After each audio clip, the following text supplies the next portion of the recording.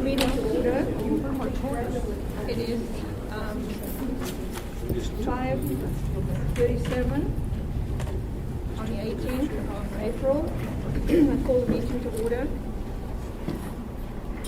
And I ask the clerk to please call the roll.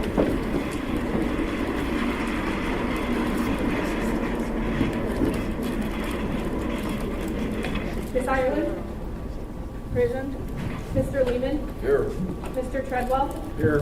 Mr. Nelson? Mrs. Nelson? Here. Ms. Torkelson? Here. Madam Chair, you have a quorum. Thank you very much, Sarah. I would now like to call on the attorney. T, would you be able to set the ground rules for us, please? Okay, a couple things have come to my attention. You have some new people on the commission this year. And they need, is it on? Yes. You gotta speak really close. Oh, okay. There you go. And that they, first of all, will need to fill out the economic disclosure forms that are required of you board members. Have you been given those forms yet? It just says economically, do you have any business with the city, basically contracts or business with the city or family members? And then the ethics board reviews those. Through the chair, should I fill this out as an employee like it says on my tag or board member? Board member, please. Thank you.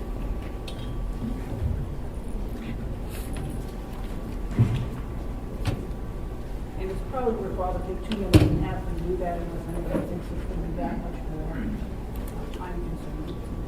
So we do need them back tonight. We have, Barbara, could you fill us in on the additional agenda items? Or shall we- There's some additional rules. Would you do that? One thing that's come up, and it's come up all the last 10 days, is use of cell phones around ballot materials. And almost all of us have our cell phones up next to ballot materials for the work session. And ask that you don't do that during the formal session. And that people basically put their cell phones away, or if you have them near you, they buzz, that you need to take it if you go to another place, if it's near ballot materials. We would force this all week long with the public, with the observers, and we'd like to maintain the same standards. You, in fact, are touching ballot materials, and so it's a confidentiality issue. Okay? The other sort of concern is you all have a quorum, so if one of you needs to leave for 15 minutes to talk on the phone, that's fine. But you may not be able to vote on that particular ballot if you haven't heard the discussion. And then the final thing is we have 2 people with computers here, and just a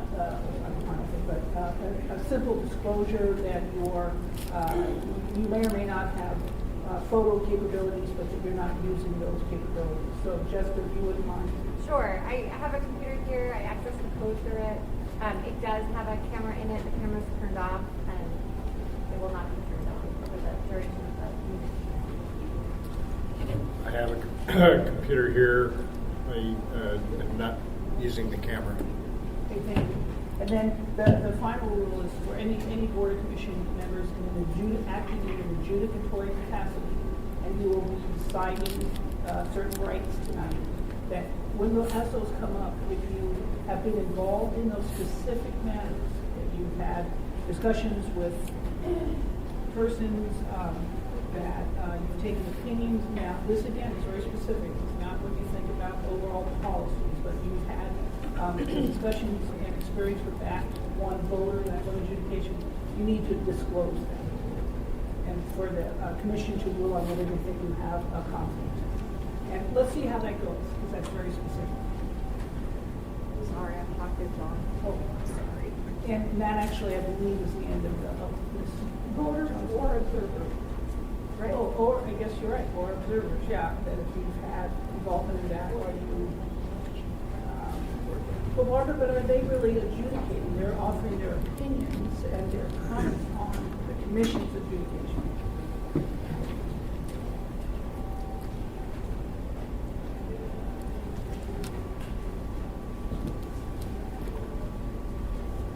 The commission will be adjudicating. Can't hear you. Yes. Better? Okay. The commission will be adjudicating the observers' challenges. So yes, if, and we're going to also be reviewing the observers' complaints. And if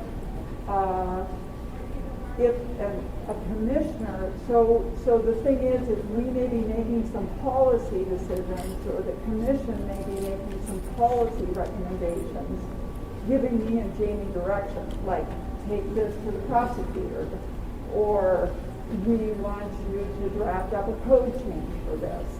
And if they're giving us direction, I think they need to disclose to the public that they had a conversation about that complaint or challenge with an observer, if they did. I think that is something they have to disclose. Okay, but, all right, so let's see how that goes, but I think it's very specific. You had Exactly. It's regarding the adjudication of a particular matter that you've had involvement in that particular matter. Right. So let's see how that goes. Yep. Thank you, Madam Chair. I'd now like to ask Barbara to address the additional items to the agenda, please. Thank you, Madam Chair. I think Dee has addressed disclosures. I think at item 5A, where it says review of pending rejected ballot envelopes, it should say and adjudication of ballot markings.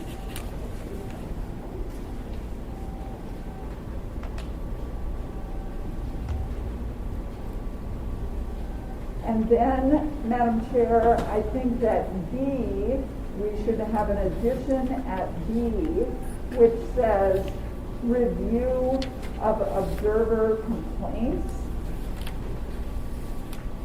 Where is this? This is after number 5A. So number B should be review observer complaints. I want you to review the complaints before you adopt your report. And so the adoption of your report would become item C. Thank you. Thank you, Barbara. Old business? Do you we wanna, need to do the do you minutes? wanna, have a motion and, unanimous consent to change the agenda, Madam Chair? Sure, that's correct. Could I have a motion to adopt the addition to the business? I so move. Elaine moved. You all in agreement? All say aye. Aye. Thank you. The motion carries then.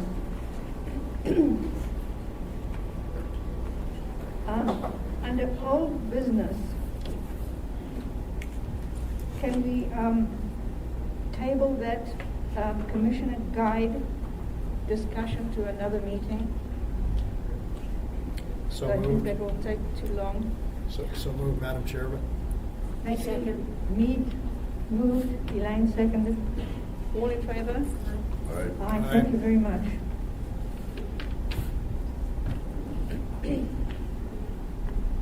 New business. Review of pending rejected ballot envelopes and adjudication of ballot markings. Okay, Madam Clerk, thank you. here we go again. All right, so on your worksheet, so the worksheet is important because we will use it after the meeting to draft your report. So we are at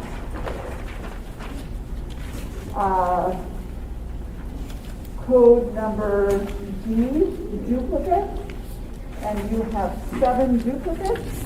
If you'd like to review them, you may. And then after you've already reviewed them, but you may review them again. And I believe that the observers would like to review them. And then the chair should ask if there's any member of the public that wants to comment. And then there should be a motion to approve rejection of the 7 duplicate envelopes. Are we going in a, are we we going in a different order? Did I go in a different order? No, D's first. Page 1, Delta. This is first on my list, but now we're not here. No, A is first. This is page 1. Okay. Had it on the wrong side.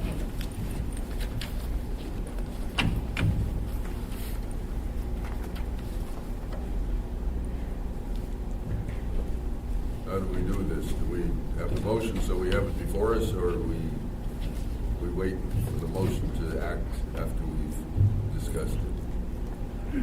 How Through we the doing? chair, Mr. Lehman, that is a good question. I think in the past, there has been some objection from the public that the motion was made before the commission heard from the public.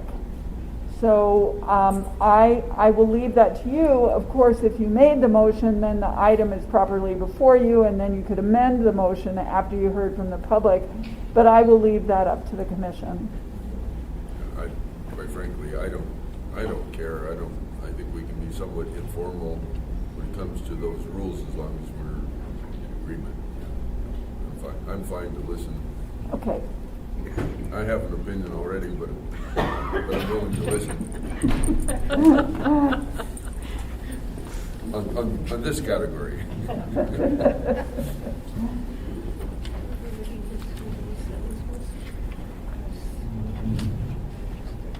No, this one.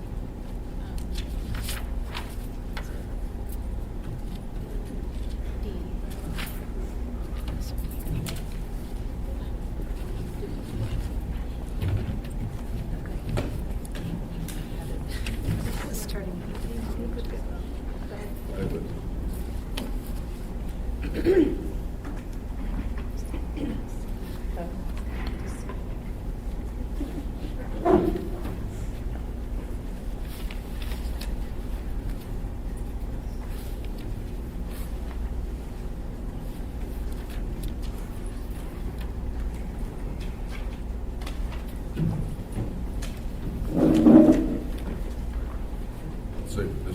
Same as we looked at before.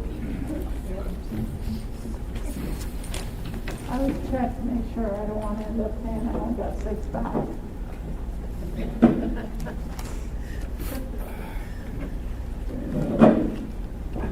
And Eugene Haberman's not here to complain Did you know- every time. That's the problem right there. Well, he's the one why we have to have public comment before they vote. Absolutely, Right, absolutely. There you go. That's an Thank honor of God for Eugene. Eugene. So here are 7 ballot envelopes that we are recommending be rejected as duplicate. You can see this is the envelope. With each one is the actual ballot that was voted. So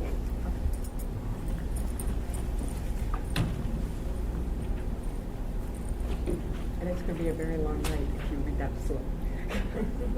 So I'm just looking at the signature. D?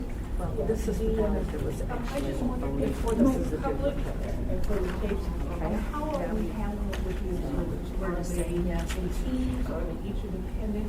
They could state their names for the record when they finally give their opinion? Because this will all be taped. Right, right. So she's asking a question. So how is this being divvied up? So last year we had 2 people primarily. Okay. 2 people who were spokespeople. That's not required. I just wondered what arrangement have you come to? We are split up between the candidates. Okay, so each person is representing a candidate. Yeah. Okay, and so you'll each have, potentially have a few. That's right. And then, so when you do, if you could just state. And then I'm representing quite a few of the candidates. And Barb, I'm sure I should stop being so informal with you. Madam No, Clerk, you can call me Barbara. Do they need to state which candidate, or is that, I just don't know how that comes in. Yes, I think that would probably, I think it doesn't really matter. The only thing that matters is that you can't, so We you did can't last have multiple people representing one candidate. And they've already told us that's not the case. I've told them I don't know which candidates they're representing, and I think that's probably best. So I think the proposal that Dee made was that if you have a comment or recommendation for the commission, that you just say your name and observer and what your recommendation is.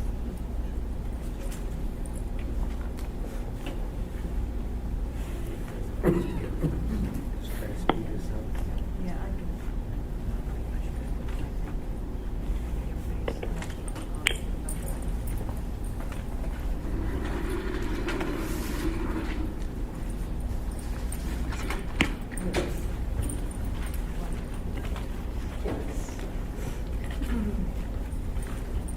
These are my apprentices, so I've been informed.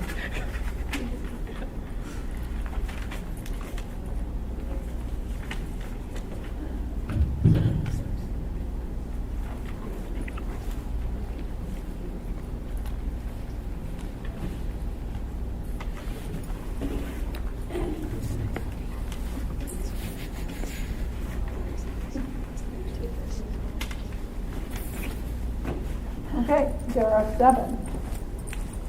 So, Madam Chair, I think at this time, you could ask if there is any public comment on rejection, well, approval of the rejection, potential approval of the rejection of the 7 envelopes marked as duplicate. And I have a spot right here, and Dee has a microphone if anybody wants to speak. Can I ask the public if you have any comment on these? Yes.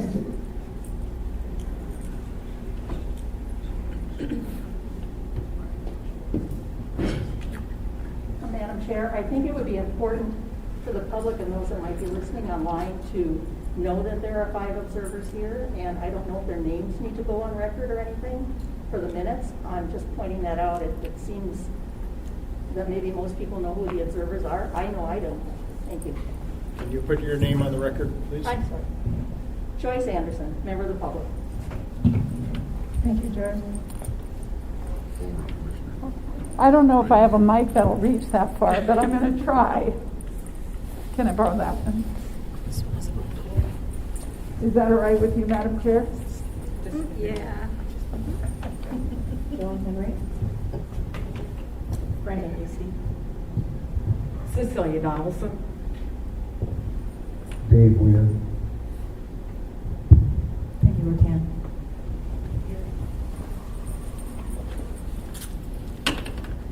Thank you very much, Barbara.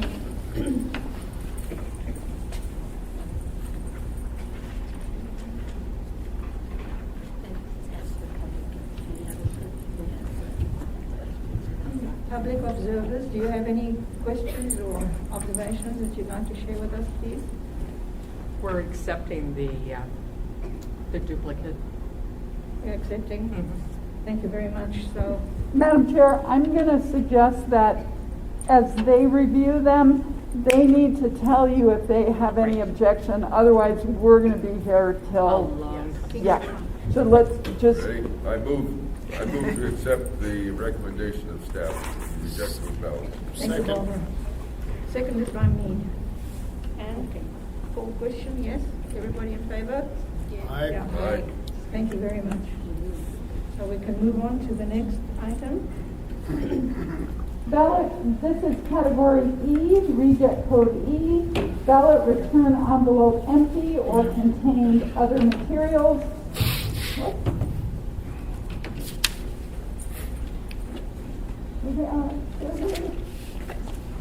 Madam Chair, while the, I saw it already. Oh, okay. There's, you do not. You can touch them and pass them on, and the observers do want to see them. Just, yeah. Madam Chair, for the record, were these people contacted when you received the ballots with the envelopes without ballots in them? With an opportunity to cure? Yes, Mr. Treadwell, they were. An empty envelope, as soon as we hear that, that is something that a voter is notified about. So unless it was something that was just, like the special needs and the question ballots were just opened, some of those, if we did that on Friday or this morning, we wouldn't have notified them, but most of them absolutely were notified. Madam Chair, can I ask that colloquy be noted on the record? Thank you.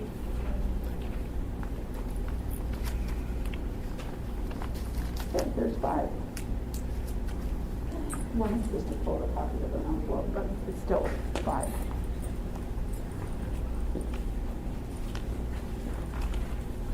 Yeah, they didn't come to that. Verify their empty.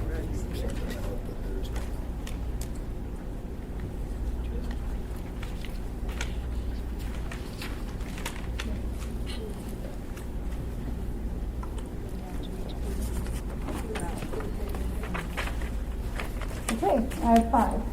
And I don't know what your recommendation is because there's no ballot to count. So I can say I recommend that you send that to the shredder. Our request for all of these is, the motion would be a motion to recommend rejection of the ballots in category E, ballot return envelope empty or contained, or you could say the 5 ballots in category E. But there's no ballots, right? It's the envelope. You're rejecting the envelope. Reject the envelope. Okay. I move to accept staff recommendation to reject the envelopes in category E.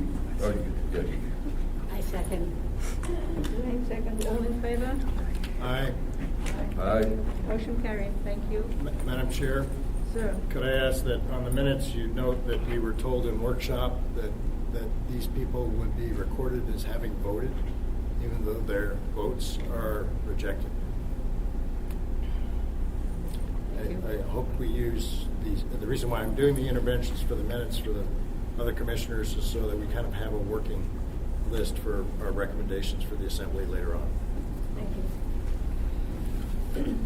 The next category is E1, ballot returned without return envelope. There are 14 ballots, secrecy sleeves in this category.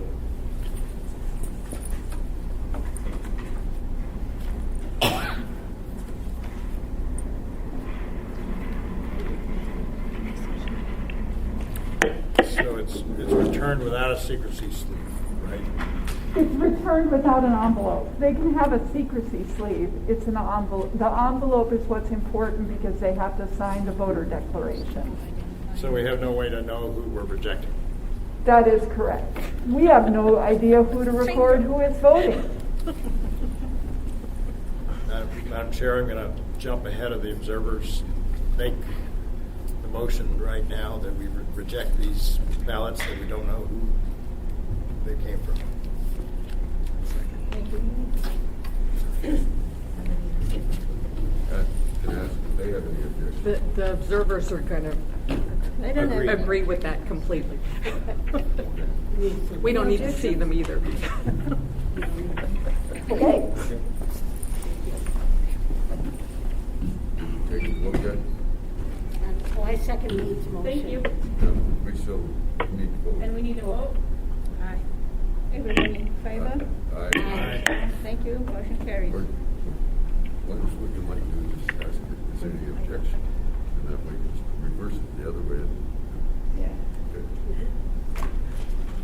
The next category is reject code I. The voter is inactive. How about G? Oh, I see G. Voter, sorry about that, I'm going to back up then. The next reject code is G. Voter failed to provide identifying information. This voter failed to provide ID when the voter is in the condition code of AID. This envelope indicates that a letter was sent to the voter on April 14th.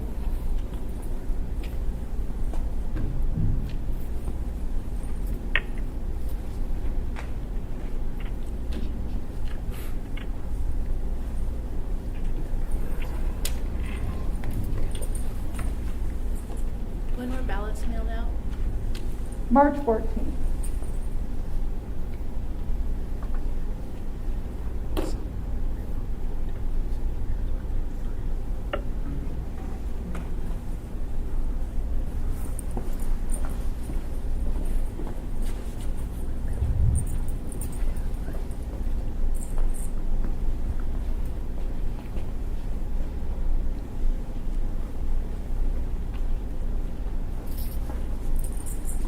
The staff recommendation is that the commission approve the rejection of one ballot envelope for reject code G, voter failed to provide identifying information.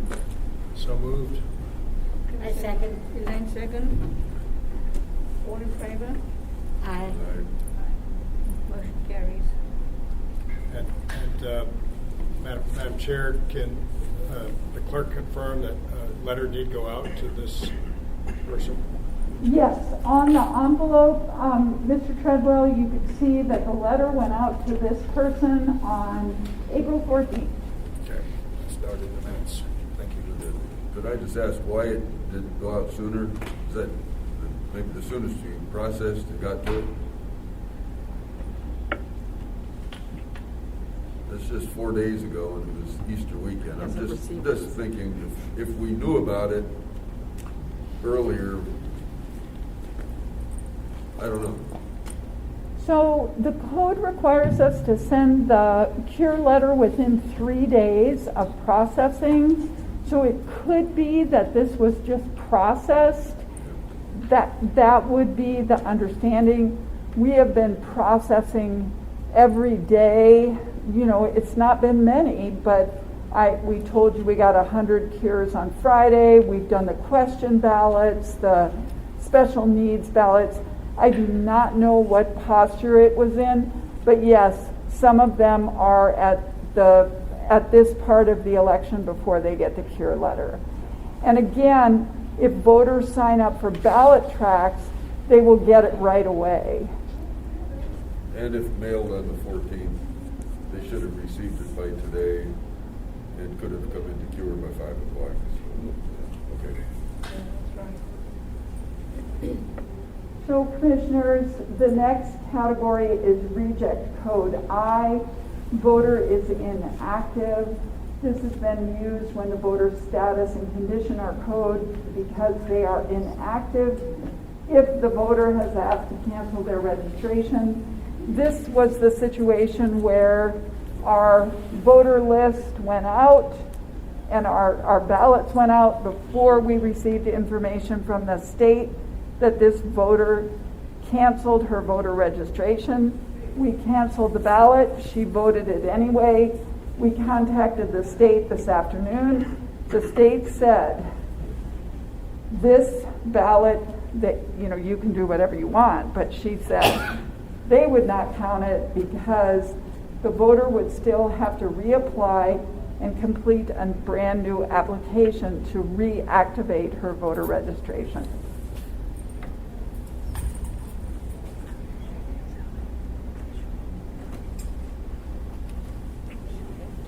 Madam Chair, through the, do we know what date that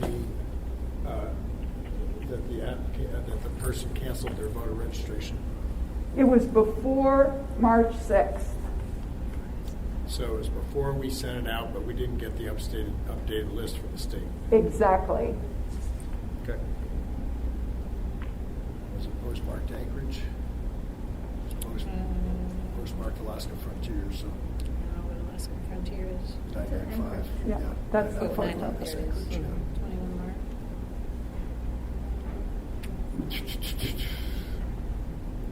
Okay.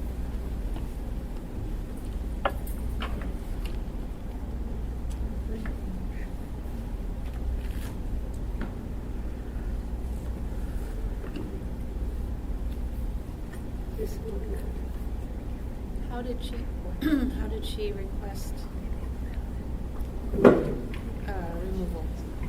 We don't know. State The function. state? Yep. The state does that. State, oh, Yep. she had to call the state. Yep. Call, right. She had to contact the state.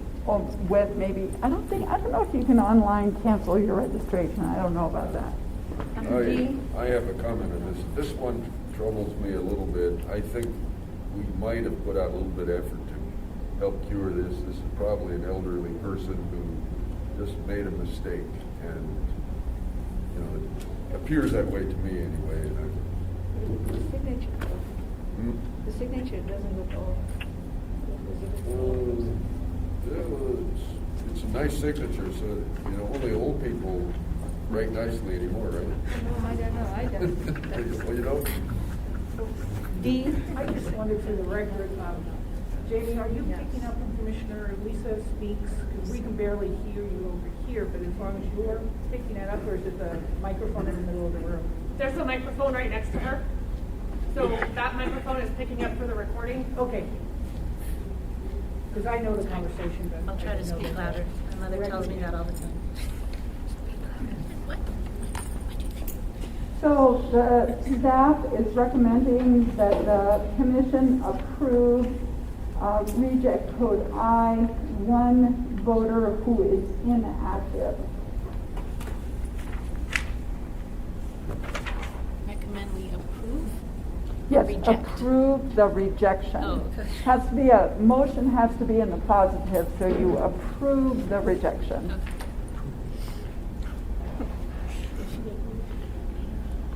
so we need to make a motion then to accept. I second it. She Did you make the motion, Lisa? Oh, I can, so moved. Well, thank you. Any objections? Motion carries. Approved.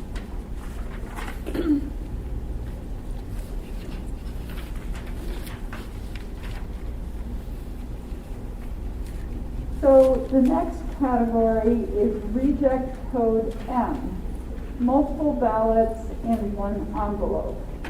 This code is used if there is more than one ballot in the envelope. It says to the extent possible, the voter and the other household members, if obvious, were provided replacement ballots. We have one envelope in this category. However, I discussed another envelope that could be in this category. And if you wish, when you get to it, I haven't had a chance to pull that. If you'd like us to pull it, we can go do that right now. But you could move to reject two envelopes in this category.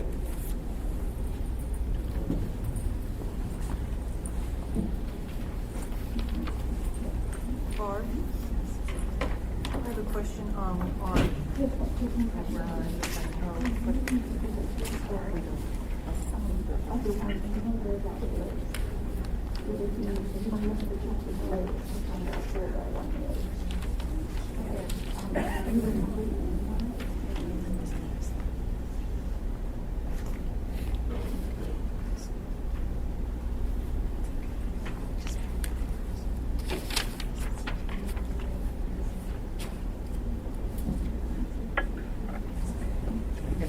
I need you to just stand with me.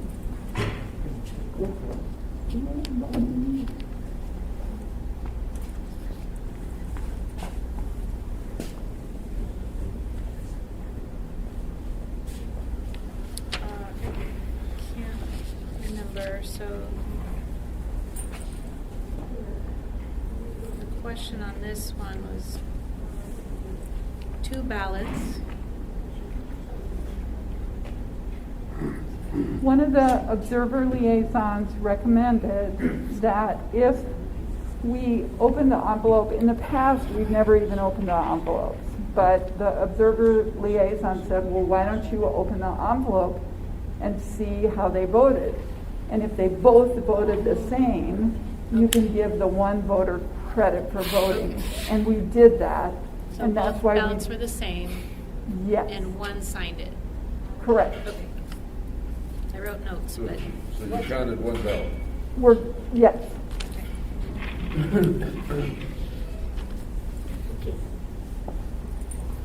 But didn't one person sign the ballot itself? They're pulling that one, that was a different envelope, and we're pulling that one for you to take a look at. Okay, but she didn't sign this one, or Correct. the second person did. That- Okay.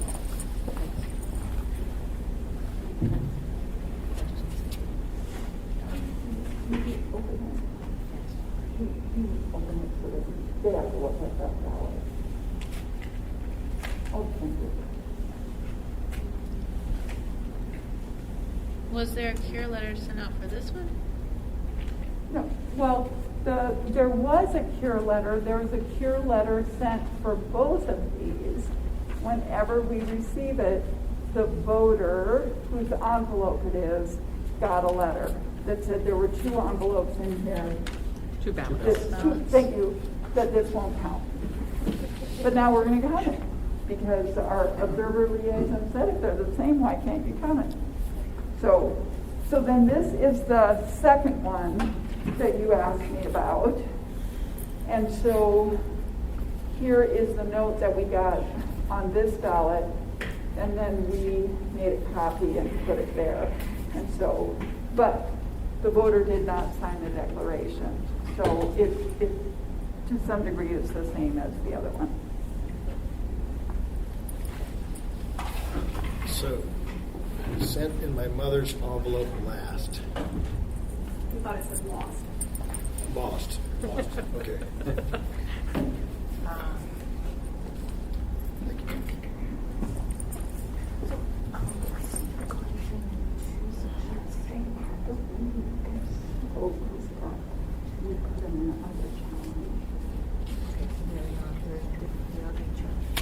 Oh, yeah. 11.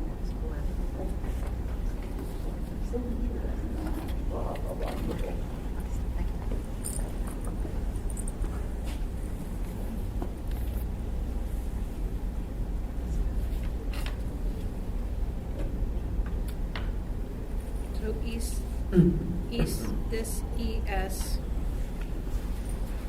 So this had two ballots. No. So this didn't exist. We just made that up. Oh, that was it. That's, yeah. So this, with another ballot, was in someone else's envelope. And So when you we, accepted the other one because it was you the, knew who it was. exactly. Because of this note. But because of this note, They signed it. right, we know it's this voter. Right. And so we were going to count it, but we would like to be consistent. And so if we're, I think your comment was the voter didn't sign the declaration, so how can we count it? And that was your question. It was just signed, So now we're bringing it to you. written and signed. Well, in the one that you brought to us first, there were 2 ballots. They happened to be identical ballots. One voter did sign properly, so you're counting one of the 2 identical ballots. If it had not been identical, we would have rejected them both. Correct. Okay? In this case, you have 2, were they identical? Yes. They were identical, and so you accepted one Yes. because you knew that who that was or not? Yes, Because- because they signed the voter declaration Because they signed the voter on their declaration. envelope. Okay. Madam Chair, just while the rest of the commissioners look at this, I would hope that case is actually clearly put in the minutes, that you've had this thing that is I think you did the right thing. I think we should just look later to make sure that it was done to code, which I believe it was done, because you have no reason not to believe that the voter, the voters was appropriate voter and so forth. But it may be something where code language would be helpful later. So that's just something where I hope we can check that later. On the issue with the inactive ballot, what's fascinating is that people are trying to keep more people on the rolls, even if they have been inactive. And here's somebody who calls and says, I want to be inactive, and then votes. If she had not called and had not voted for 10 years, we probably would have counted her ballot. And I think that circumstances of that issue should be in the minutes as well. Thank you.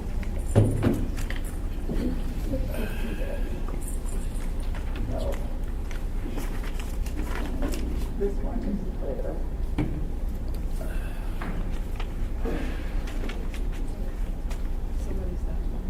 So in this, in his envelope, there were 2 ballots. They were identical, so we processed his. The other one is still here. So they have a with them. They don't need a witness, so we don't know what that means. And then this one was slightly different. This one came in an envelope with someone else's ballot. And it said that.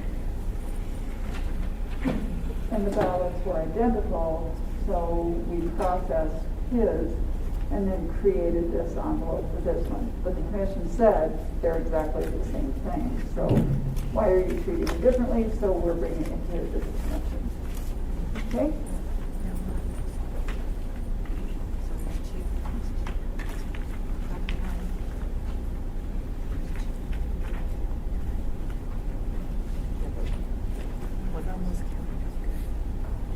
His envelope. And we count it. His envelope counts. So commissioners, you have before you reject code M, multiple ballots in one envelope, and you have 2 of these voters before you, or 2 envelopes before you. Commissioners, can I have a motion to accept these?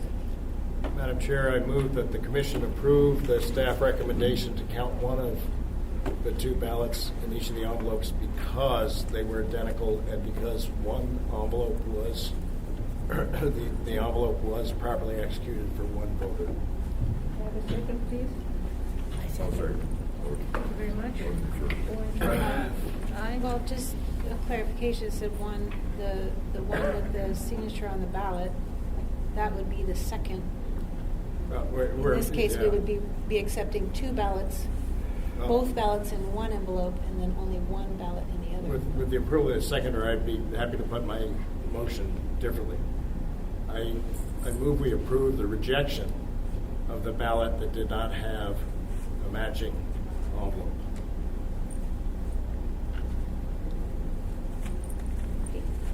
They took one, because they were identical, they assumed one was good with the matching envelope and they rejected the other because it didn't have a matching envelope. That would be this one. So Yeah, I'm amended fine your with motion then? one in that, but So, the woman who signed the ballot, I'm okay with accepting that. so the commission is voting to reject this envelope, or this ballot. Ballot with That ballot Okay. is And the for this JA. commission, for this envelope, the commission is directing us to count this envelope. Count ES. Is that the Count way- ES ballot and Yeah. reject. Is that the one where there was like a sentence signed on there? Yes. Yeah. It had a signature. And Yeah. it matched. She acknowledged that there was no envelope. She signed it. I'm just asking you to make a motion and either make a motion to accept this ballot or make a motion to reject it, or give us direction. We just Make a need. motion to accept the ES ballot as signed on the ballot itself in Okay. place of Second from the. Elaine. Any objection? So motion carries then. Thank you very much. And did we vote on the other And one? Yeah. I Yeah, We moved. did. Yeah, we did. We already did that one? Well- To only accept one of the 2? Yeah. Yes.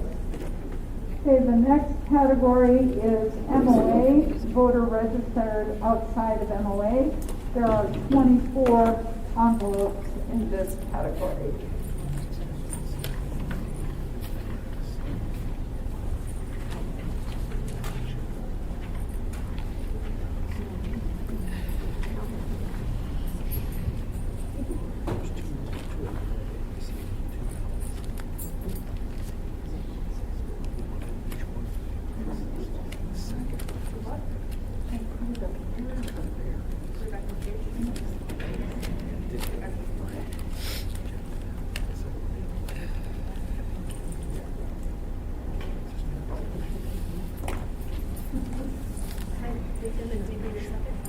Yeah, you're my second watching these ballots. You're okay.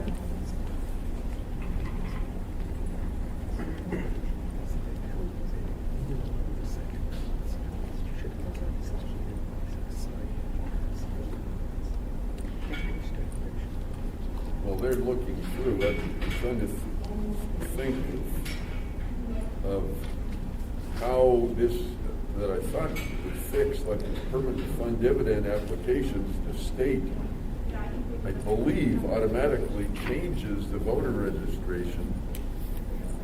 You know, if somebody's changed their address, so I'm not sure why these, unless they moved since the application, let's say it would have been a year ago for the application for the 2021 GFD. I think that would be a good question to ask the state. I can tell you one thing that we know about the state. We have people who registered for the first time to vote when they applied for their PFD in January or something like that. And last year, we discovered that the state does not update the PFD information until June.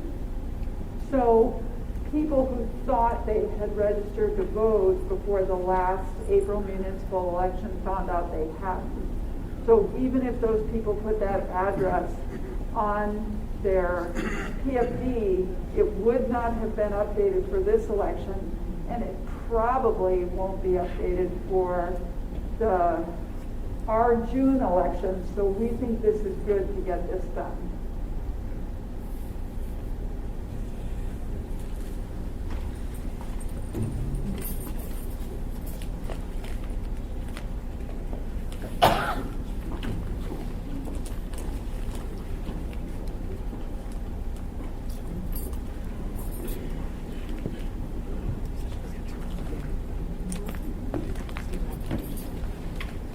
We don't need to look at it.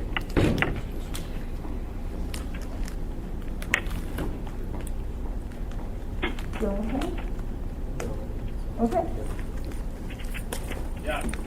Okay, that is 24 envelopes in the reject code MOA, voter registered outside of the MOA. I move to accept staff recommendation to reject those 24 ballots. Do I have a second? Envelopes, I guess you'd say, with ballots. Second. Me, seconds, all in favor? Aye. Aye. Thank you, motion carries. Madam Chair, Sir. can we make sure the minutes note what we just discussed in terms of the municipal update on election registration for that state PFD update delay? Thank you, Keith. The next category is category O, voter does not meet certification requirements. There's one ballot in this category because the voter indicated that his Alaska residence is North Pole, and to be qualified to vote in Anchorage, you must have lived in Anchorage for the last 30 days.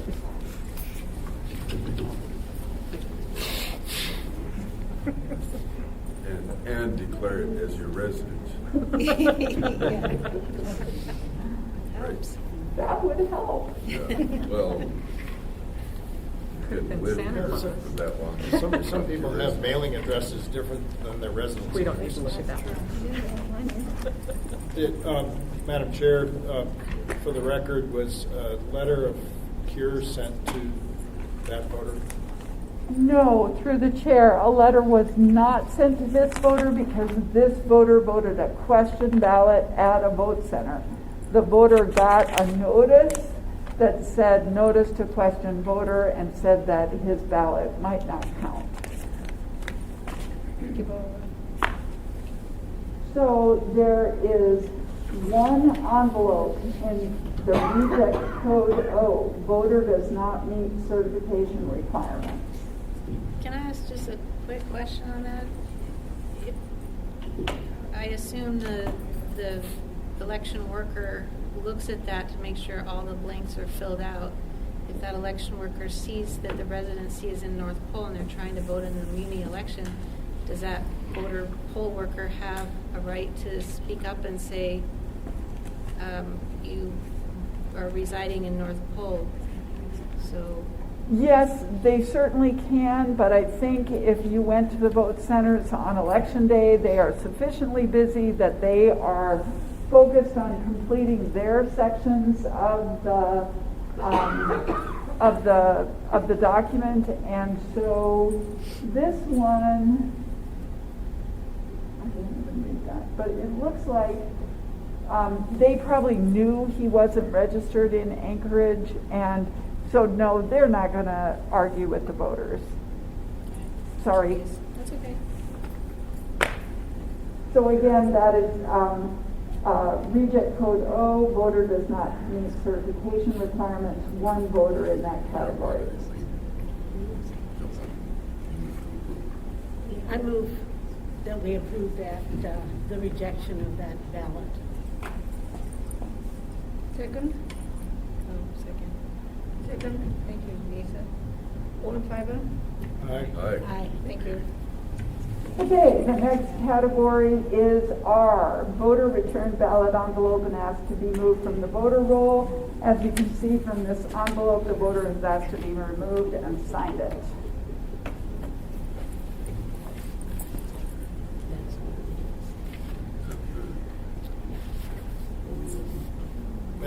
Madam Chair, I think also for the record, it should be noted that the voter did not fill out the votes.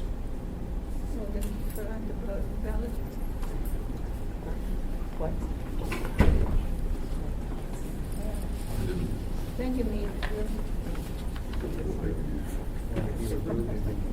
No, I know, it says. What'd you say? No longer a resident? She's one of the honest ones. Actually, we should send her a letter of commendation for keeping the ballot off the street. It's a shame she didn't put a line through it. Oh, yes. So I've explained to the commission that if, remember the rule is a voter has to be asked to remove from the voter logs. This voter has written, remove me, and signed it. We give this to the state. The state will remove her. And even paid for a stamp. Wow. We have a couple of other ones, but I don't think that's what's going to happen. But. Okay, this is reject code R, voter return ballot envelope and asked to be removed from roll, and there is one voter in that category. Is there a motion? We already did it. I motion. Elaine made a motion. Second. Second. All Aye. say aye. Aye. Motion carried. The next category is T, the voter registered too late. There are 8 envelopes in this category, and it's used when the voter updated their registration too late. You can see on all of the envelopes there is the date that the voter updated their registration. After March 6th, which was too late. But if they updated and they lived or were a voter in the municipality, couldn't they have voted an area-wide ballot? Yes, all of these voters, you are going to see that they live in Sterling or Fairbanks or someplace like that. They're not Anchorage voters. No, this one is Oxford Drive in Anchorage. Voter is registered. So this voter registered too late. Where is this one? This voter is not on the register. They may live here now, but they didn't live here on March 6th. They didn't register by March 6th. But your note, the note here says update or register, and all I'm asking is if somebody updated their address, but they were in the municipality of Anchorage before, could they not vote in area-wide? Yes, and that's why those aren't here, because Okay, so- those already counted. Oh, okay. No objection. It's, The motion is gonna be. yeah, it's, Lauren, you're right. I mean, I think I was in your district in Government Hill, but not in, or your district in downtown, but not in Government Hill or something like that. Maybe it was, but when I moved from one to the other, it wasn't until I sold the house over there that I actually changed my registration. Yep. Changed precincts. Well, I mean, this is 30 years ago now, but the point being is it's very confusing for the voter. Don't tell them you need to change until you vote, then tell them.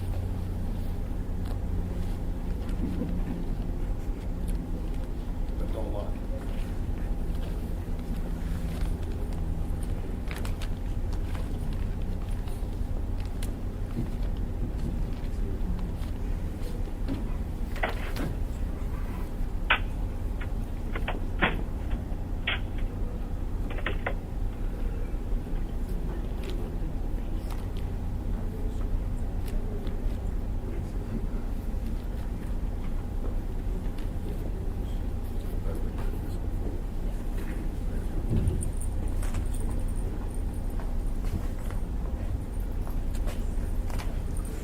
I move to approve staff recommendations and reject those 8 ballots. Thank you, Lauren. Do I have a second? I should say 8 envelopes, I second. presumably with ballots in them. Thank you. Second by Elaine. All in favor? Aye. Aye, thank you. That carries. The next category is the ballot received too late. There are 6 ballots in this category, and they were received after 8 p.m. on Election Day, and I think you can tell that most of them were received at a drop box.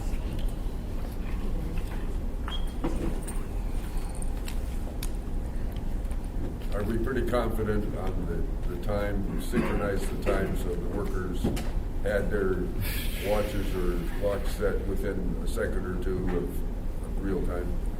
Yes, and I think that, we offered the voters options to go to the post office. And the other thing is, I think the voters could have said, when they get the card that says you voted too late, I think the voters could say, I protest. And they say, well, you need to call the election office and come to the public session of Canvas. And they could come here, and this would be an opportunity from someone from the public to object. But I don't see that anyone's here. So, Barb, just to clarify, these are the ones that come from the drop box in the red envelopes? Red bag, but Red yes. bag. Red bag. Yeah, red bag. I believe it's pretty important to be consistent with our rules and the applications of them. And I think that we are very scrupulous in the application of our rules. We schedule the time before we leave the Dropbox. Team lead tells people what the expectation is. This is, as I've told you several times, it's voter choice. The voter can choose to take the ballot and go to a Dropbox, or the voter can choose to leave the envelope with the workers, and they'll put it in the red bag. Do they close the box at? The box is, yes, Is the that box. Is that how the cutoff is done? Is they close the box opening or? It's no different than at a polling location. 15 minutes before, the drop box will be closing at 8 o'clock. At 8 o'clock, the drop box is closed, and they lock the flap closed. How did they figure out who was in line? Yes, right, that's right, if there's anyone in line. And if someone pulls up after they've locked the box, sometimes people say, well, can you take this? And they say, no, we cannot take it unless it will not count, because the drop box is closed, it is after 8 o'clock. They have a script that they say. Okay. They have a script for last car in line. If someone's a walk-up, they have a script for all of it. So it's 100% consistent across all of the drop boxes. I would note that it would be helpful helpful if everybody was consistent about the timestamp, because there's 2 on there that don't have a time. Can that be reflected in the minutes, please? Two didn't have a time. 2 did, there was no time written on, it was just a signature and a date, but no time. We agree with that, and Jamie and I already noted that we would add it to and let the Dropbox team lead know, and it may already be a procedure to put the time on, and it may be that the Dropbox worker missed it, but either way, we will remind everyone to put the time, and we will remind that Dropbox worker to put the time. The other thing that should be reflected in the minutes is that the ones where the time was put on were within 2 minutes of closing. And I don't know, having seen judges open the floodgates before, I'm not sure. I agree with you, Lauren, that we need to be consistent. But it's hard to say.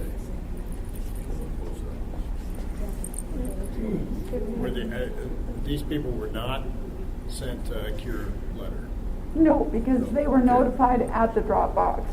So I'm just going to say we have 18 Dropboxes and 4 vote centers, and we need to be consistent. And the consistency is they all close at 8 o'clock. Ballots were mailed 21 days before the election. The vote centers were open 9 days before the election. They're open till 6 p.m. on weeknights. They're open on Saturdays and Sundays. On election day, they're open from 7 a.m. until 8 p.m. I think we are very consistent, and we need to be fair to voters who voted on time. So, our next category. Sorry. We got to act on it. We need to. Sorry. I move to approve staff recommendation to reject the 6 ballots that were submitted too late. Thank you, Lauren. A second? I second. Elaine, seconds. All in favor? Aye. Thank you very much.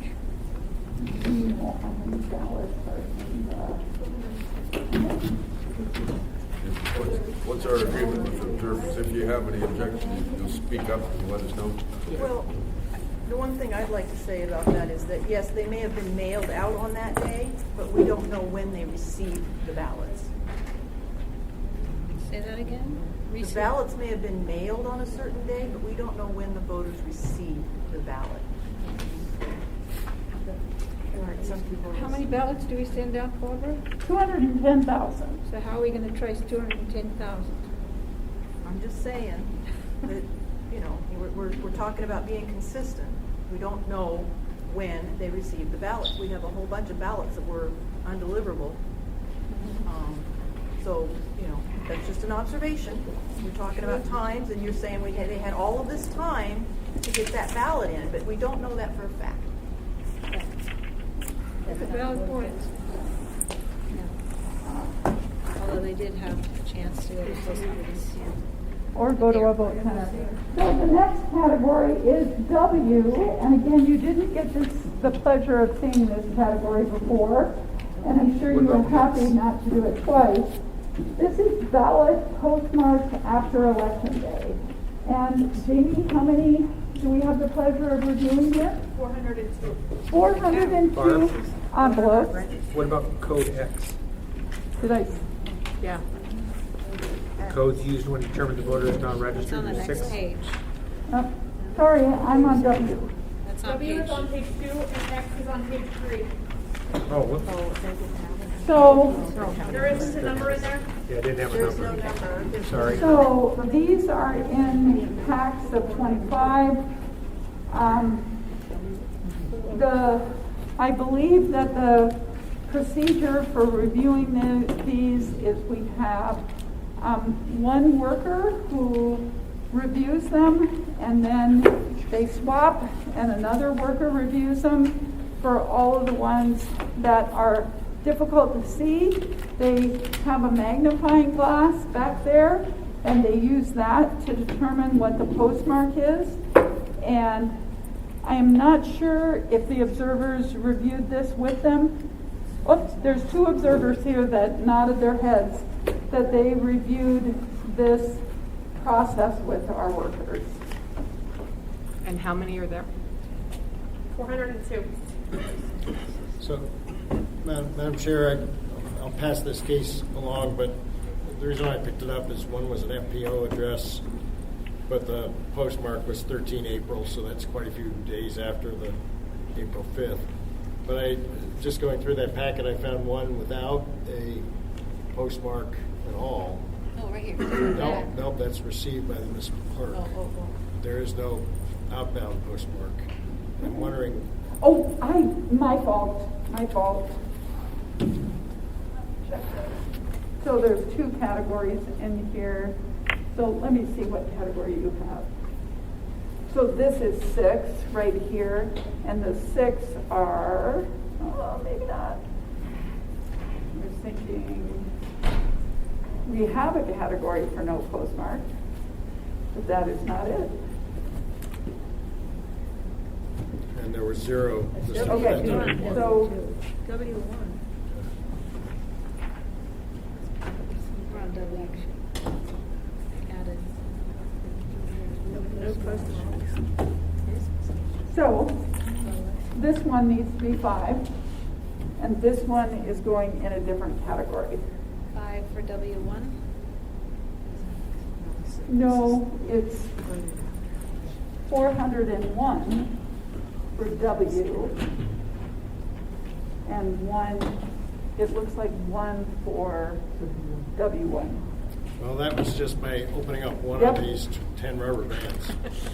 Do you want to review the rest of them? Go for it, Pete. Well,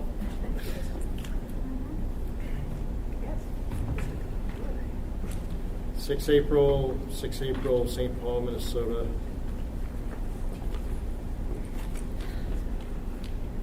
So, April, 7 April.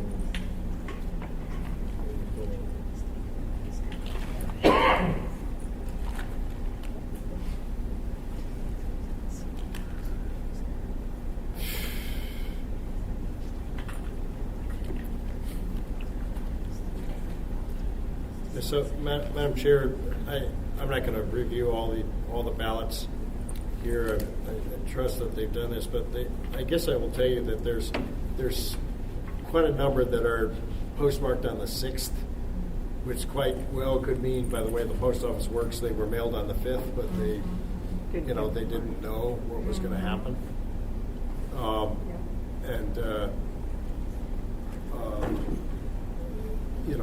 Then there's quite a few that were postmarked several days afterwards. So, I'm pretty sure that there's no question there. Let me ask the question that I asked before. Are these people recorded as voting even though the votes are rejected? I do not know the answer to that. I think maybe yes, but I don't know the answer to that. I think that's attempted. Yeah. I think the category that you're in, these are by date. So these are received on 4/8. These were received on 4/8. So I think that's why you're seeing 4/6, 4/7, 4/6, 4/6, 4/7, 4/6, 4/6.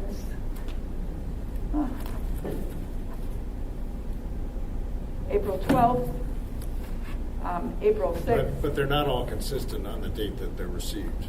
They're consistent. Yeah, we just packaged them up in batches of 25, and I don't know exactly, but there's, you're right, there's nothing, we just wanted them batched in 25 in case you want, it's easier to count them that way.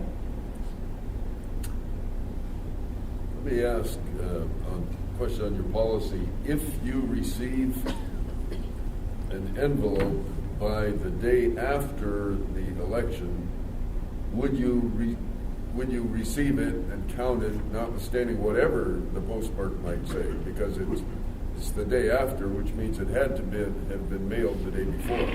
Never, because the code is clear and Jessica can read it for us. It's the exact same policy as the state of Alaska. Also, It must be postmarked by election day. That's what municipal code says, and that's what state law says. Well, and what's interesting about that is, in Lauren's case, I think you could make a case before a judge that the postal office that doesn't, I mean, many of these were postmarked in other states that might not have even known there's an election going on. Here, the post office is pretty good about being there to hand stamp, but in the 1978 election, we had 10,000 ballots that were not properly executed that were counted, and a large majority of them were not postmarked because the post office didn't postmark. They were business reply envelopes, and they were just sent on. So I think we changed the state law after that, but nobody can regulate the post office. It's not us. The reason I asked is, I thought that's what I was told when I came through here for training or observation. I thought it was that by the day after, we know that it was mailed the day before. If there's no postmark, let's talk about that in a minute. If there's no postmark, did you find the code? Oh, I did. Okay. The chair. I have this code up ahead in front of me, Commissioner. I heard you say the policy, and Ms. Jones is correct. This is the code that if the ballot return envelope is mailed, so these are ballots that are not counted. The ballot return envelope, if mailed, is postmarked after the day after the election, after the date of the election. I'm sorry, I'm speaking quickly. Or if the ballot return envelope, if mailed, is received after the election day, has no postmark. This is what our code says. We do rely on the post office. We do rely on postmarks to indicate when the ballot envelope was sent out. So a couple of things that I'll tell you. The number of 408 is a little high. However, I think it used to be over 800. And so we made a couple of changes. And one of the changes is we have this ink jetted on the front of the envelope that says, must be postmarked or returned by April 5th, 2022. So we're letting voters know on the outside of the envelope when they have to get this back and what it has to look like. The other thing is all of the instructions say if you mail on Monday or Tuesday, be sure to get your envelope hand canceled. We understand that can be an issue if you're mailing from Indiana or even from Muldoon. And we're telling voters, be sure to get a postal official to hand cancel. So we have reduced this number from over 800 down to 400. And there's, the other thing is voters can use the Dropbox. So that's the other thing, voters can put this in a Dropbox and then they will, if the Dropbox is open, it will be counted if it's received on election day. A lot of these are. Y'all are welcome. I'm not hogging the. Do you want to look at them?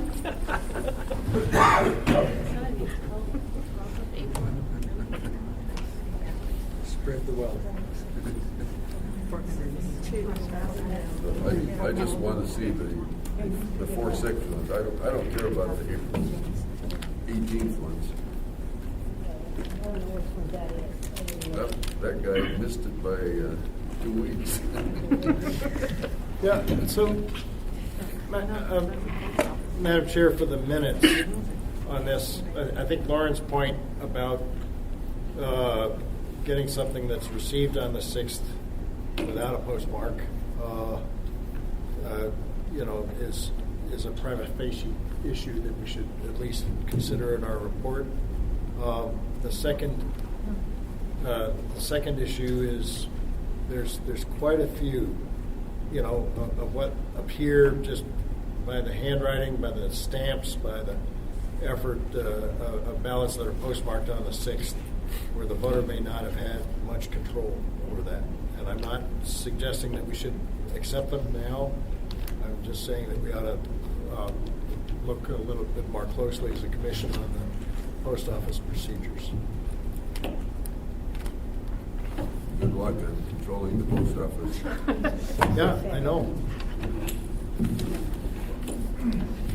But, if our democracy depends on mailed-in voting, I think we have every right to ask the questions. I agree. Through the chair, I wonder about, on tax day, I've driven by the post office and they have someone standing outside receiving envelopes. So why can't that happen on Somehow my election check day? is cashed in Salt Lake City the next day. Today is tax day. Right? It is, as a matter of fact. So good. After we're done here, I'm going to go drive through. I'm sure the IRS will still cash your check even if it's postmarked after the 15th. They'll just charge you penalty and That's interest. right. No, the 18th. Okay, did you move Today it? Or the is 18th. the official day because of the week. Right. You guys got these today. I mailed my check. But if that's an option to have someone receiving ballots at a postal facility where we could have someone that's receiving ballots until they close, like if there was a postal official, and if we could pay that postal official, I wouldn't mind if we paid them, and if the post office would postmark them on election day, Yeah, I think that would be great. that sounds great. And then you're discriminating against people out of town. I know what you're Yeah, saying. well, So, Madam Chair, just in terms of a motion, first off, do the observers have any points to make here on this one? I have a question about something you said, Meade. You asked if these ballots, Cecilia Donaldson for the record, you asked if these ballots were listed as voting, Right. as voted. How can that be if they didn't go through the process? through the chair, after the election, so after we've certified the election, we would run these through the sorter and get a list of them and give that to the state of Alaska. I think that's what we do, because even if it's postmarked too late, you should still get credit for voting. I think I have to check with the state about that. So after certification is the cutoff, though, and if anybody turns in their ballot after that, they would not get credit for voting. Like the people here that voted their 2021 ballots. So these were not counted in the total numbers then? No, that's why they're in a black bucket. And then since they're being given credit after the election is certified, if there were to be an audit that was conducted post-election, would you be able to differentiate these voters from the rest of the data? So I've offered a couple of things. So I've offered everyone, we'll run the undeliverables. And I said we'll have a file of those undeliverables. Because the undeliverables are different sized envelopes, that will be separate. I'm trying to find one. They're all in that bin, I think. 18,000. So, no, I don't. So anyway, you know what I'm talking about. It's a whole ballot package. So that ballot package is bigger, and the data is in a different place than it is on these envelopes. So we will finish out this election and have a file. And then we will probably have 2 other files. But I don't know that exactly. I don't do that. But I know we'll have a separate file for those undeliverables because it's sort of like a separate election for us. So the answer to my question would then be yes. Most likely. Okay. So the audit you wanted to see, so here's what you could audit. You could get the file. You can have the file. It's public record. All right? We'd have to redact it because the file we give to the state has some confidential info, but we could redact it and you can have it. Okay? Yeah, I was just curious. I mean, not me personally, but if an audit were to be conducted, if those would be able to be differentiated from the rest of the voters that voted in the election, whose votes were counted. I believe so, but I'm not positive about that. Madam Chair, if I can posit an answer to the question. It's not going to change the voter count in the same way that if a ballot shows up and nobody filled in the oval, that would, you'd have a larger number of voters than votes, okay? But what's important about this is if the person has actually gone through the effort to vote, even if they missed the deadline or missed the signature, it means that they are recorded as an active voter. And that means they're not scrubbed from the voter list. Because the scrub from the voter list it's different for every state, and they were trying to nationalize it, and I'm glad they didn't. But the point being is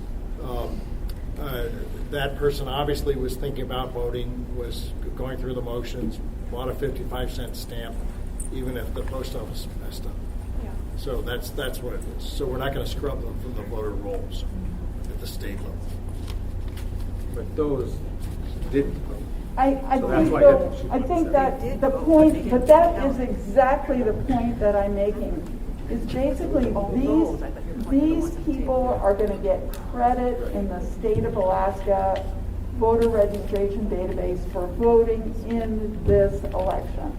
I think that's what's going to happen. And the ones back there are not. The ones back there are not unless they went Because to a they vote didn't counter vote. and got a ballot. Madam Chair, there's a question in the back of the room. You have to make a decision whether you're gonna ask questions at the end, but you just make a decision, and I don't care. I think we're doing fine if you want to entertain questions now on this topic. I think, is this related to what we're talking about right now? All right, then I'll accept your question. Yeah, here's a microphone.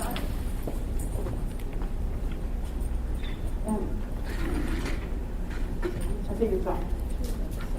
My question was, is it written into the code that we're to count these folks as having voted, even though their vote doesn't affect the outcome of the election? Or is it written into statute, or is this just a general, subjective hope of the city to count these folks? That was kind of my question. Thank you. Margaret, would you answer that, please? Through the chair, I do not exactly know the answer to that. So, Madam Clerk, he never stated his name. oh, I'm sorry. Sure, Niall Williams, for the record. Through the chair, we're providing data for the state. It was as Mr. Treadwell says, we're providing data to the state so these people have credit for voting and aren't removed from the voter list. It's only data for the state. And we process it on our machines, so if somebody wants to see it, they can. But I think that's as far as I can go to answer that question. And also you process it on the machines so that on voter tracks you can find out that it's accepted or rejected. In fact, on something like this, if it says it's rejected, would it be rejected today or rejected tomorrow? Or was it so I am not sure that it's going to be rejected in ballot tracks because I am not. So I'm worried, and I don't know when we can run these because I just think we may not run these until after certification. So no, there's no ballot tracks after that. Well, I'm glad I signed up for it this afternoon. Just a comment, thinking through this possibility of putting somebody at the airport to receive ballots. I'm not sure that we might want to consider that, because then you would have a polling location open for longer than 8 p.m. A Dropbox. But I You was would have a thinking, Dropbox open I long after I 8 was p.m. not thinking of a Dropbox. I was thinking of a postal employee. So, and like I said, we would pay the post office to have someone do that. That's what my idea. I mean, they do it for. Well, They the do it airport is for- open 24 hours. Huh? The airport's open 20. No, It's not 20. anymore. It's not. They're open till 11, I think. Yeah, I think so. Yeah, they could, I know the Eagle River postmaster used to do it out of the kindness Oh, of his Steve, own heart. yeah. Yeah, he was very sweet. No more, he's living in Las Vegas now. Easy. Yeah, I fly post office. So, Madam Chair, I guess I just have a comment. This category troubles me some because, well, there's a lot of them, and probably a good number of these actually voted before midnight on election day.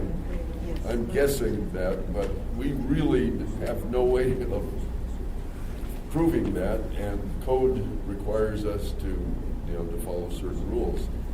But I would say, if we receive them, and I haven't gone through it, I didn't see any received on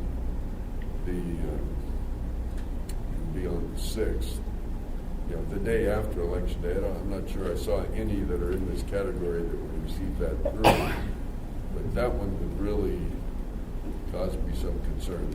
I'm going to vote to accept the recommendation because we have to be consistent, and that is what the code says.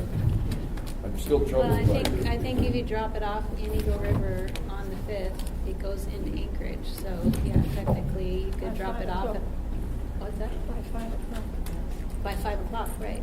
If you do it after 5 o'clock and put it in the Dropbox in Eagle River, it's not going to get to Anchorage. Well, we have Processed till we the have next a day, number maybe. of options, and as much as we educate people, they still miss and probably don't ask to get it hand stamped. Well, obviously they didn't, because these are not hand stamped. There's one or two in there that were hand stamped, but or run on a postal machine where you can sometimes jigger the date, and they were also for the date afterwards. The ones that I saw. Oh. There's one on the 17th of April. But when we send in our taxes, we don't neglect having the postmaster hand stamp that. You're the last minute, so what's the difference between now with things and our taxes? Well, I agree with your sentiment, Lauren. It's a shame that these people went through it, were possibly in compliance, were not served by the system. And, but, it's one thing that I think we should include in our report to the Assembly. Yeah. Let's put it on our list and then give some thought to Sure. if there's some fixes we can deal with. It's recommended. If not, but we at least need to point it out. What's it, 400 and something? 401.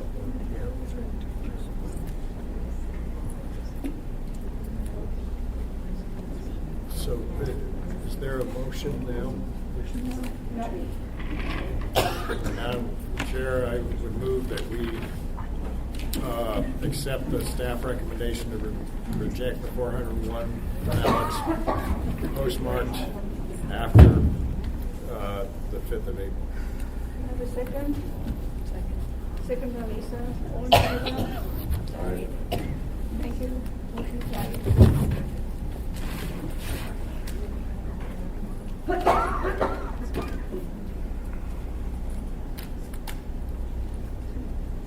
Most of these are the 6th of April. I'm sure it's really what we put Or up. is the 6th of April the right date? Yeah, the It's supposed to be postmarked for the 5th. 5th of April. Madam Chair, I'd like to change my motion to 5th. Thank you. When did you actually mail it?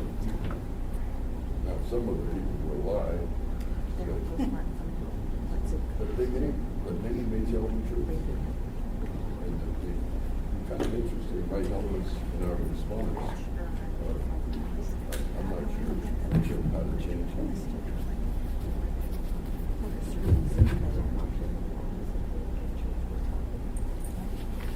I don't 6 p.m. on 5th, and I didn't get around to it until 1 p.m. the next day. So I got to April.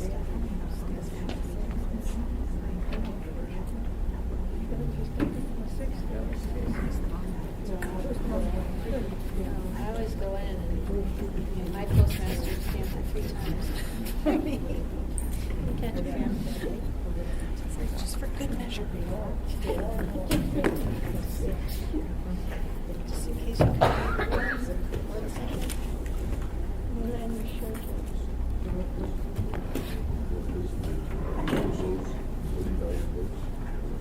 The total the one there postmarked on the 17th of April. Yeah. Come on, guys. Really? Interesting to know if our actions on these two large numbers, the 401 and the 706 coming up, would have changed the result of the election. You know, you put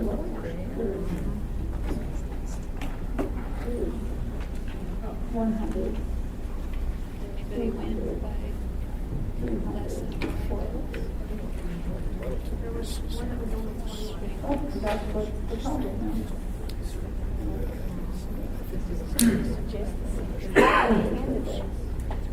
Okay, perfect.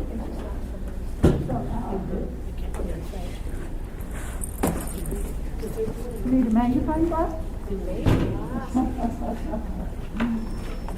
So there's 100, 200, 300, 400. Well, this one is, yeah. It's too late. This is the budget. Yeah. 401.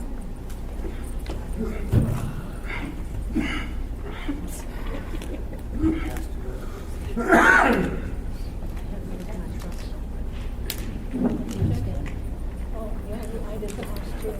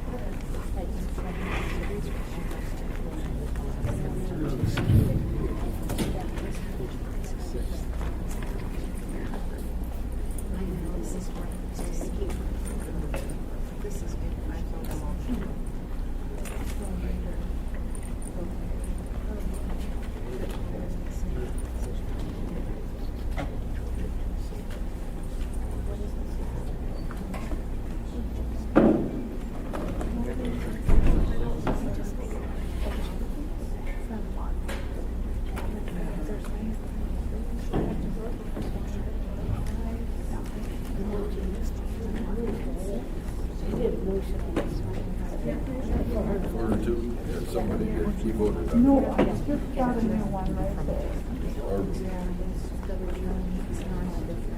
So while the observers are reviewing those batches, I have the one envelope that is ballot not postmarked.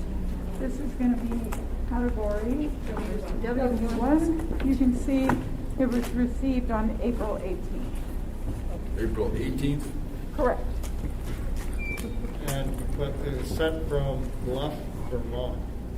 On what day? It's not postmarked. No postmark. It's received today. Received today. No. So, normally I would give them the benefit of the doubt, but It doesn't take 12 days to get a letter here from Vermont. I got a postcard from Argentina that took about 4 days the other day. So. Need 2 weeks to get something from California. This is the one.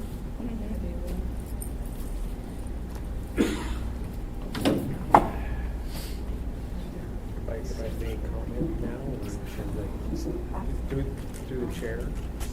Can I just make a comment about that? Let me give you a mic. I think this is the only one that's going to reach up. Dave Weir. I guess my comment on this one would be, I've had mail that got mailed a long time ago, and then it just shows up all of a sudden. The post office can lose mail or misplace mail for a period of time. And is it really the voter's fault that it didn't actually get stamped by somebody? I don't know. If I was going to err on the side of one way or the other, in my personal opinion, since it does not have a postmark, I would probably lean to accept this one, just because they could have mailed it a week before the 5th or the 6th. I mean, and it was sitting in a box and the mailman didn't grab it out of the mailbox until a week later, or it got lost in the sorter. So I would rather give this voter a benefit of the doubt, since it's not postmarked. If it was, then no. If it's postmarked on the 6th, I agree, we've got to have a cutoff. Just my thoughts. Did you want to review these? Did you want to review that?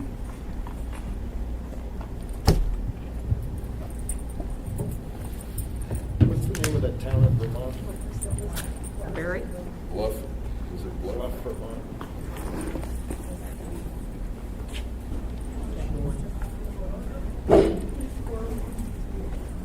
So you have a motion and a second on the floor. If the commission would like to vote on the rejection of the 401.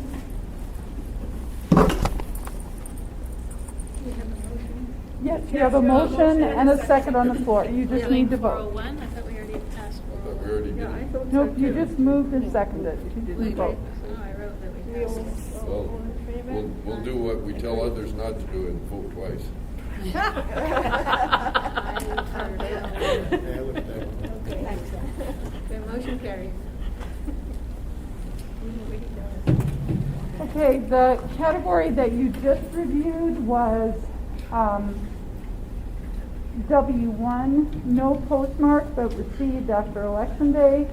This code is used if the ballot was received after Election Day, and it has been determined that there is no postmark on the ballot envelope, and the USPS could not verify receipt of the envelope before Election Day. So I think you've all looked at it in the observer's pad. Is there a motion to approve this rejection code? I move that we approve the rejection of the W1. Lisa moves. What did you move to do? Move that we reject the W1 envelope, non-postmarked. I second. Madam Chair, just to correct for the record, it was sent from Bluff, Utah. 84512 is close to Bluff Mountain, Vermont. And there's only 11 people per square mile in that part of it. Could have taken them a long time to get it out of there. Oh, wow. Send it by Ilana. Postmaster only works 1 day a week, right? And part-time. Madam Chair, you need a vote. I think you have a motion and a Yeah, second. we do. Anyone in favor? Aye. Approved. Aye. It's Aye. approved. Thank you. Okay, the next category is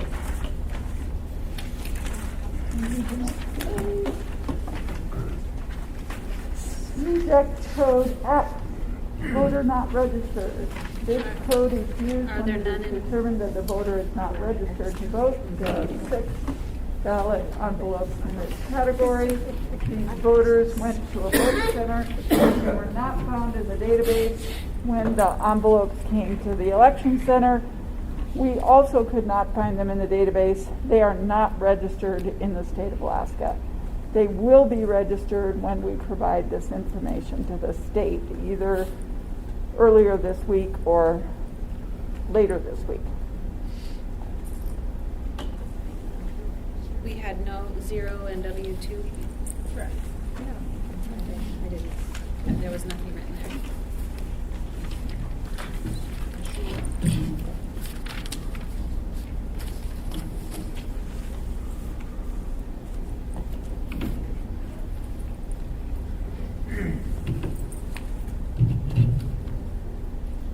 I just noticed something while they're looking at that. Why do we have October 26th, 2021 at the top of our worksheet? Because I obviously pulled the wrong worksheet.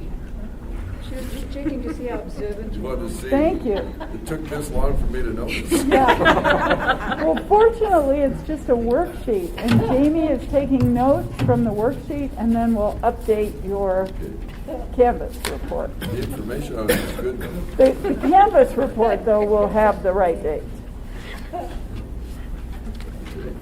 Just thought I was missing out on something. This is a test. This is only a test. We're in the broadcasting system.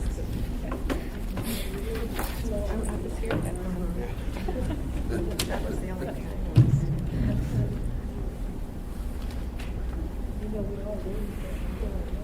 Did you? Is it an interesting thing to miss? Look right over it. Voter's not registered. I remember that. Shame.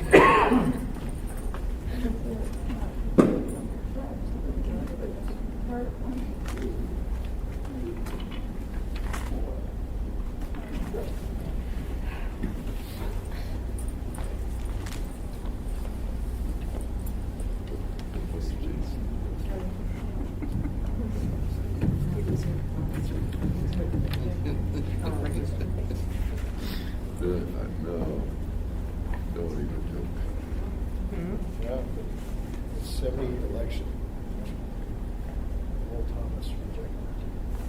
All the ballots were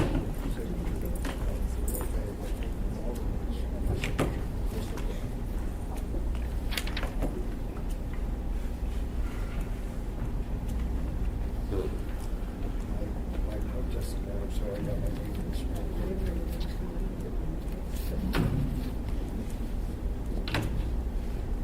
What did he say? What people think?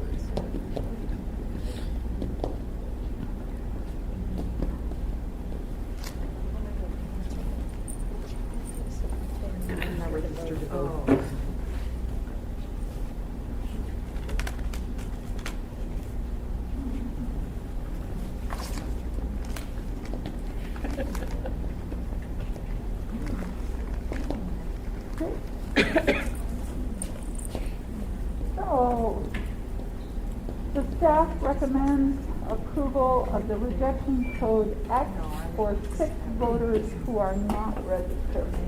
Madam Chairman, I move to approve the staff recommendation that we not accept the envelopes from these 6 voters who are not registered. Yes. We accept the staff recommendation to reject it. Yeah. Not accept. It's the same thing. Do I have a second? I second. Elaine seconds. Are we voting on the motion? Mr. Tredwell, are you accepting? Accepting.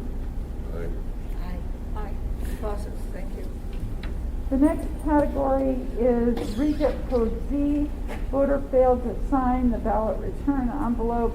There are 45 envelopes in this category.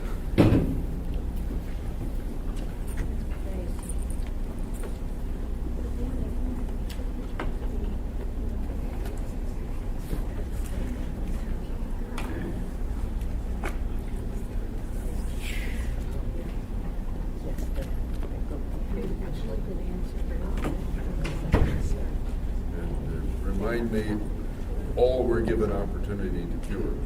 That is correct. Yeah. They were, Or actually, they probably were more than that, and some cured, and there's only 45. absolutely, that is absolutely correct. Madam Chair, I note that a few of these witness did sign, but the voter did not sign. Yeah, that's interesting.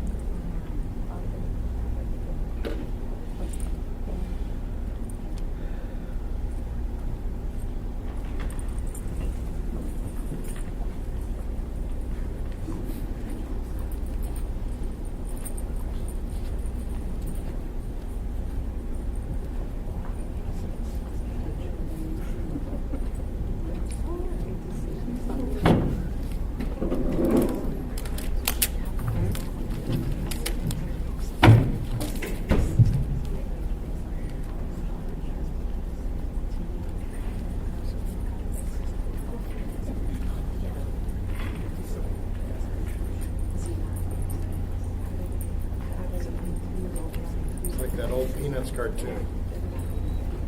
A cat without a grin is okay, but a grin without a cat.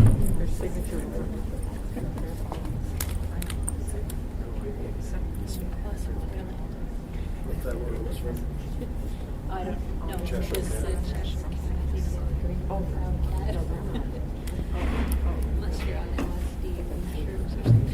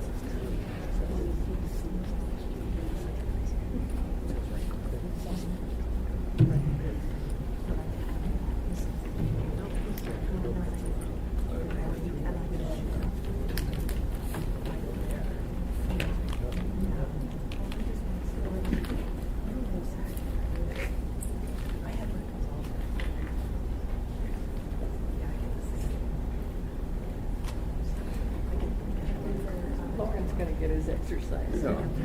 Would you like to look at these? Yes, Have something to do? absolutely, Lauren. I want to know what which category you're here for. We're here for this one. We wanted to look at all the signatures. We wanted you guys to look at all the signatures. I saw that and I go, we'll be here until next week.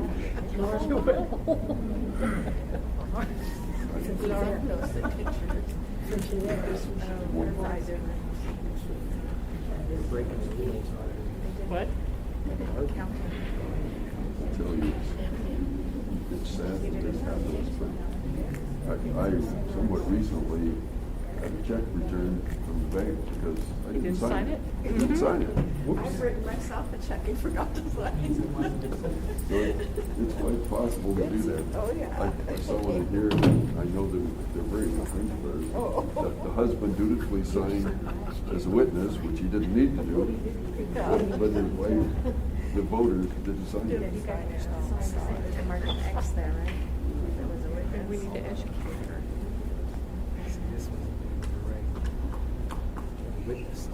Mm-hmm.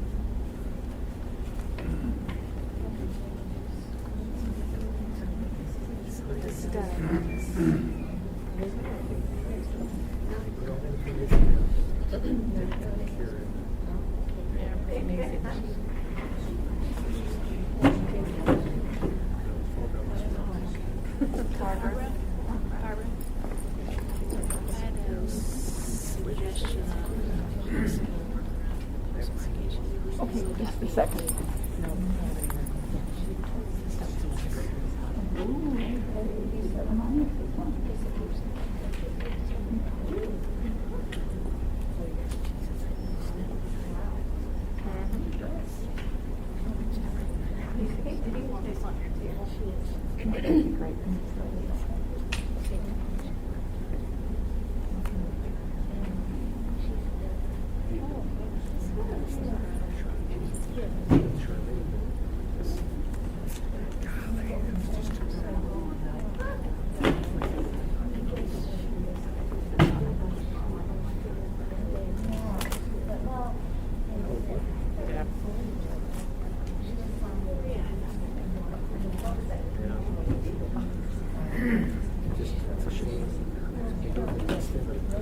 Put the return address, their phone number, their email, and then they get signed in. And then they got a cure letter, and then that's sad. Oh, yeah, every one of those cure letter. That's definitely a mark.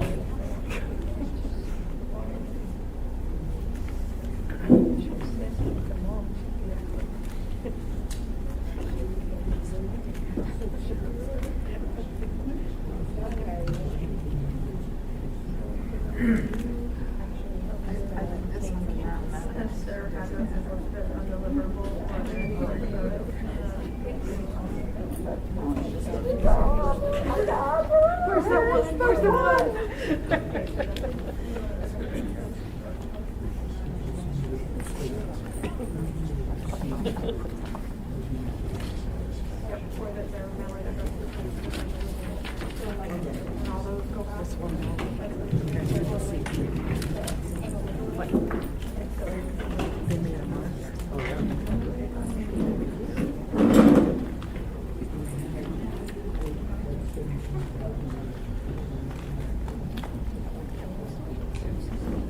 And what we do is they send postcards back to December.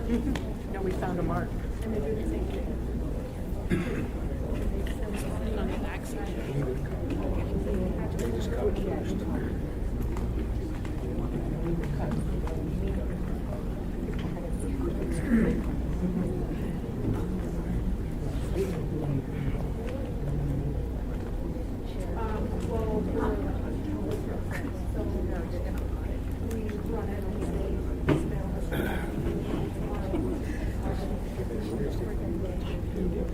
Do you want the mic? What? Do you want the mic to them? To comment Yeah. on them?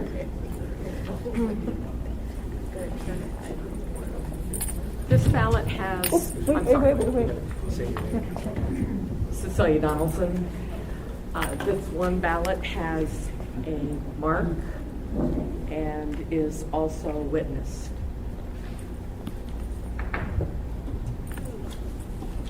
So through the chair, the staff agrees with the observers. If you'd like to review that, we think that this one needs to be subtracted from this batch, and then it will be processed as what we're calling an X signature. And what we'll do is we'll look at it, we'll check the witness signature if the witness is a qualified registered voter, and we mark it in a log that we've reviewed it, make sure that the witness hasn't signed a whole bunch, and then we usually process that.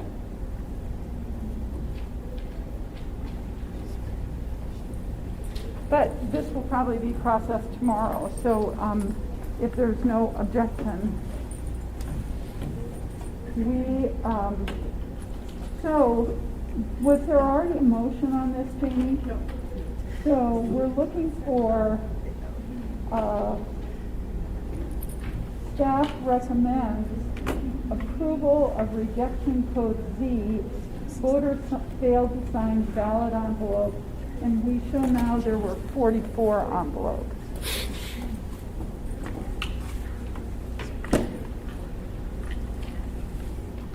Do I have a motion then to accept the 44?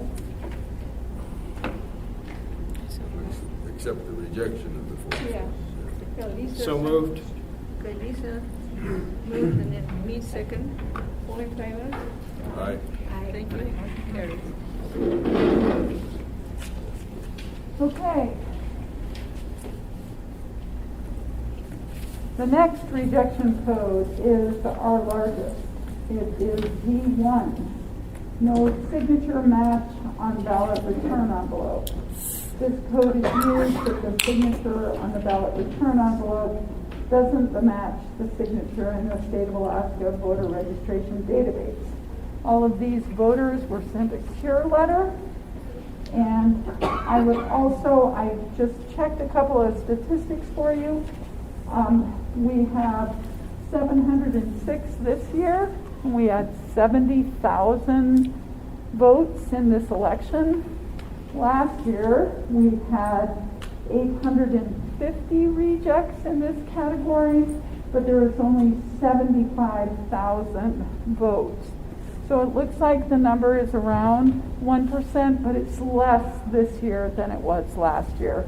Not a good number, but it's better than it was last year.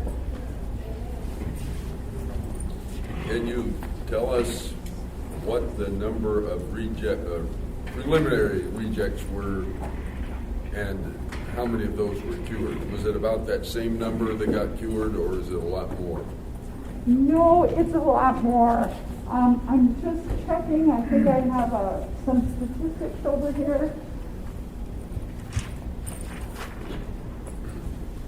I don't have this year's statistics, but I do have last year's. Last year there was 1,650 challenged envelopes. 1,512 opportunity to cure letters were sent, and of those, 850 were no SIGNAT. So I think our numbers are probably similar, although I'm not sure if anybody is still. Are we sending out the challenge ballot envelope, the challenge ballot report? We haven't sent it for. But if anybody received it, I think it had about 1,000 people on it. Does that sound right? It was over 900. Yeah, so it's lower this year. The total number of challenges are lower this year by about 650. Where's that? Madam Chair, a question. Send a letter, no signature match. A question on this. If the ballot has a witness declaration and any kind of mark by the letter of the law, we should probably be accepting. Is that correct? On this one it says this. If you're unable to write your signature, make a mark in the signature area above and have your mark witness and sign below. So I'm not advocating that people do this, but there are a number of letters in here where there is a witness, even though the signature doesn't match. The witness isn't required, but the witness is allowed to empower a ballot if there is if there's just a mark. So what's the difference between a mark, which could be an X or a mark or a bad signature or a squiggle line, and that? And I know what the intent of the rule is. I'm just saying that we're somewhat inconsistent in our application of it, because we have taken other marks. We just took one that had that had a witness's signature. And here, I can't tell you how many, but I found 3 or 4 already just shuffling through the first of these packets. So, this one here had, witness legal name. This one had a witness legal name. Through the chair, I have 2 things I would like to say. Number one, Mr. Treadwell, which marks did we previously approve? Remember we pulled one out of the last batch. Oh, that's an X. It's an X. Yeah. Right, so Okay. I think that's an X or a mark, and that is authorized by the code. There's a total procedure for how, if the voter can't sign. Right. Is that a signature or a mark? That is a signature.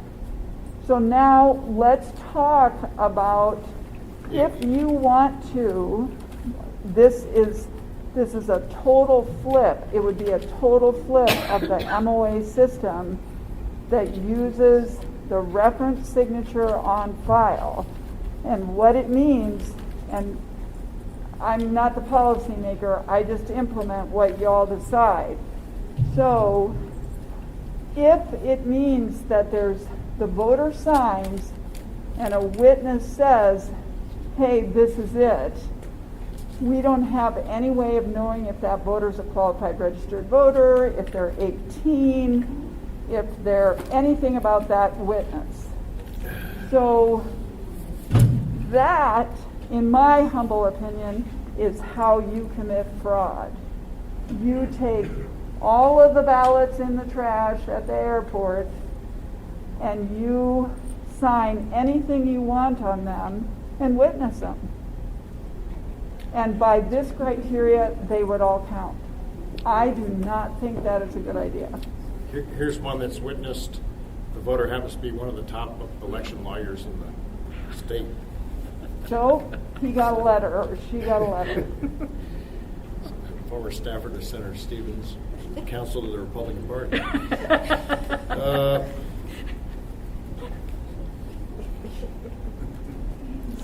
My lawyer. What are the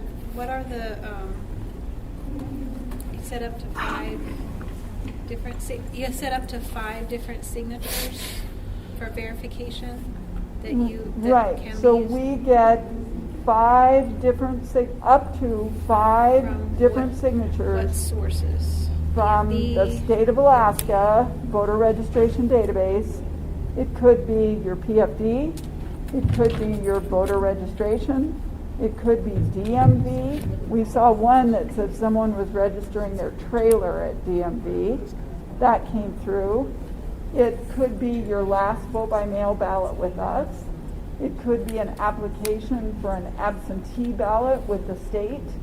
Or it could be your signed absentee ballot with the state. So it's state voter data or other data they have access to, which is DMV and PFD. And our data, of course, because we share that with them. So are any of these no data or no ID available, or is this just the signatures just don't match anything that we have on file? Correct. The Which signatures do not match not match. anything we have on file. So there are signatures on file for every one of these. They just are completely... That is correct, because we saw a different category with no reference signature. These are no signature match. Chair. Yes. If I may, I just want to, in the code, we define what valid signature means. Because we use it technically in the code. Valid signature means a signature that has been compared with one or more signatures in the voter's voter registration file or on the voter's government-issued identification and determined to be the same writer. Through evaluation by an election official trained to perform this function using the standards set forth in this title. So this isn't actually our policy, it's our law. So I think Ms. Jones what she's articulating is that there's very little policy here, rather they're just trying to implement that code.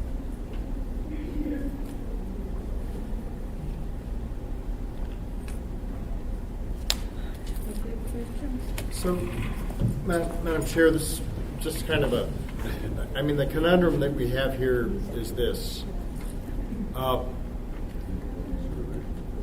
1% of the ballots in this election are being rejected because the signature doesn't match the state's database.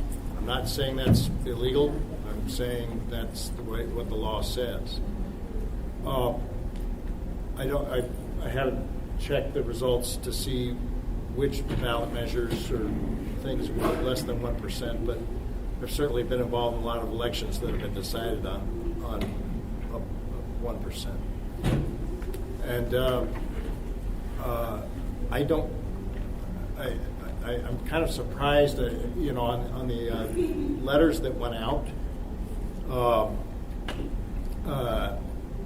It doesn't say exactly when a letter went out and whether or not they had that, but the fact that you had 100 people show up Friday to cure their ballots is positive, even though elections, not many races were in the balance, if any.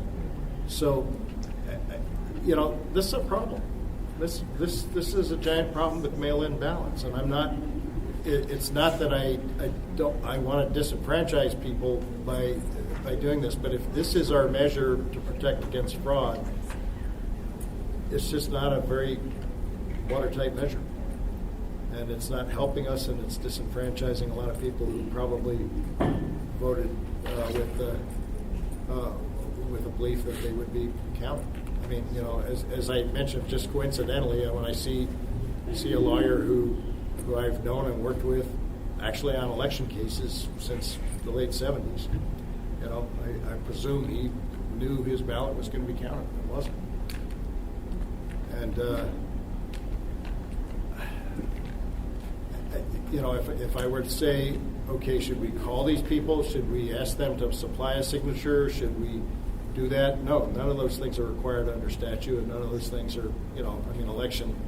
We did do what we did to protect the voters' rights by sending them out a letter. But I'm worried about how late these letters went out, whether or not they, you know, whether or not they could have been received. We don't email people, even though we have emails for people. So We do email them.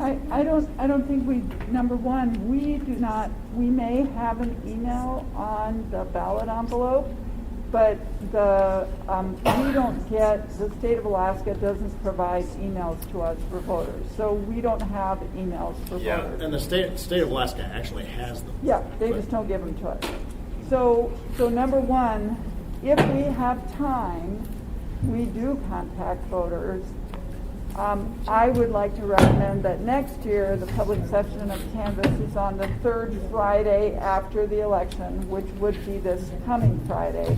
And if that was the case, staff would have more time to contact the voters by email or phone. And the code does say that if resources allow, we'll contact them if they provide an email or a phone number.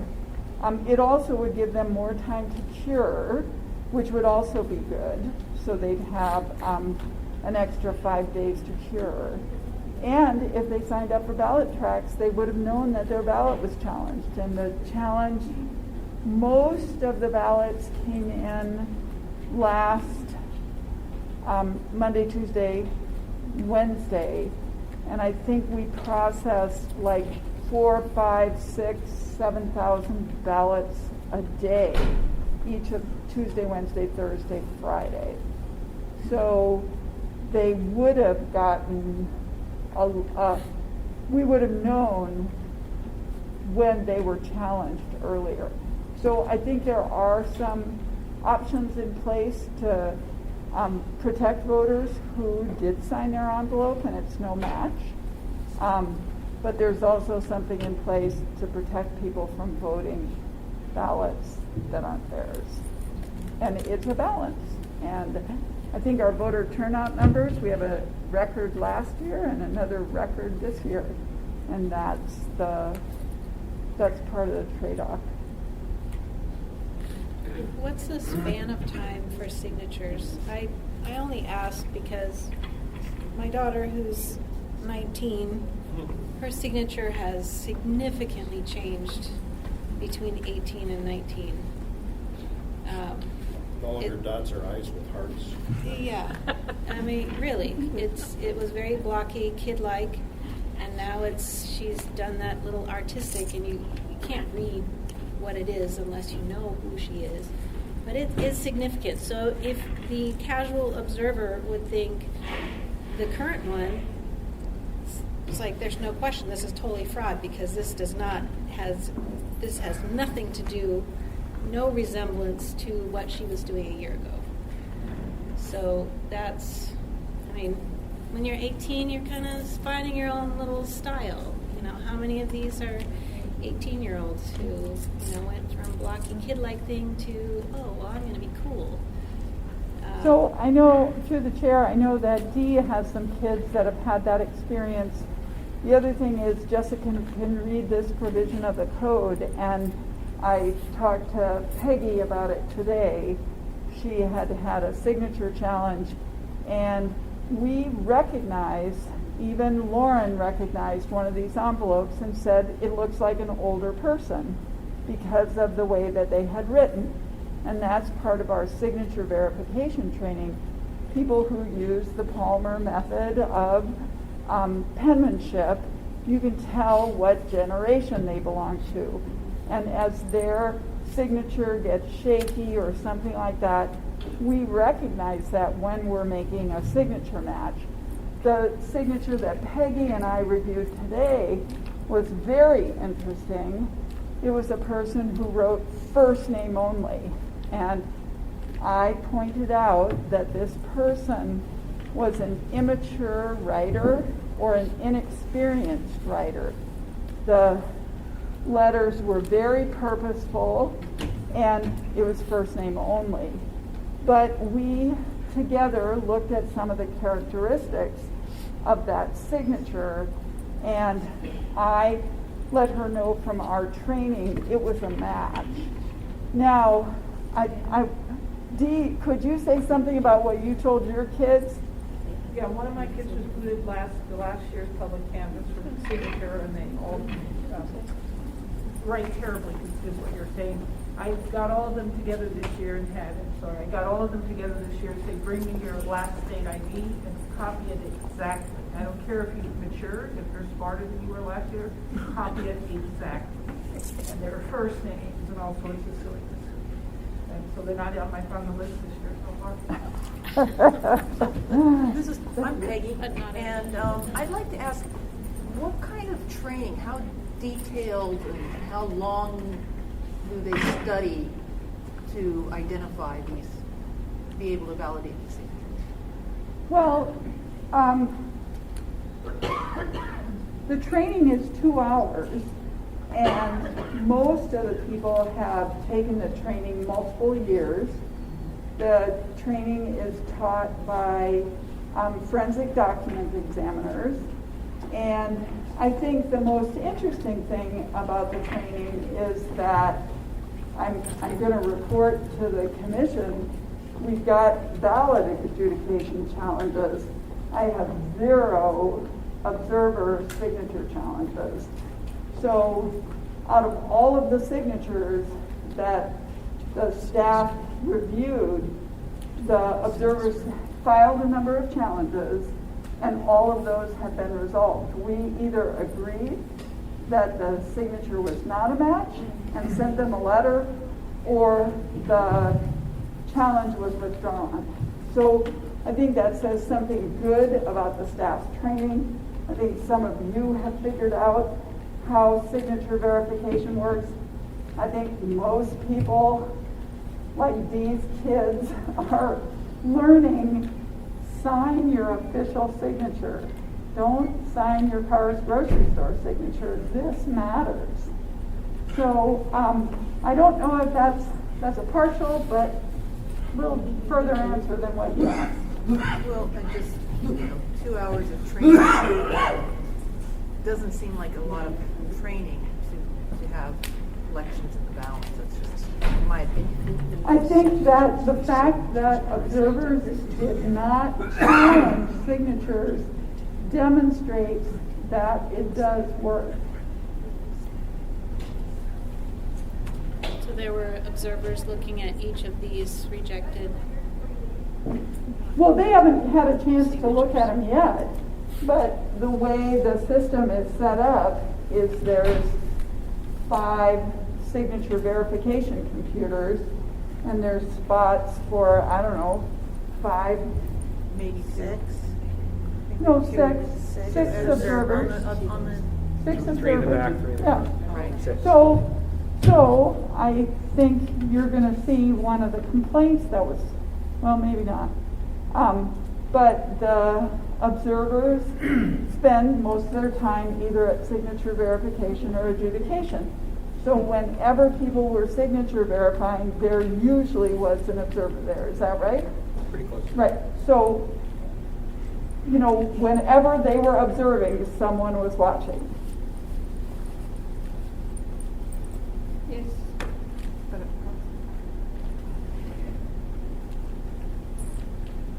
Niall Williams again. of the 708 that were rejected for no signature match, how many of those were in-person voting at a vote center is my first question. And my second comment is, there seems to have been a number in the mayoral runoff election. I think we had over 1,000 that were rejected for no sig match, and all they had to do there was circle one of two bubbles, put it in an envelope and sign it and seal it, and either drop it in a drop box or mail it with a stamp. So that's concerning. I mean, it seems like those would be auto-cured if the person were voting in a voting center on election day. I know we're trying to bring in more voters and count more votes, but at the same time, if the person's right in front of your face, I mean, they were verifying my ID when I voted on election day, and they verified some information to confirm that, yes, it was Niall Williams voting and not Jonathan Dell voting. So I think that's important to recognize. And another thing that was brought up with the witness signatures, you know, maybe the witnesses need to be official so that we can verify their signature. Mr. Treadwell, I thought that was an interesting comment as well. Thank you. Thank you. Butcher. Let me get you up.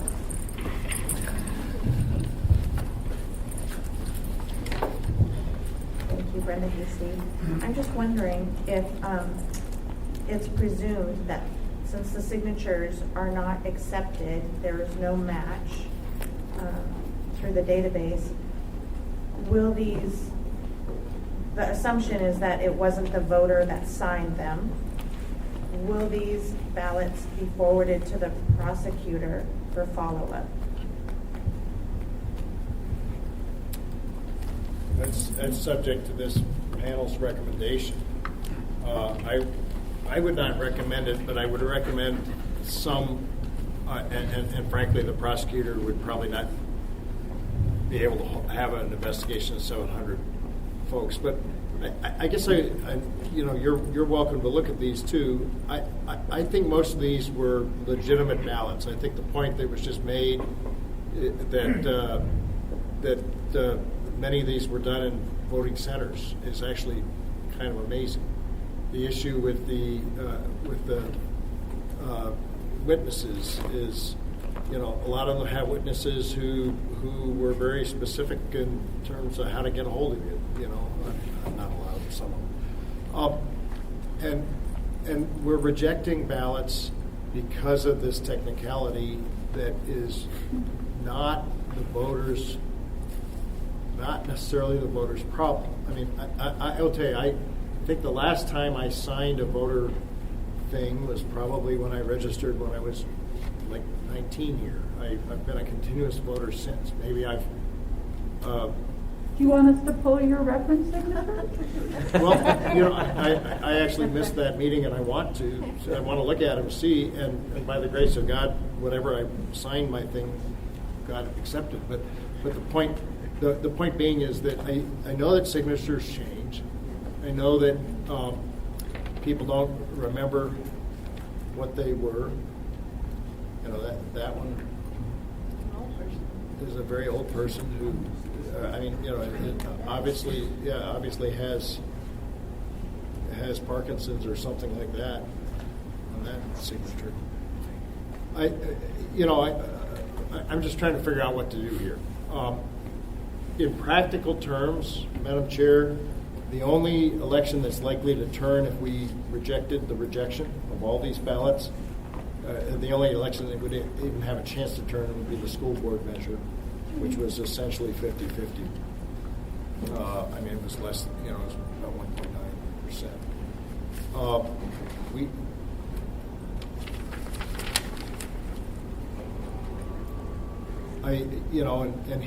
Here I'm really expressing anger for something that I was praising earlier in this meeting or earlier today, that what you've done over there, the state's not even planning to do for the special election for Congress coming up.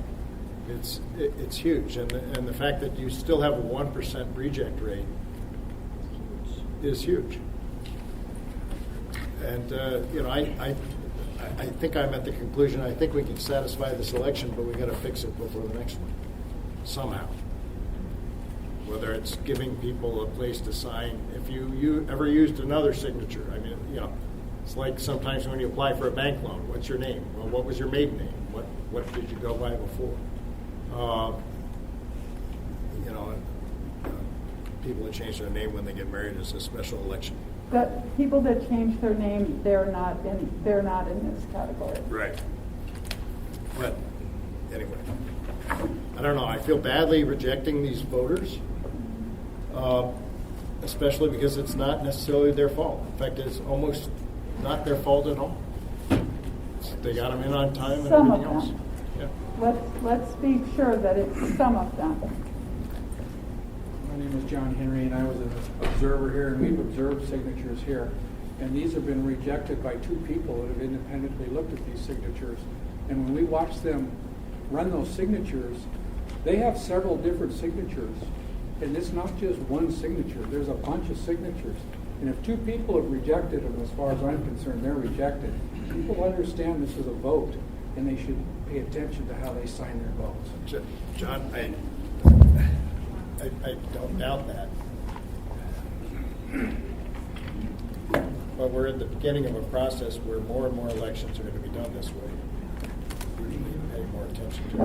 Voter ID.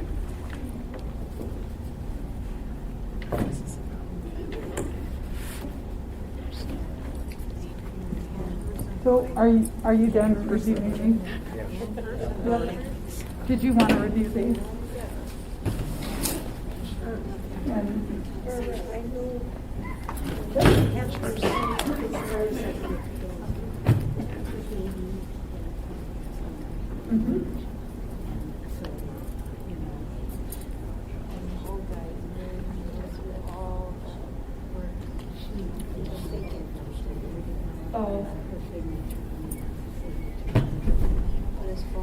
well, I think you're asking. Your question begs the question. Right? Well, that's right. I haven't been told officially that I'm very aware. Okay. So I'm going to leave that for you to decide what you want to do with it. But it's not a signature match. And No, she got a letter. And I have a feeling probably not. That is different. Yeah. These two.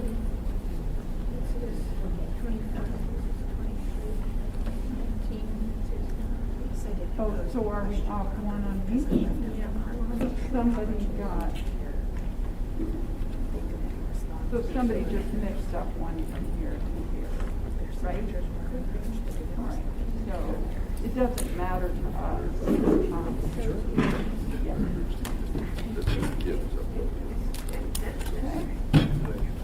Okay. So this is 23, and this is 19.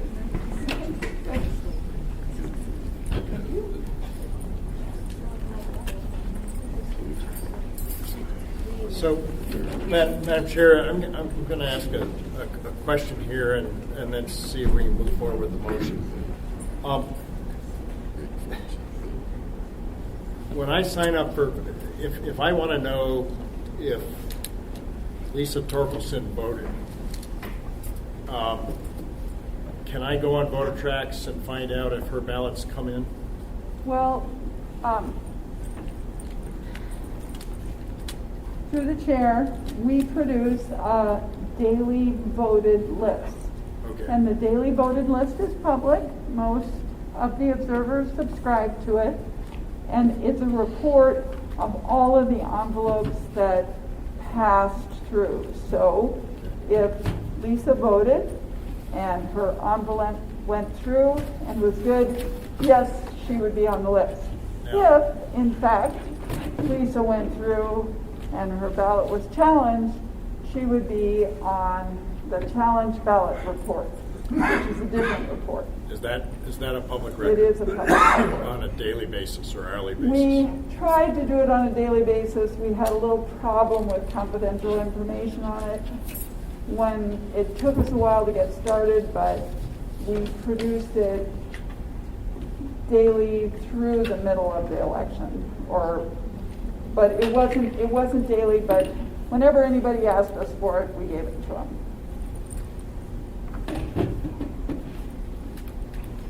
And the goal is to do it daily. So somebody can tell if I voted? Yes, they can. That's public information. It's no different than all the people in the black box that we're going to report to the state. It's public information if you voted. I don't need to go.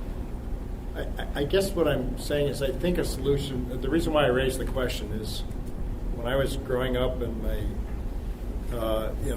dad was running for office, we could see who voted absentee. And if they told us they were going to be out of town, we could say, okay, if you mailed in your absentee. Yep. And in campaigns here in Alaska, where I've been involved one way or the other for 40 years, you could always find out who had requested an absentee. You could set up an absentee chase. You could do that. And so the difference is between mailing a ballot to everybody and mailing a ballot to absentee, just people who specifically ask for it. And in the mailing a ballot to everybody, you've got people that responded. If about 1 in 3 people respond to get the ballot, it means 2/3 of the ballots are tossed in the wastebasket. And 1% of the people who vote are being rejected because their signature doesn't match something in our database. And they might have had other good qualifying information. And that's actually, could I see one of those packets for a second? Because if somebody puts in a piece of confidential information, so this may not be the database. That's actually an X mark with a witness, so this one should probably be counted. Okay. All right, but just right here. Good job. Okay, but there's no other like show your birth date or that sort of thing. Where's that show up? That would be on the cure letter. On the cure letter. Mm-hmm. So, in other words, if somebody's signature changes, like your daughter's, Lisa, and she gets a cure letter, it says, please provide at least one identifier, and I think we're going to say 2 identifiers, and then she signs it, and then we add that new signature to the database. So that's how people update their signatures. Well, I'm convinced that what we're holding in our hands was not harvested from the wastebasket at the post office.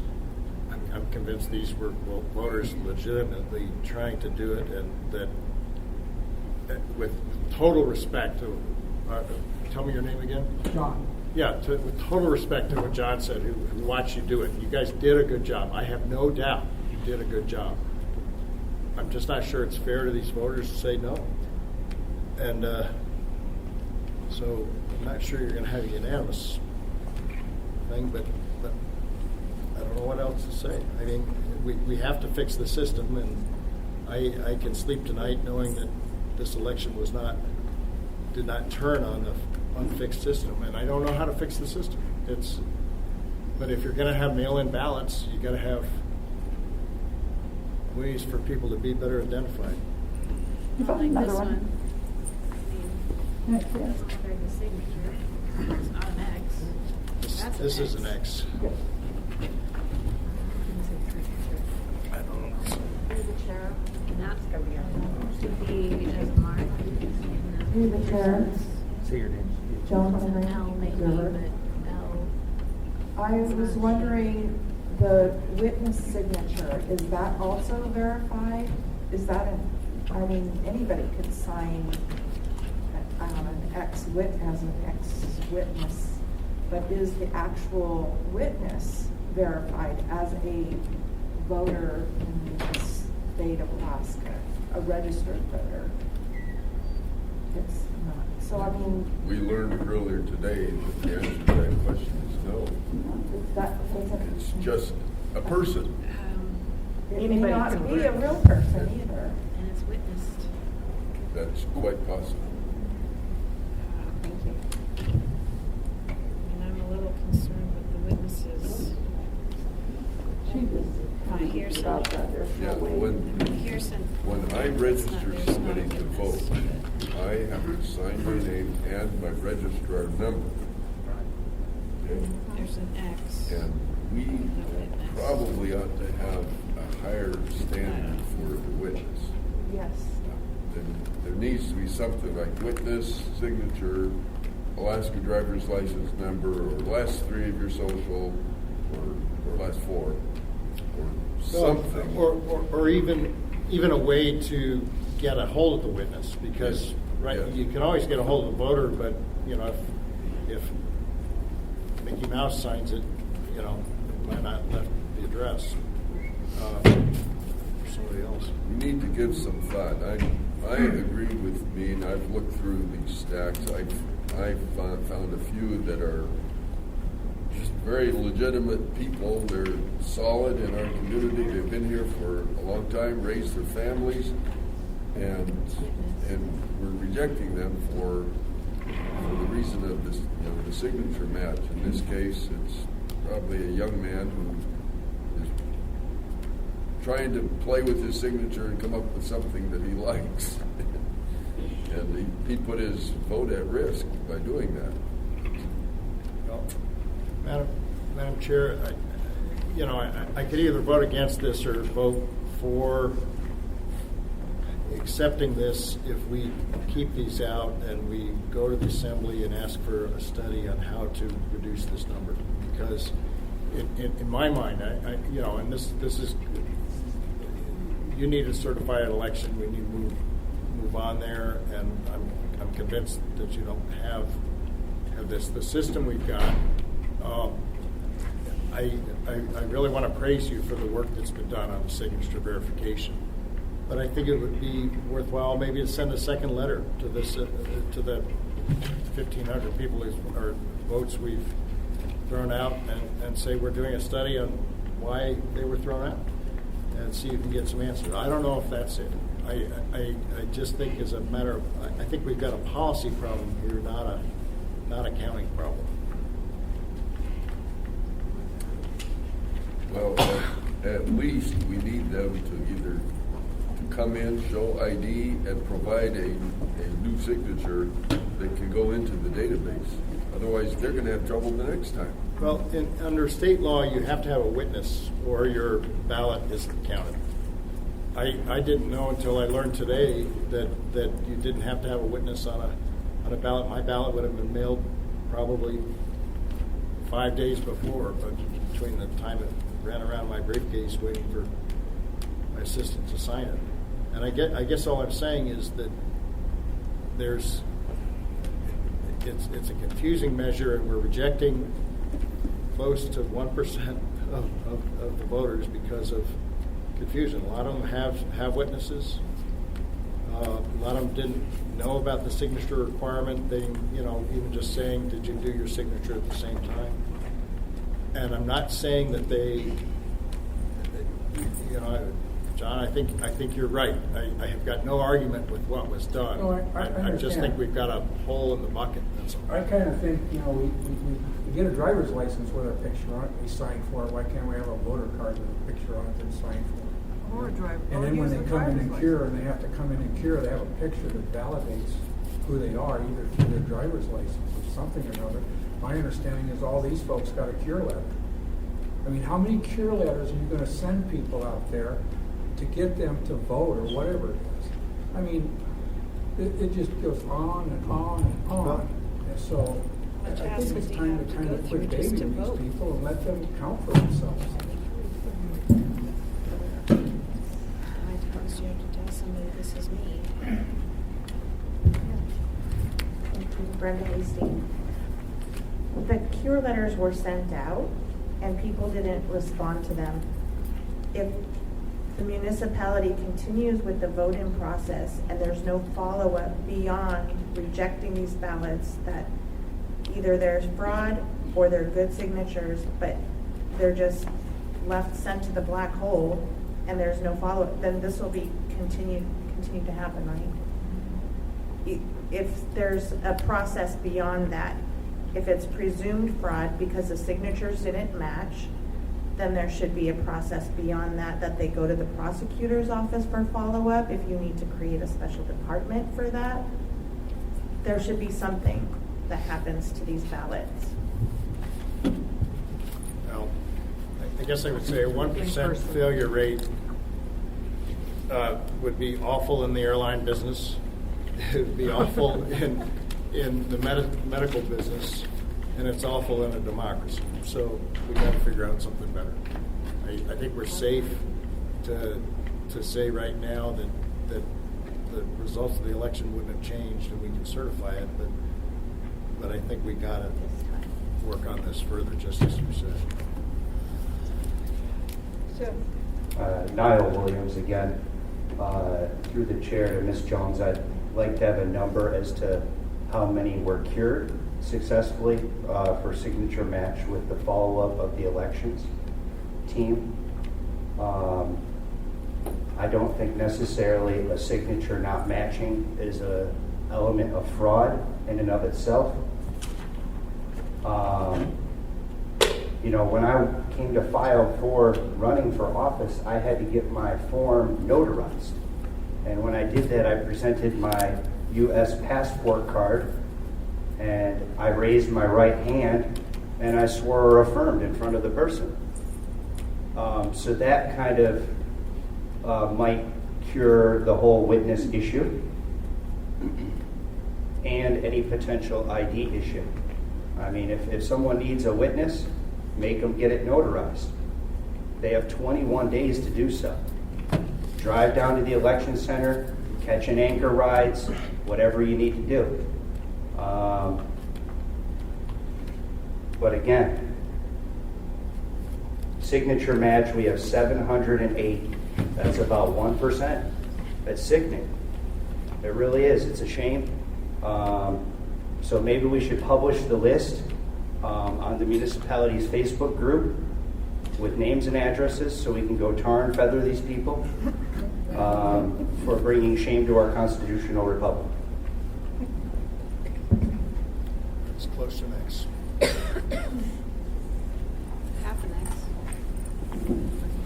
You want to put that in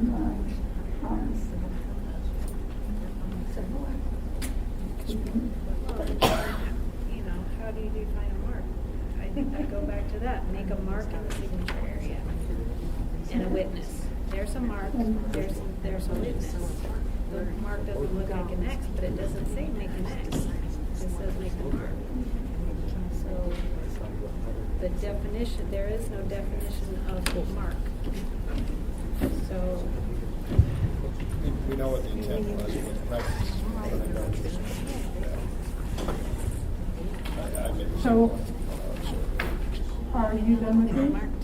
Are you done with I guess. it? What do you want to have done with this one? I don't know. It looks like a little guy.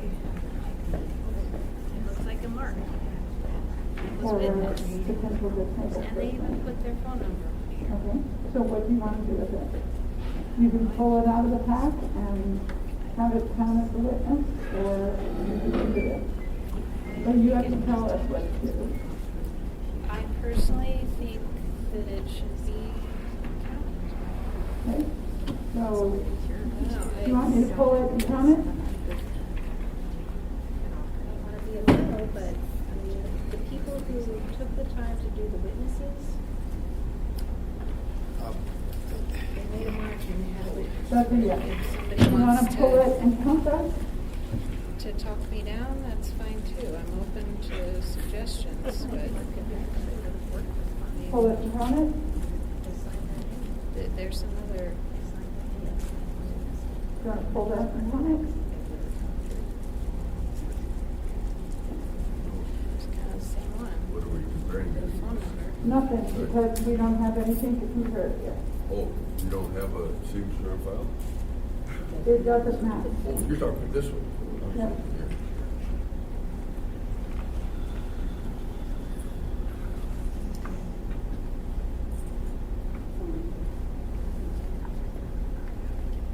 I think it was somebody like somebody younger that's disabled. Yes.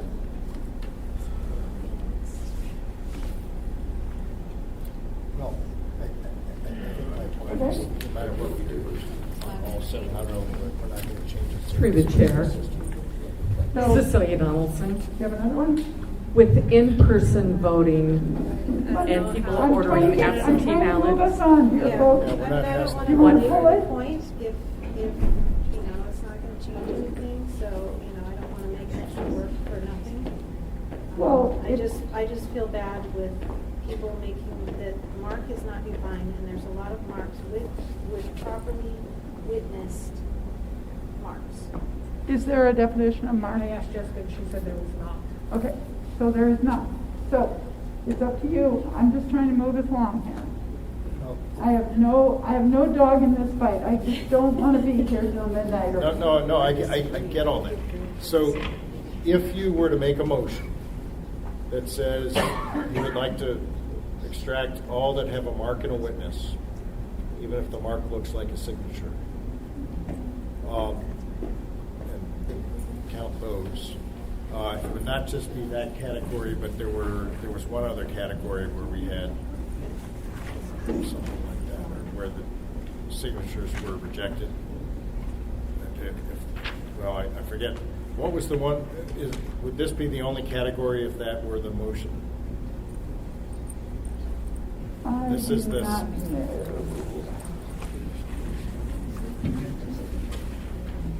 You know. I guess that would be the speediest, that I move to accept all the ones with any mark because mark is not defined, and those marks not defined have a witness. I think they should be accepted, and y'all can vote me down to speed it along. So instead of picking out one by one, I mean, maybe that would be the most efficient and speedy. Instead of going through each one, it's like, oh, does that look like a mark? Does that look like a signature? If it's got a mark, any kind of mark on the page and a witness.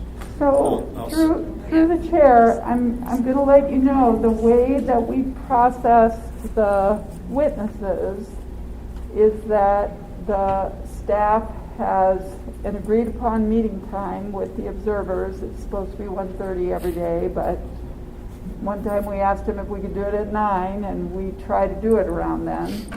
And we meet, and we go through the X signatures, and if, I think I may have mentioned this to some of you, if the voter and the witness are in the same household, and we can verify the voter's signature, the staff moves those forward.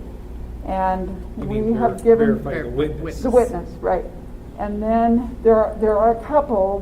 The one where I gave the example with the voter's last name was Jones, and the witness's name was Jones something. It looked like a kiddo of the parent. But otherwise, they have the opportunity to challenge these, and so now. They haven't seen all of these. So I'm telling you, if we're going to count them, they get to review them all and challenge them. So you're going to have to come back, is what I'm saying. And you may have to come back anyway. Well, you know, I'm You have new to to the come back process. on I'm new to April the process, 26th. and I want to make sure that everybody has a chance to vote. And it appears to me that people made a valiant effort, especially getting a witness. But, you know, I defer to people who have done this for a long time, and I don't want to cause problems or extra work for nothing either. So I'm open. That's just my concern is that Mark is I don't not have a open. problem with any of that. All I'm saying is that it's going to add time to the process. Staff is going to have to re-review this, come up with a new number. If for all of these, the observers get to review them, and then you're going to have to vote on the new number. And I'm okay with that, I just think that we, and we probably have, you're already meeting on the 26th at 2. So you have a meeting set on the 26th at 2. We could add this to that meeting, if that would work. If that's okay with you, I would feel comfortable asking you to review these rejects again to see which ones would be in the mark, go through the observer process, and bring them to us on the 26th. Yes. Okay, on the 26th, we have to be super efficient because the assembly meeting starts at 5. I got it. No talking! I'm joking. Okay. I mean, am I being reasonable? No, you're To being the very observers and to We're all the with board? you. So is the motion on the floor? I think the motion's on the floor. Okay. Yeah. And feel free to vote me down. No hard feelings. Just try it, something in the process. And All right, so the statement of the motion is to review these 706 rejected ballots, and to count those which have a mark and a witness. Mark and a witness. That go through the observation program. Is A that a mark can be motion? a signature. Yes. Is that a motion? Could you That state? was, yeah, I think that was. Could my you motion. state it again, please?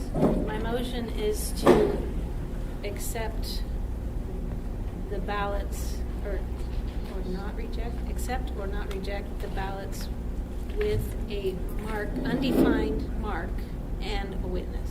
The ballot envelopes. The ballot envelopes, sorry. The ballot envelopes with an undefined mark and a witness signature. I second the motion. Okay, just before we carry on. Can I just ask for clarification, because I thought Meade said, and a signature can be a mark, and then someone over here was clarifying that, so is that what you're saying? So any mark or signature as long as there's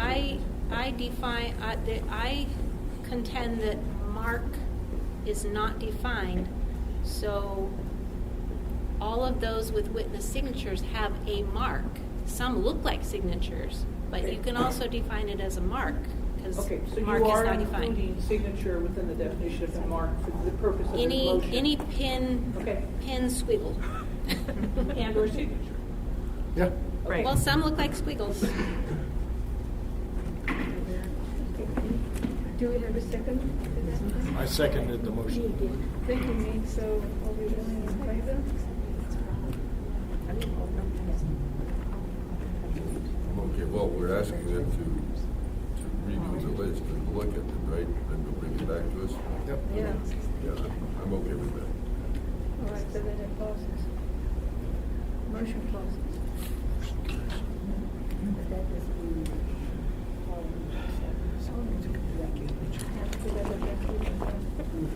Was anyone opposed? No. Could that meeting start earlier than 2 o'clock on the I was wondering 26th? that too. Well, the dilemma that you have is that military and overseas voters can get their ballot return envelopes to you by noon. And so we thought it would take us a minute or two to get those processed. But if you would like to meet at 1, since we're adding a substantial other chunk of work, 1 would probably be better. Okay. No, there's no way we can do 12:30. I mean, we just pick the mail up at 12. Oh, okay. And then we have to run it through. We have to signature verify it. We have to open it. So we have a lot to do. So there's no way we could do 12:30. We previously said 2 to 2:30, thinking it would be quick. Now Yeah. we should probably say 1 to 4. Well, no, you No? can't. You can take 1 till 2:30. Okay. Good. No talking. I'm joking. But I'm going to take you to the bank with that promise. Shut up and no, because we have to take your report, add it to our report. You know, if you tell us to count something, like we have to run these through the system, open them, run over there, run them through that system, adjudicate, print 200 pages of a report, and get 25 copies to the assembly meeting by 5. So no talking. 200 pages so they can vote on something that evening? Yes. Just like Congress. Yeah, 2,500 page bill. Can we What's in it? start on our stuff before? When we want it. I mean, are the military things separate than what I I think just our asked? military things are going to be relatively appropriate. Yeah. Right, And but this, I mean, and could this one, we start at 11? the observers are going to look at it, the wheat and the chaff, or I imagine you're going to get, of the 700 votes, I imagine you're going to find probably about 250 that you can count. I don't think there'll be much of an argument, and go from there. And I was just going to add that all of those then have to be scanned and adjudicated, right? Because Correct. we've never gotten to the ballot. Correct. They were rejected up front. So the whole process gets done. So Well, I guess a fair question that I could ask is, Do we have to wait until military? you've made a motion that you've approved. You've already made the motion and told us to count. You've said count any ballot with any mark, and it's not defined, so it may be a signature. See, I think I got that motion. With the witness, and allow the observers to review and challenge. We're going to pull them all. We're going to review them with the observers. If they challenge them, we're going to set them aside. If they don't challenge any of them, we're going to run them through the sorter. We're not going to do sign verification because that's the issue here. We're going to open them and we're going to count them. And we'll probably do that tomorrow. Yes. If that's okay? That would be good for us. Okay. So I think the answer to that is they've authorized us to count those, so we are counting them ASAP. Okay? Yes, thank you. All right. Next category is this is category D2. Regrettably, our no reference signature category, where there's no reference signature in the state of Alaska voter registration database. And those are those envelopes. And there are 17. And those voters have all received a cure letter asking them to produce ID. So what happened to me?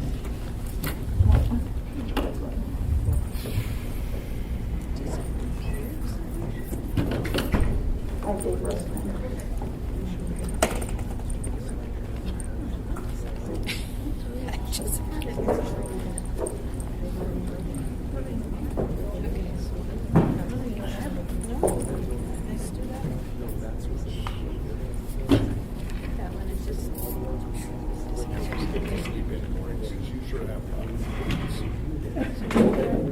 Oh, these are Commissioner to the clerk. signature. No reference. Oh, okay. Excuse me, through the chair. No digital. Oh, these are signatures. Brenda Hasty, I just wanted to make a comment. I know that you've already passed that to put those ballots through, but I just wanted to point out after the fact that all of those ballots where those signatures were not matched, were found to be not a match, voters received cure letters for those, and they chose not to respond for one reason or another. So I just wanted to make that comment. Point well taken.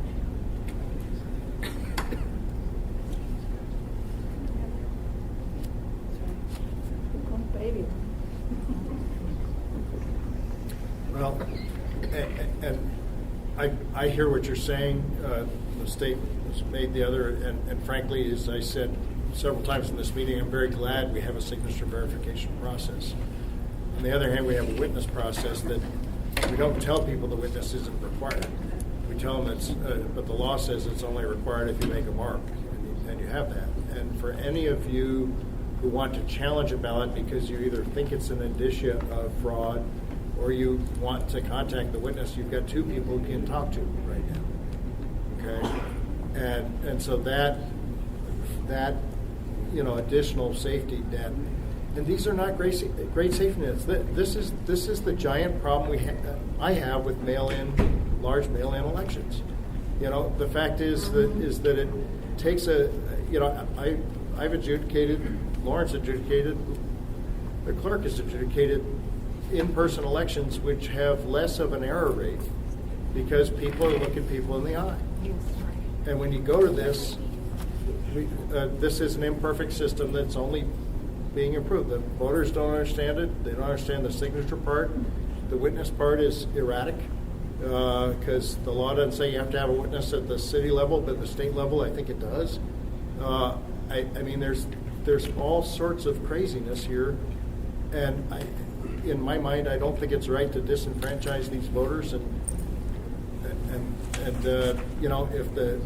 the municipal attorney came back and said, I'm gonna call this out of order later on, great, we can have a fight about it.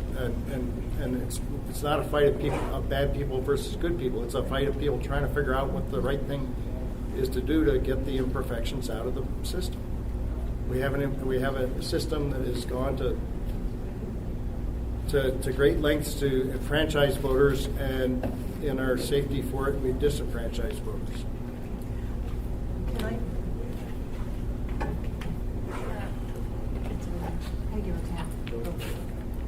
Peggy Rotan. So, as far as comment. Okay. So, I have one concern, is that we have no way to validate the signatures of the observers, of the witnesses. Because it's not written out anywhere, and most of those signatures you can't read.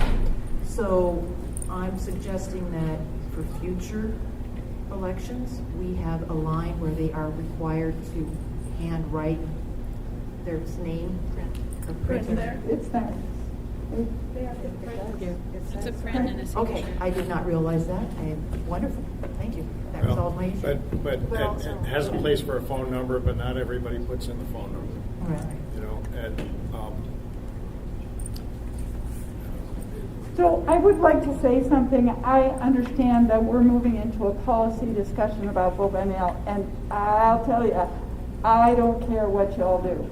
That's a policy decision. I'm an implementer. But I will say one thing. This is not crazy, and this is not craziness. This is super organized, super detailed. We follow the code to the letter of the law as best we can. We've tried to work with the observers. I think things are well done. Our election is well done. Our voter turnout is high. It is not crazy or craziness. If I use the word crazy or craziness, I apologize. Apology accepted. I actually have no arguments with what you've done. The argument is with the result in terms of franchising. The result. Not the number, not who got the votes, but the number of voters sent home. I'll say I spent a little over 4 hours in here, not the day after Election Day, but it was the day after that. So it must have been on the 7th of April. I'm pretty critical in terms of observing and watching people, and I saw people at work doing a good job, and I have no reason to think that, I mean, outside of just human frailty that we all have, we make mistakes. But I felt good about what I saw, and I'm glad for that. I want voters to know that we have fair elections, and that we're not corrupt, and I want to keep them that way.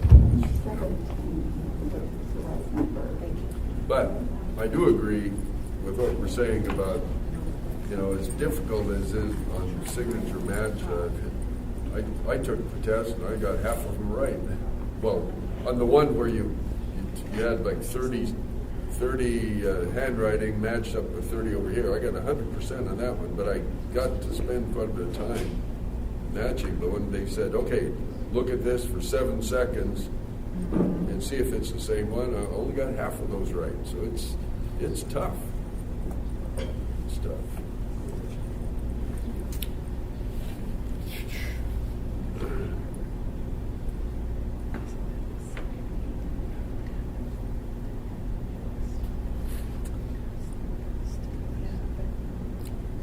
Chair, which reject code are we on now? We're on C2. 17 or Z2. C2.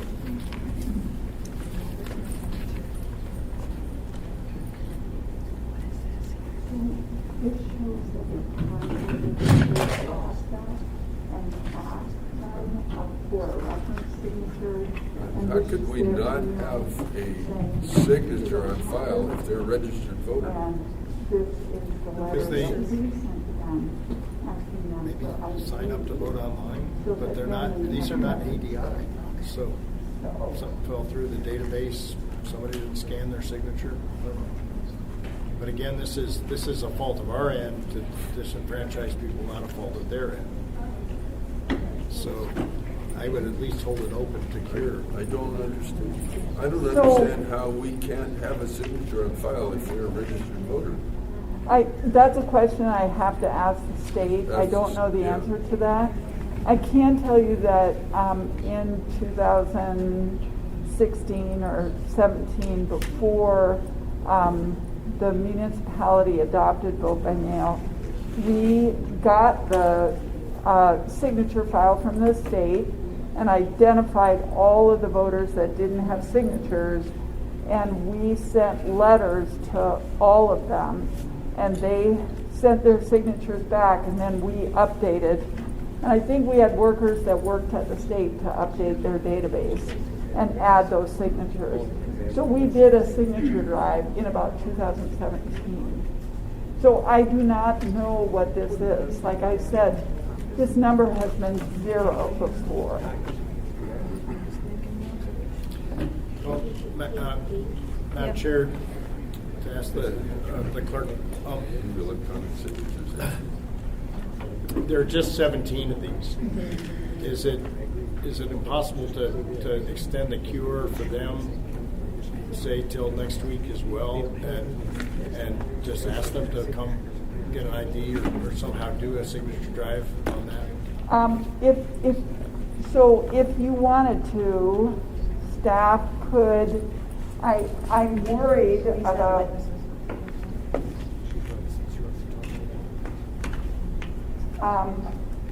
I am worried, but I don't want to give them more to do because we're very thinly staffed. Staff could possibly do updated cure letters to these voters and extend it until the 26th, but then again, that's one more category that you have to vote on the 26th. Well, some of them have a witness, so we could at least make the argument that we did in the last category to count ones that have a witness. I think someone would like to speak about that. Go ahead. Just 3 of them? Dave Weir for the record. That was what we were just talking about, was there's 3 of them who have witness signatures. So basically, just like the last category you just did, this signature doesn't match what's on file. There's nothing to compare it to, but it doesn't match. But there is a witness. So. And we know they're properly registered voters. No, some of them. They have to. Well, they wouldn't have gotten the envelope if they Right. weren't registered. Yeah. So, in essence, what you guys just did with the last batch, these 3 fall into that same category. I agree with you. We don't know that the registered voter voted that. I guess we could argue that probably did. Well, you're arguing it in the last batch you just did, too. Yeah. So, I mean, it's identical, it's just that... Yeah. Somebody verified that they are who they say they are. Exactly. Yeah. So, and you just don't have a signature to compare it to, so therefore that signature doesn't match. It just falls in the same category what you just did. I agree with you. That top one is someone that's. So. Now you could add that to the So- signature database. Well, Madam Chair, I move that we ask staff to take those 17 ballots, try to cure them, and that the 3 ballots that have witnesses, if they can confirm the witnesses before the observers, or, if there's no objection before the observers, that those be counted in concert with the previous. Is there a motion? Yes. Do you want to second it? I think it needs to be. No second. Or did you? Okay. Lisa second. Lauren just seconded. Yeah, all in favor? Aye. Aye. Thank you, motion carries. Thank you. Gets us. Here,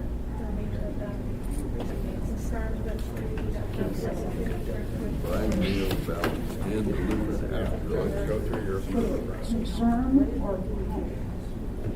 Confirm the characters. I mean, the point being is, put them before your observers, if your observers say, yes, that count. So the vote said confirm. Confirm that the three are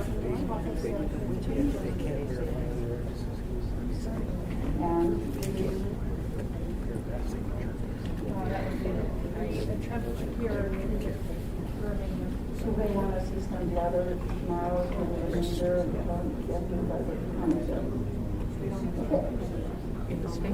when you have a chance, if you want to go over that version of that, hand it to us, or ask Liz if there's any way she can do that. So, Commissioners, I do have a question for you. I understand your motion said that you wanted to confirm with the observers. You need to direct us to count them, if you would, please. We know what count them means. We know how to get the observers to confirm. I just need the motion to be crystal clear. I would change my motion from confirm to count, if the seconder approves. Count to 3. Yeah. Thank you very much. Would you second that? Okay. Lauren, second, please. So we're going to count. Okay, all in favor then? Thank you very much. And the motion carries.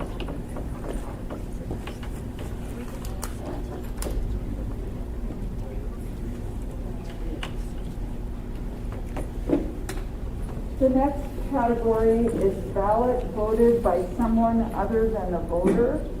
And we had one in this category, but I've added 2 that were in the other challenge category. So there will be 3 ballots in category 3, ballot voted by someone other than voter. And the way we believe that is because, one, you can see we have the signature from the other envelope, and this one, it appears that the signature is by the same person, but it's not a signature match to the signatures on file. So those are the 3, and you've seen those before. 3. 3 for 3.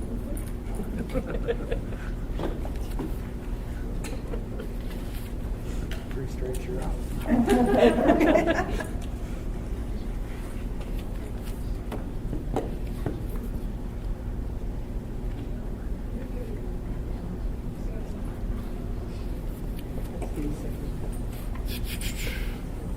Okay, so, all right, that signature doesn't match. Does not match, Okay, and that signature does not match. and there's no witness. But our people believe that those are made by the same person. Oh, I see. Yeah, the F. is- Yep, and they are not even close to these signatures. And there's no witness, so I would reject. I would support you. Okay, I would great. support you. But see what they say. I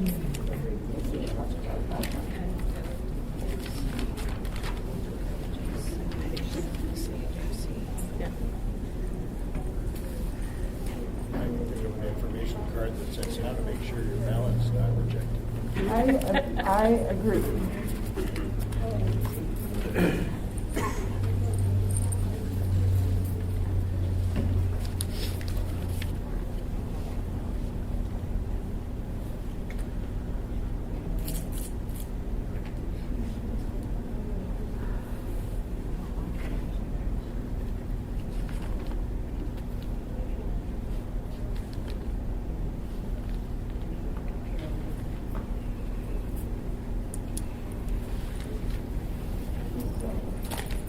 This is Tracy's signature in the database. This is Nelly's. And this is Nelly's envelope. She's on Tracy's envelope.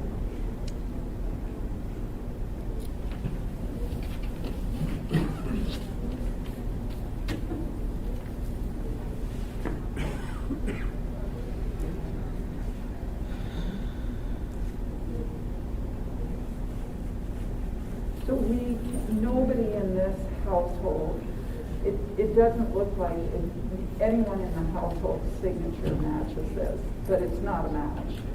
Okay. And then I heard, Yeah. okay, I heard good Yeah. stuff. There were two of them. Yep, two, they're just exactly the same. You mean this signature and this by the same person? Yes, do believe so. Look at this S right there, and that S right there, those are identical. The S are identical.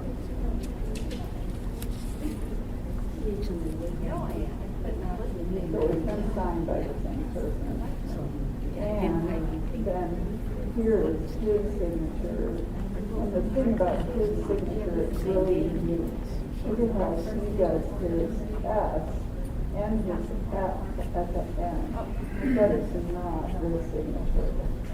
And this one is on that signature. So, Somebody else voted. yeah, and then this one is the other one that we saw. So this one, we would believe that this person signed this envelope. They're identical signatures. That and this? This, outside of just writing a different name, yes, this is the same signature. This is her reference signature. It's no match. Yeah, right. But do you think this happens at the same person? Absolutely. Look at the B. The B, yeah. And the E. Yep. Yeah, it's a little different, but she tried. No cigar. So there's 3 of these. Will those be prosecuted? That would be up to the commission. What's the? So this is Accepting staff Tracy's envelope. recommendations to reject. This is Casey's recommendation. Right? Okay. It's Ready? like no match, but look at that. Yep.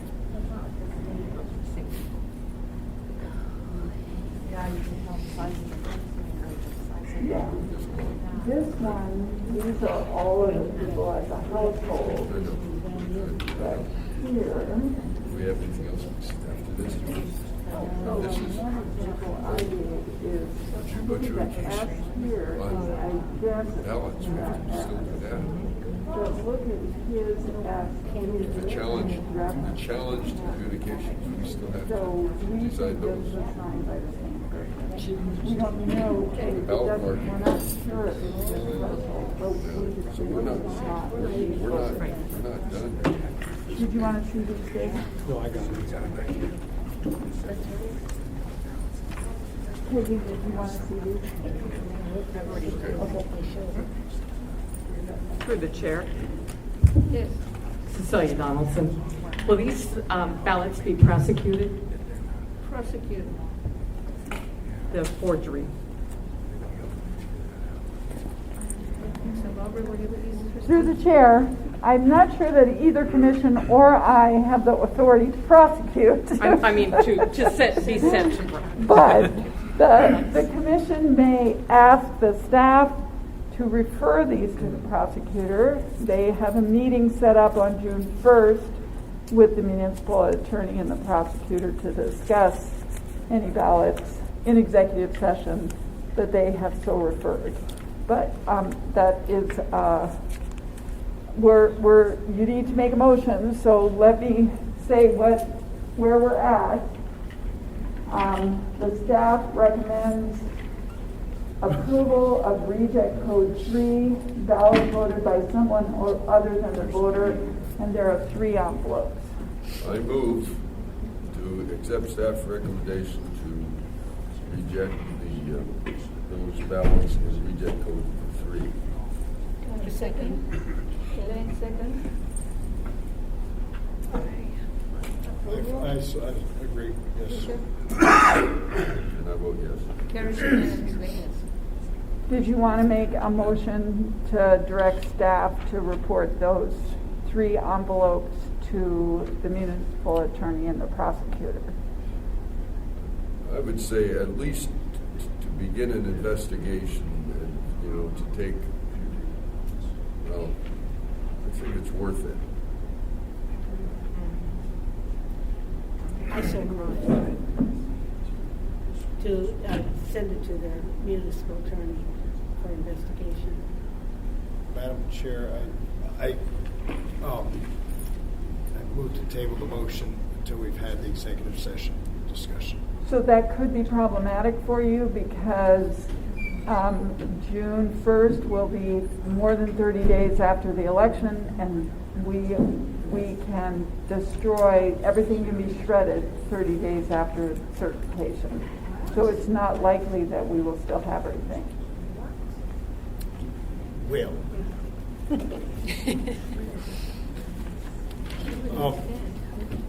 And at least, it's about 6 boxes, those 2 files and the others that would be worth holding on until we have a discussion about this. In my opinion, it's late. I will tell you that when I was lieutenant governor, we came upon several citizens, non-citizens who voted, where we were not included in the discussion whether or not to prosecute. I think it's important to have you in the discussion. I think it's important to have an executive session with the prosecutors. Sometimes there are extenuating circumstances. One person was not prosecuted because it was believed he would be killed in jail. Okay, I'll just leave it at that. 2 people were not prosecuted because they did not speak English as their first language. They were told that they could vote, voted improperly. The investigator said, "I'm going to drop the case." Okay, we can't make that decision here. It's the sort of thing where I think we've seen about 4 different codes today of possibilities to send over where investigators would be discussing it and so forth. I would just recommend that and I'm not sure I can go through and pull out the codes, but we've got several different codes where there's, as you put it so well earlier tonight, the indicia of fraud. Mm-hmm. Okay, and I keep everything on that one cart and lock it up in a case and have custody of it until we have that meeting on June 1st. I don't think there's anything preventing you from doing that. If you need a motion from us to do it, that's great.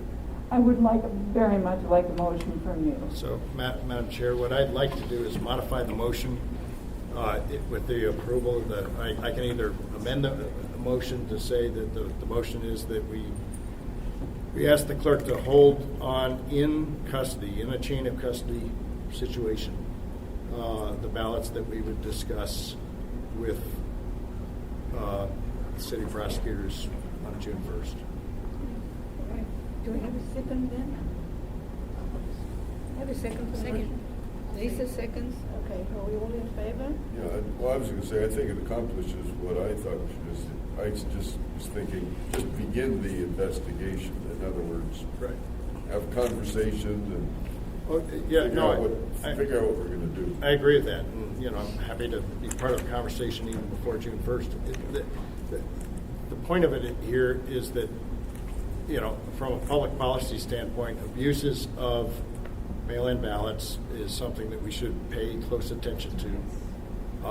In some case, I mean, it may well be the investigator finds that this is somebody had English as a second language, that they thought they were doing the right thing, that there was no fraudulent intent. I suspect we'll find that with almost all of it, but at the same time, I think it's very important to consider an investigation, to do the investigation. All right, we've had a motion, so we need to vote on that. Are we all in favor? Motion carries. Thank you very much. That'll help us set those aside, pull any materials related to them. We'll have them ready for your meeting. And just maintain chain of custody. You've got a good chain of custody here, and Yeah. nothing leaves the building. And two people are always with it. Right. So the next category that we have is Reject Code 9, POA, ballot voted by power of attorney. There are 7 in this category. The staff recommends that you reject 5 of them because they meet the definition that Jessica read to you earlier. We believe that 2 of them should be counted, and those are the 2 that are marked with an X, and the witness is a POA. So I'm just setting those right there. You're recommending count 2, reject 5. Yeah. That's it.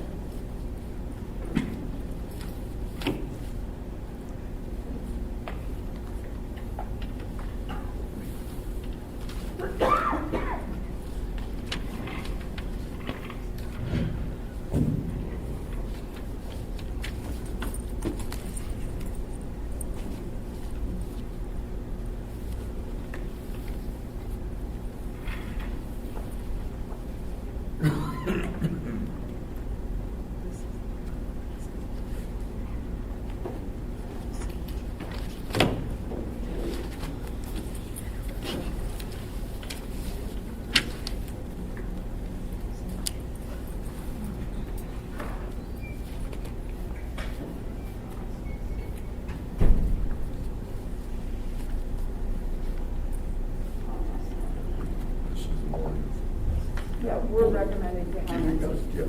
Thank you. So I'm just going to give these to you early. We recommend counting these 2. The code says you can't sign as power of attorney. You can sign as a witness, and it's not. So we're going to just process those. I think you've already seen these. That one has a phone number. Yeah, we can't call them. So, those are 2 counts. 5 rejected, 2 accepted, 5, 2 counted.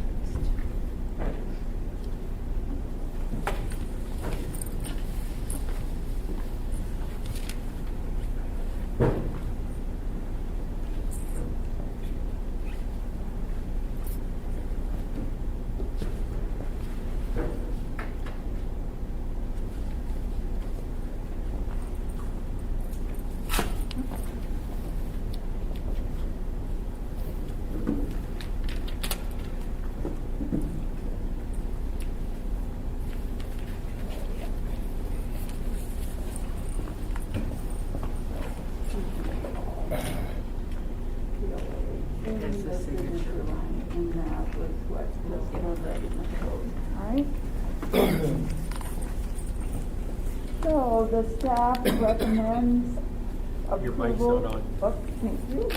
We have to need motions on item 6. Yeah, so I don't think if they, okay, we need a motion on staff. We want you to approve staff recommendation on Reject Code 9, POA ballot voted by power of attorney, to reject 5, and we need a motion to count 2. So moved.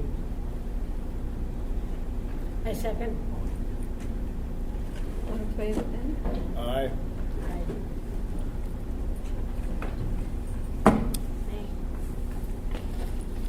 We've got 2 ayes and 1 nay, and 3 ayes and 1 nay. Okay, so the motion carries? Yes. Okay, so the next category is reject code 10, previous election ballot envelope received. This code is used when a voter voted or returned a previous year's election ballot. So I know this kind of fascinates me because I would never be able to find my previous year's election ballot. So one of the things that we haven't done, but if you look at the barcode on the current election, it all starts with, is it 221 or 22? So every number in the barcode starts 22.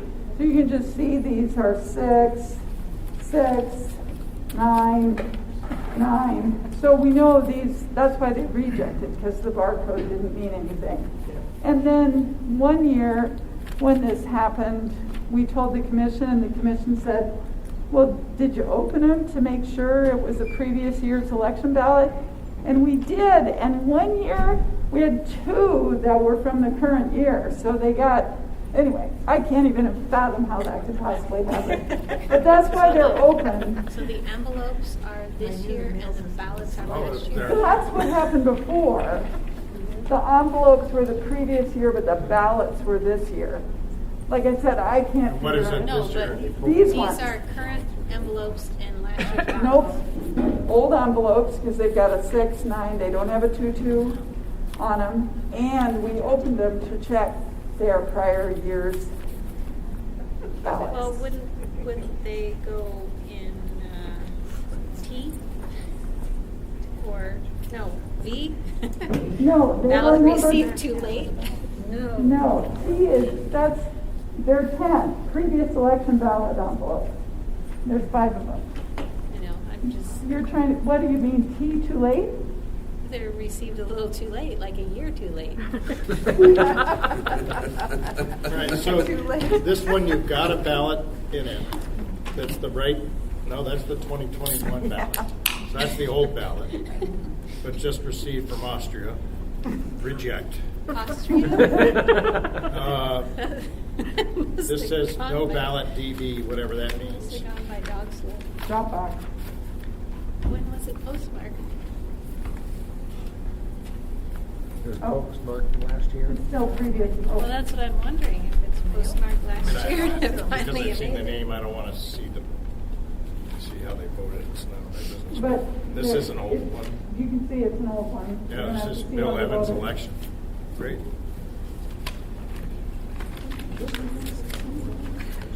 So this one was dropped at a drop off. So this is a current election. Why do you think No, that? no. Leading Yep. up to the first. I would love to know what date. No, these are all, so, yeah. Postage rate 55. I think you need to amend the last report to say received too late, because they're all. So remember, the T for too late is registered too late. Okay? Registered. D. Oh, D? Oh, ballot received too late. After 8 p.m. on election day. Yep. Except these would have to go in last year's batch, if that was the case. Yeah. Yeah, actually, I think you can trash them without even showing them to us.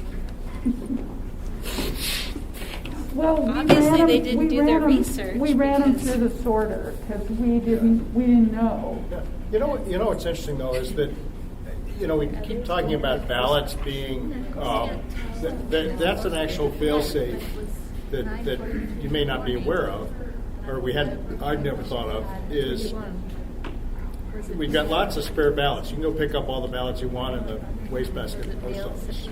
right? They're running around like crazy. But the envelopes have some value too if they didn't have the barcode that had the date on it. You know, and there was, it doesn't look like anybody's trying to defraud, but it's interesting. They just didn't like the current list of candidates. They thought last year's better. We're decided this year we can do better with last year. Yeah. Okay, no talking. I apologize for talking. No, that's okay. You can talk as long as other people are reviewing.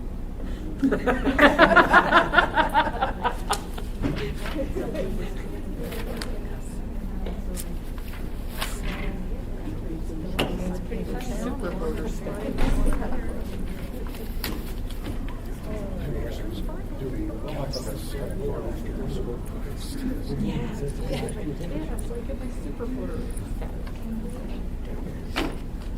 Now, do they now get credit for voting last year?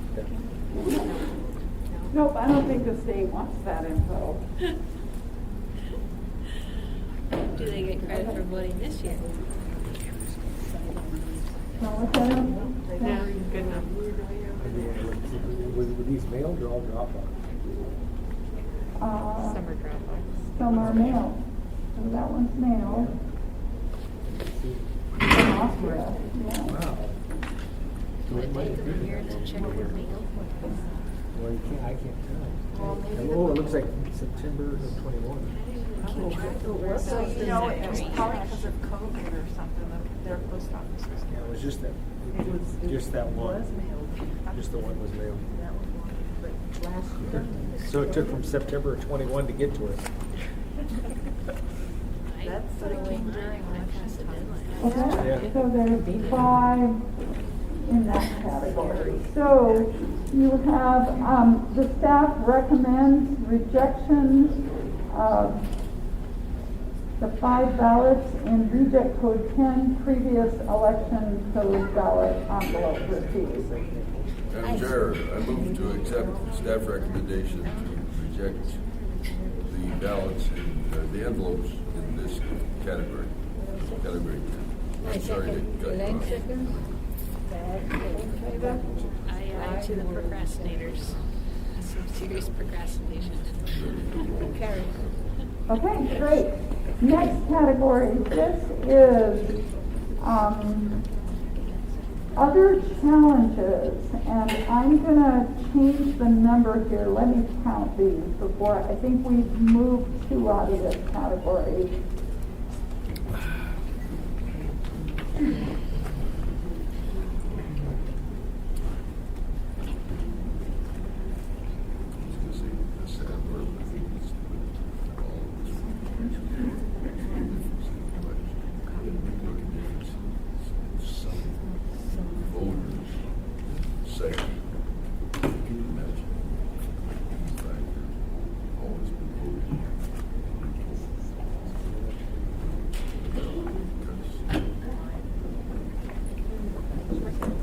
So we have 21 envelopes in this category.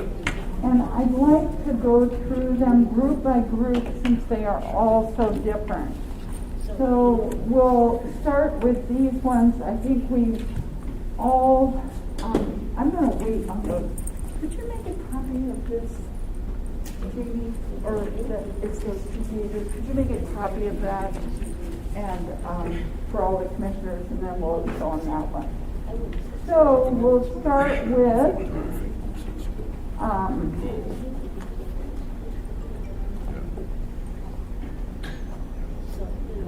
we got a bunch of Xers. So I'm just going to give you 1, 2, 3, 4, 5, 6, 7, 8, 9. So these ones are all envelopes. So there's 9 where the witnessed more than 1 envelope, and that was one of our criteria to outsort those to the commission. There's 2 and 2 and 4, and then this one we just set this aside. We were concerned about this one. We called the voter and they didn't get back to us. So this is just a singleton, but it's an X and a witness. So there's 9 for your review.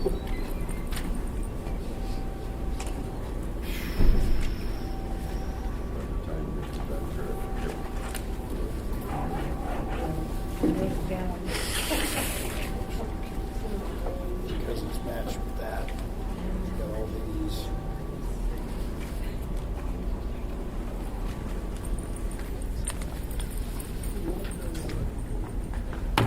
That's an issue of fraud.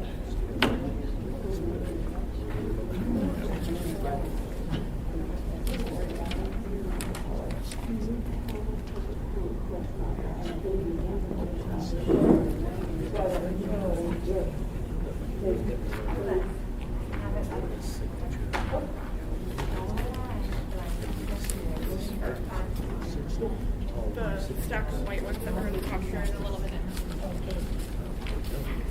Some of them related to the white ones that are set up there that we're going to discuss here in a minute. This is related to the white ones up there that we're going to talk about here in a minute.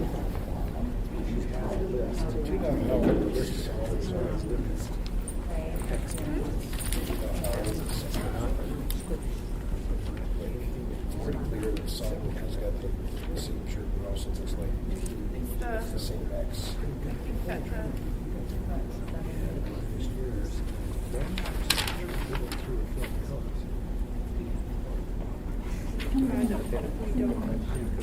Sometimes she put the H, but I don't see it on this one.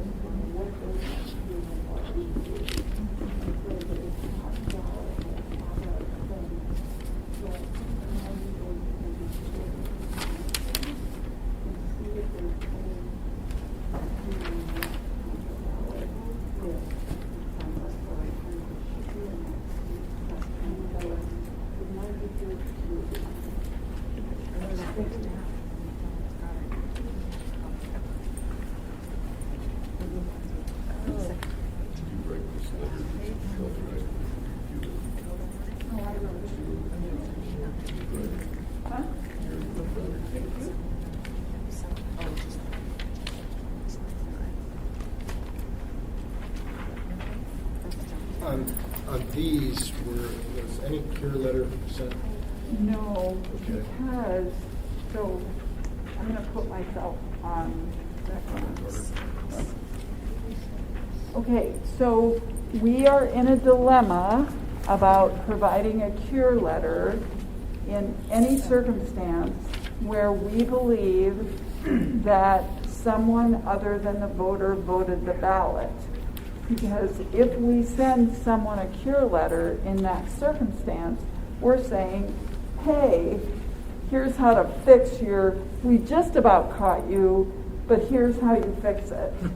And so in this case, all that needed to happen from our perspective was the voter just needed to make an X. We were concerned because it looks like a partial signature, and it is a mark for sure, but it's not the voter's signature.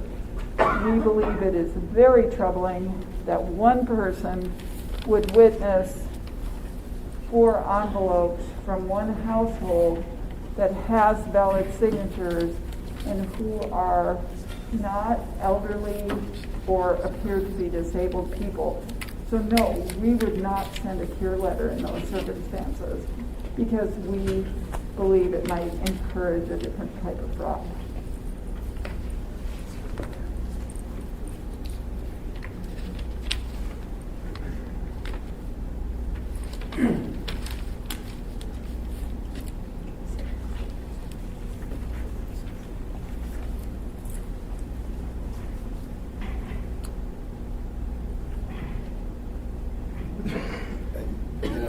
Intuition is one thing, but it looks like on this that it was the same person, the same pen, the same depth of the pen and everything else that did the X for the fake signature.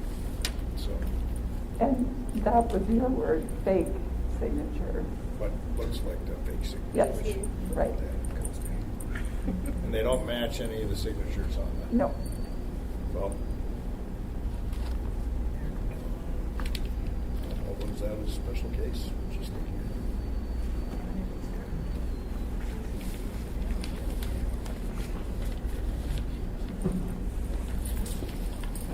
You know what I think?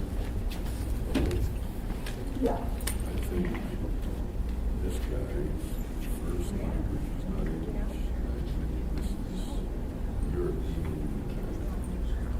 Some signature. Eastern European. And I think that this is probably what I think she was Yeah. this I think she witnessed her own signature. That is why we set that aside. We did not feel good about that. Same thing. No, this is not Right. Oh, yeah. That's right. They initial garbage, we called and we got no response. Yeah, but you see, here's the Z. yeah. And the P looks like she wrote it, this P. So I think she wrote that. And, yeah, and I would say he's Eastern European, as the first language. And now in the U.S., that would be my analysis. And I think that's probably her signature. It's down here, see this one? Wells Fargo, that yeah.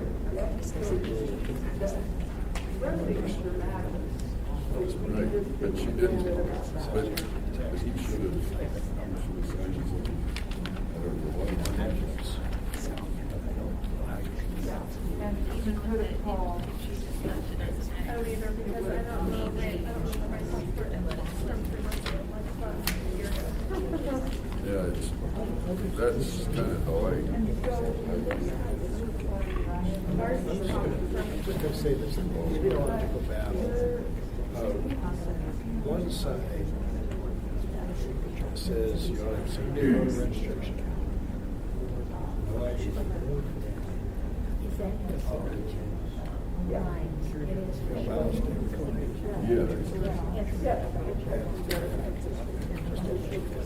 There's others who say it's kind of overrated, something special you gotta go to. We're not saying signature matches, and either his parents just did that or he did it. You see, this looks to me like that pen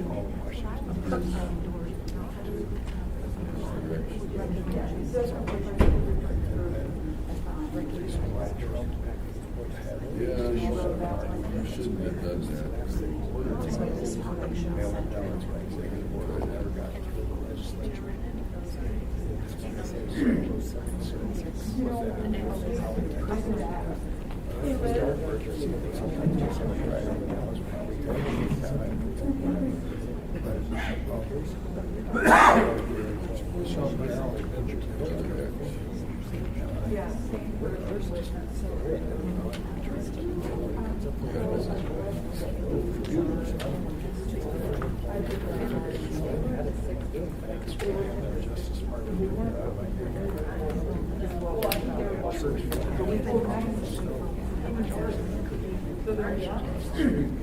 I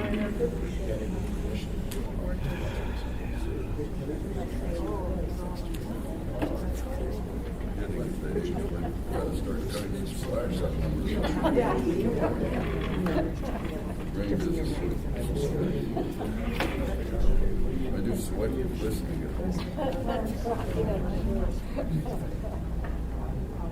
Maybe the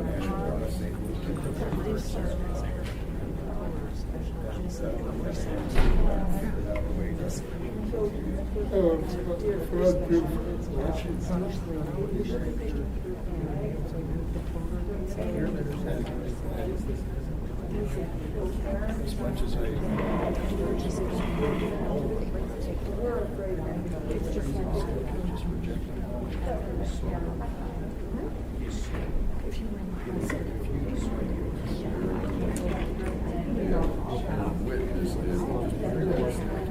there's additional fraud rejected. All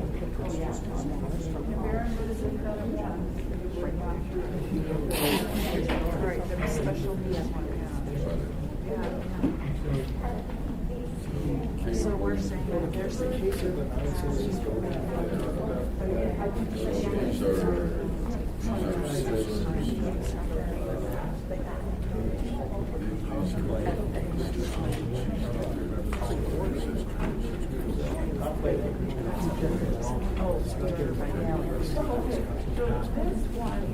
they are not that old. I think that's one of the reasons why this one got set aside.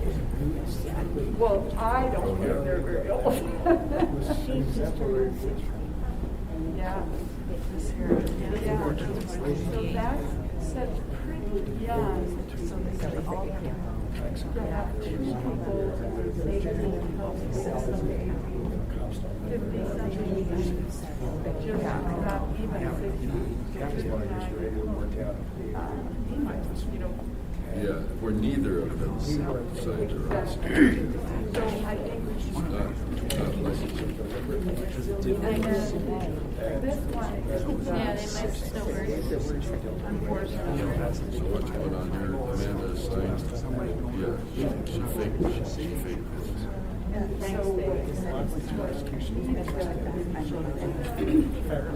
This guy was a blue ribbon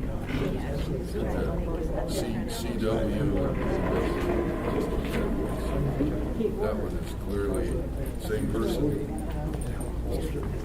So I think you guys have seen this one before, right? And you probably have seen all of these. So this is It took a lot of effort. and Two dozen people, but we got it. Megan is 20. And Caitlin is, I don't know how that, so she must be 22, right? So 20 and 22, so it's not like they're elderly or disabled, right? And certainly there could could have be had a... hand surgery. Right, but how likely is it that two people in the same household have cancer? We used to think that parents were all. Oh, did you know, that's what the commission said on this one, is they believe that the X's are the same, and these people, if you recall, were born in 62 and 65, so one of them isn't even 50, and the other one is 58 or 57. So we also think that's unusual for someone in the same household that's that young. My age, Exactly. Mine too. You were. That's hard. Oh, this means my initials for the signature match for the witness, that we reviewed it, and this is our batch number. So if it counts, we know where to put it, but it doesn't mean anything. It's up to the commission. It matters that it counts, but it doesn't matter otherwise. Maybe people that ask if that's my grandchild. But you know, the first time somebody made that. Well, this one is a little bit different. This is a single one. This was the core, which And is a all. friend of mine was there. This one think Warren analyzed this. He says, oh, why are you here? I said, well, I'm watching my daughter play volleyball. So this J How about you? in He says, you mean granddaughter? has no relation. Because he was there watching his granddaughter, and I was there watching my daughter. And he and I were, well, he was just a little bit older than me, not her P. 7 years, maybe And 3 to so 5 I years. called her and asked her, No, and I told her I wanted to talk about whose signature that was.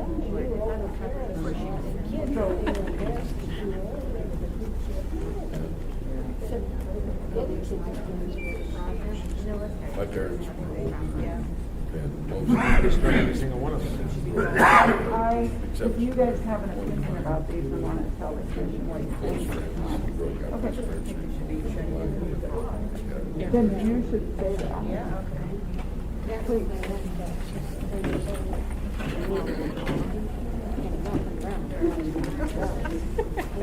Barbara, those are under other, right? Right. Yeah. And how many of those, 6 of those? There's 9. There's 9 from the other category. So, Commissioners,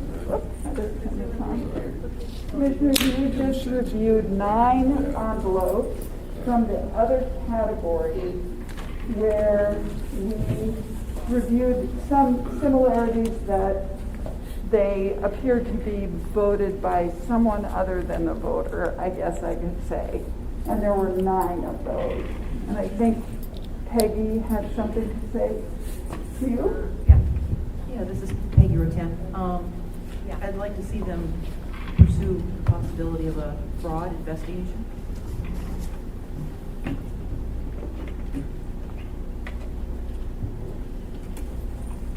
So, Commissioners, is there a motion on these?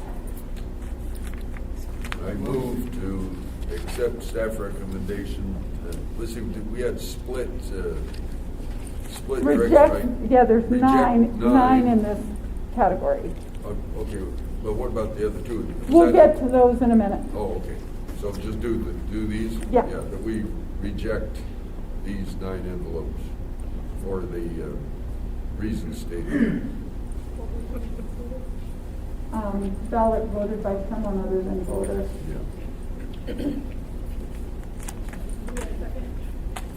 Second. Second. Okay, so you try it again? Yes. Motion carries. Would the commission like to make a motion for the staff to include those in the hold in a chain of custody ballots to discuss with the prosecutor on June 1st? I'm happy to make that motion, Madam Chair, but it was my understanding that we're going to hold them all. When I say hold them all, hold everything on these 2 pieces of paper. Nope. Nope. Nope. Your motion was to hold the 3 ballots voted by someone other than the voter. Okay. But he pointed to the card. Yeah, I pointed at the card. Okay. He did say everything on the card. Yeah, you're not even halfway through, by the way. And I don't want the shredded ballots to go to the landfill. I want to save the landfill some. Good. We'll shred the ballots burn and them. send them to recycling. Yeah. Okay? Yeah, that's good. All right. The motion that you suggested is fine. It was my understanding we were going to save the not the 401, but the 700. And, 6 ballots with no signature. Is that right? Those are being reprocessed. Those are being reprocessed. Yeah. Okay, so it's the ballot voted by. Okay. Yeah. All right. So, Madam Chair, just to review so that we can know what we're talking about on all of this. The ones that are likely that just deserve further investigation. Nobody's accusing anybody of fraud, but there's indicia of fraud, and that our great system with the observers and everything picked up stuff. is what was reject code 2, reject code 3, reject code 9 minus the 2 that we said should work, and all the ones in the other that the clerk has, that Barbara's talked about. So, through the chair, I don't think we believe the POAs number 9 are fraud. I think we believe that's a poor education. I understand. You want those to say? hold them back. No problem. Right now, I don't have enough to believe that any of them are fraud. Got it. I'm just saying that we ought to preserve the evidence in the chain of custody on those 3 different categories, and I repeal the previous motion.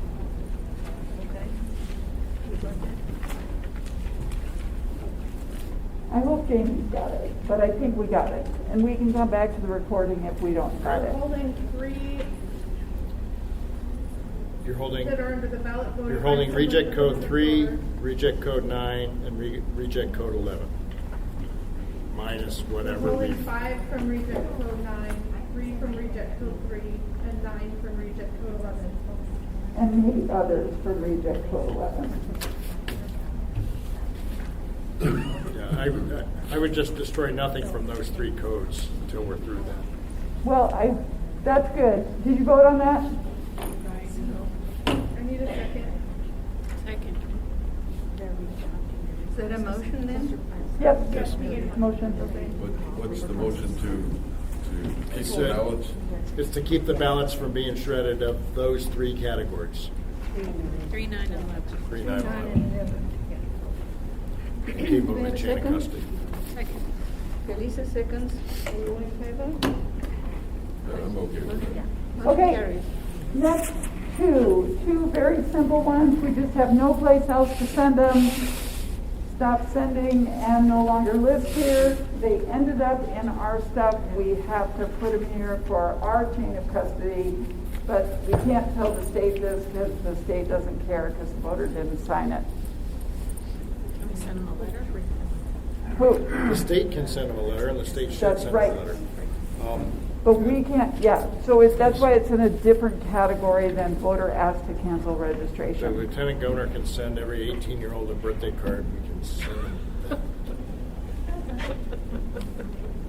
We just want you to reject them. Okay. But these will get So- sent a letter so by the moved. state? We do not, I can't tell the state what to do. I can let the state know what the But you'll, envelopes say. okay, so you'll let the state know Yes. these 2. I will just send the copies to them, but I, Oh. And no longer lives in Alaska, so, yeah. Give it to, who is Carol Thompson? actually her daughter, Michaela, is that person. Okay. Thanks. Just rejecting 2. So, can you please vote to reject 2 ballots for reject code 11 other because they are no longer lives in Alaska or no longer live here? So moved, Madam Chair. Thank you. And Lauren seconds. So all in favor? Aye. Aye. Motion carries. Okay, so the next 2 that I have are, these are email votes. And so these, I know you can see the votes, but be careful because the votes are really obvious in these. The first one, there is no voter declaration. We followed up with the voter and said, please send the voter declaration. They didn't send it. The second one is, it is not a SIG match. And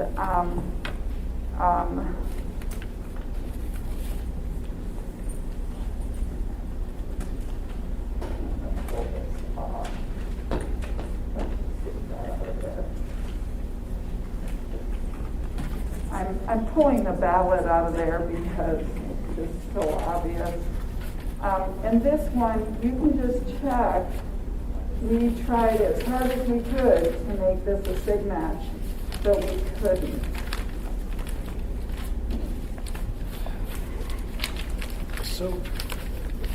So it says no, is this one where there's a no declaration because there's nothing here, No, right? the voter applies to vote by email. Right. And this is their application.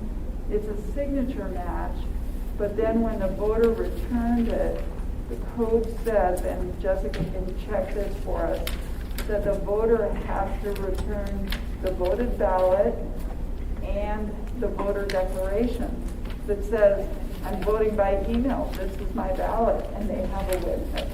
They have to have a witness with a email ballot. And this is our notice. We didn't get your signature declaration. Please send it. Okay, that's that one. There's the paper clip to hold it all together. This one That's is the wife of a scientist I signature match. Yep. Signature match with the voter registration database. Here is the signature. Look at this. This is a good sig.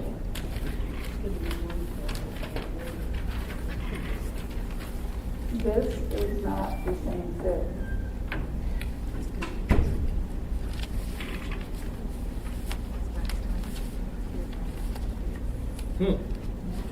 Very troubling, but Well, that's her husband. okay.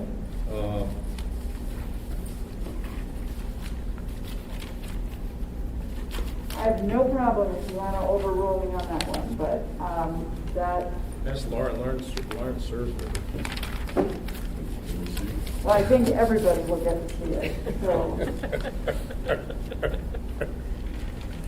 please remember, you all signed a confidentiality agreement. So here is the application. Here is the signature. And here's the signature on the voter declaration. So we said it wasn't a match.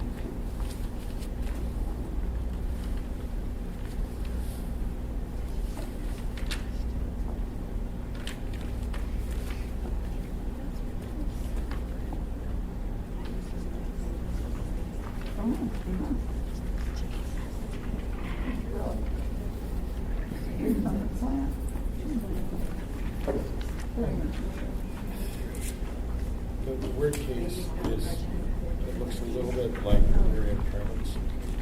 Well, this certainly does. Well, I'm aware enough of the situation to But There's this, just a this voter is declaration, that's the one, this page is what that one's missing. correct.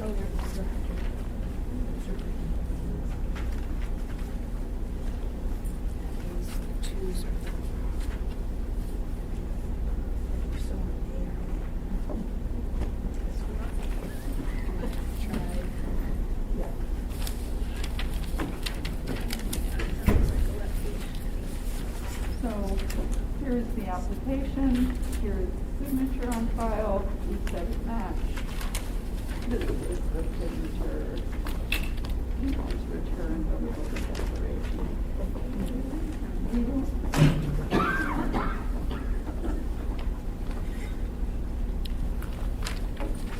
Yeah, okay.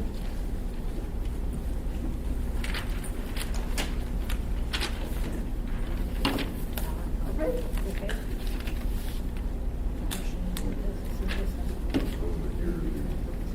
So on this one, this is the signature on file. Our check shows it's a match. This is the signature that came back with the ballot. It's not the same signature. So I recognize that signature because we're studying a lot of the committee reports.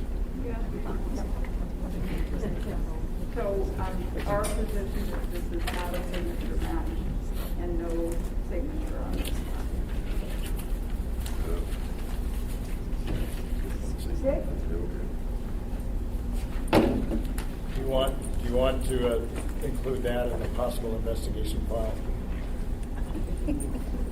So here is the, your motion already includes all of this category, Oh, so good, it's okay. already in It's in the there. file. We're not going to shred it. Okay? So It's not worth here is the hearing lectures application. over. here is the signature on file. No, that's good. This is Oh, you good. know the Georgian person? You did Serve with her. Oh, that's not.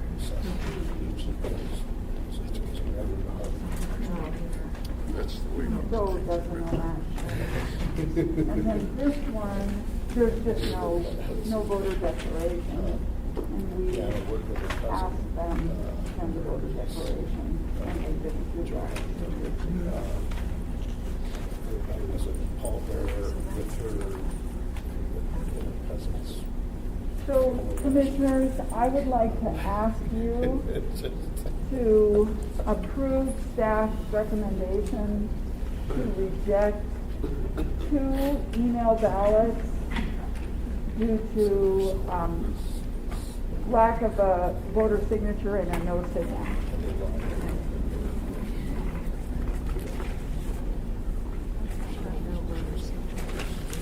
I think somebody else needs to make that motion.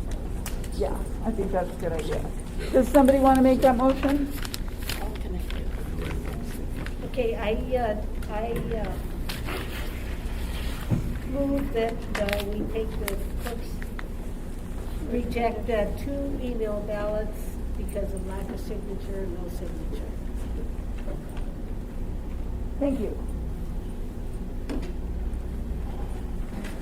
You can second if you want, Glenna. Second, all right, second. All in favor? Aye. Motion carries. Okay, now we're going to have a little bit more fun. You have the memo from me in response to Observer John Henry's complaint. We talked about this a little bit earlier today. There's 1, 2, 3, 4, 5, 6 envelopes in this category. We believe that all of them meet the criteria except this one that says no sig match. All of the other voters could be identified in the voter database. Their signature matches, their identifying information matches, except that one. Madam Chair, can we ask Mr. Henry to speak to his concern?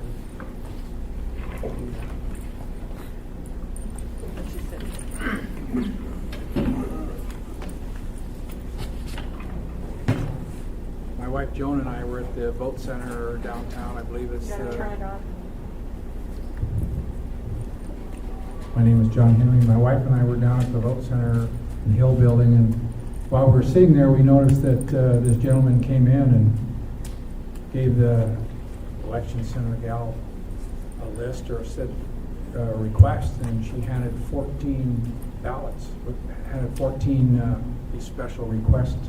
I think you're reading them right there. And I kind of thought that was rather strange, somebody come in and request 14, they said he was for special needs or whatever it was, people couldn't attend. So we talked to the clerk and said, is this usual? And she said, no, not really.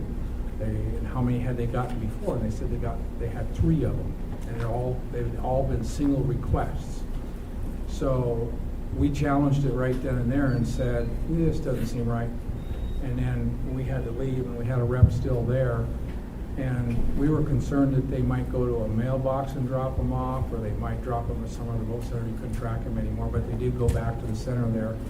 And they had received, on the original, they'd received 7. And when they'd come back, I believe, see how that worked? They received 7 ballots. They received 7 ballots because they didn't qualify for the other 7. For the other 7, and then they brought them back to the same vote center, and then they were submitted. And then one of them was rejected there, I believe, for whatever reasons. I don't remember exactly what it was. We had another observer there that made the observation that they had come back with 7. One of those was rejected, so 6 of them ended up being whatever they are. And we just thought that was odd that somebody could just come in there and say, I represent whatever, and get 14 ballots. And I don't think that's right. Chair, have you looked at the envelopes since? Yes, we've looked at the envelopes. Yeah. And what's your belief now? Do you You know, I don't really know. I mean, if the signatures matched and they can track these people down, I would assume they're probably valid ballots, but that's not the point in this whole thing. I just don't think people should be bringing large numbers of ballots into the ballot center or dropping them in a box or doing whatever they do with them. I assume they can put these in a vote box also. Is that correct? That is correct, which is why we, I think you got the challenge to the observer liaison, and we canceled or voided the ballots the same day. So if they were in a drop box, they would have rejected.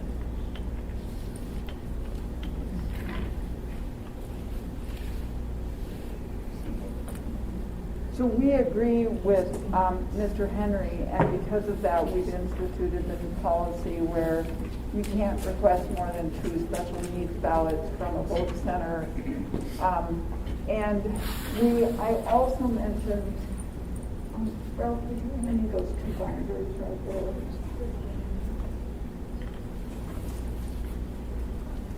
there? That we've worked with observers on this. Here's the special needs register. So, like John said, there were 3 people the whole 9 days until this person came. So this will not happen again. But we also have something called a voter assistant register. And so the voter assistant register means anybody can help anybody to vote. That's always been the rule. But we want to know who's helping people to vote. And so you have to sign a certification, like a campaign worker can't assist somebody to vote, or your employer or union can't. And then we've got their signature and spelled, handwritten name, printed name, so we know who they are. And then we've got the unsworn falsification language. So we're trying to address these concerns that John has. So it's just a little different posture than special needs. We think we can fix the special needs problem by just only allowing 2 ballots, and then we'll continue. The vote centers send their voter assisted register every night. So we check that the following day.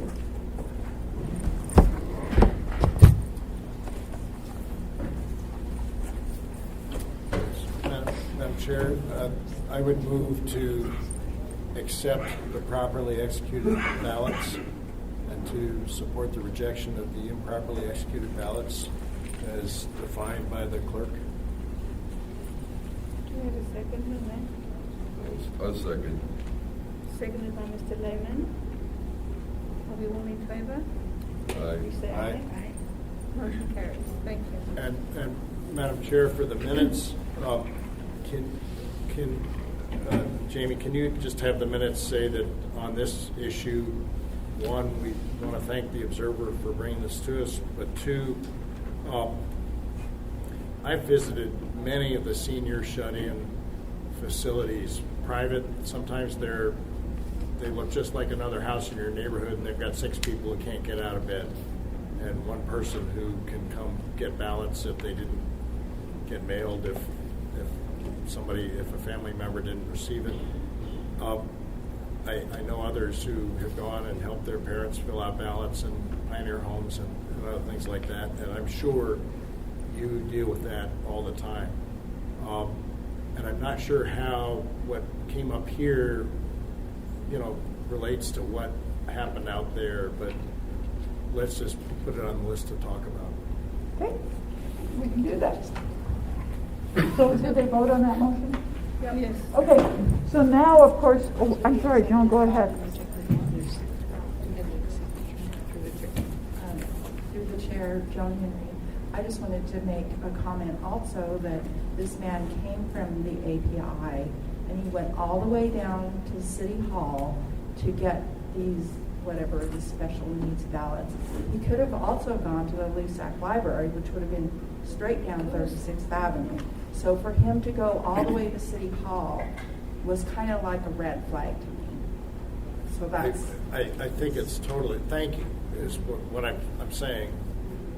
And API also, we know, has a very transient population. And if we hadn't thought of a procedure for them before, we ought to now. I can't remember. Lauren, I don't know if you dealt with that institution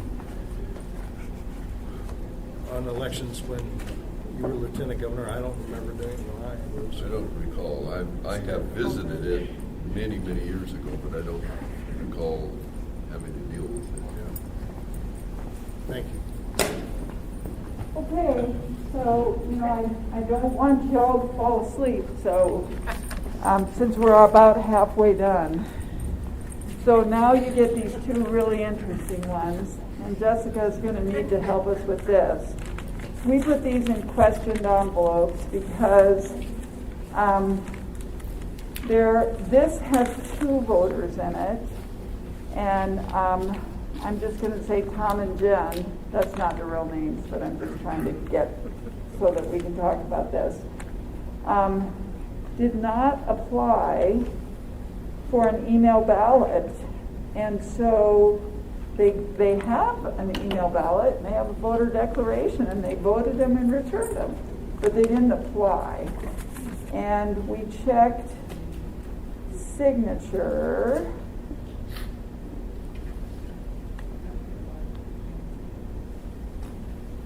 So we have a sig match for one of them. We have a sig match for one and no sig match for the other, and they didn't get the right ballot styles. And so anyway, we just thought you guys should take a look at that. And I don't know the answer. Can we count a ballot that someone didn't apply for? How How did they get the ballot? How did they get it? We don't know. So, did somebody else get them? Does an email ballot have a code on it? Like, no. So I could forward my email ballot to you, and just as long as I've done everything else right. Yes. So it's a new way of harvesting. So. Well, it's not really ballot harvesting, so let's be cautious with our language. I mean, right. The thing is these people are qualified registered voters, and yes, someone sent them an email ballot, but the one is a signature match. So this one is also sig match. This one is a sig match, but I don't know if we can count them because they didn't apply. Okay, it looks like the application is discretionary. However, in response to applying, in order to receive a ballot, the request by the qualified voter must include certain things. One of them doesn't have a residence address or a phone number. The other one didn't have, I believe it was maybe just a telephone. One of the things that concerns me is that voting by email was almost done away with, and that we needed, the big debate with the MOAIT, and so my concern is just asking for some of this information. It may be that we can readily find it in other ways, but part of it was to ensure the safety of the entire email process, which was concerning to all people hacking, and so these don't have the required information.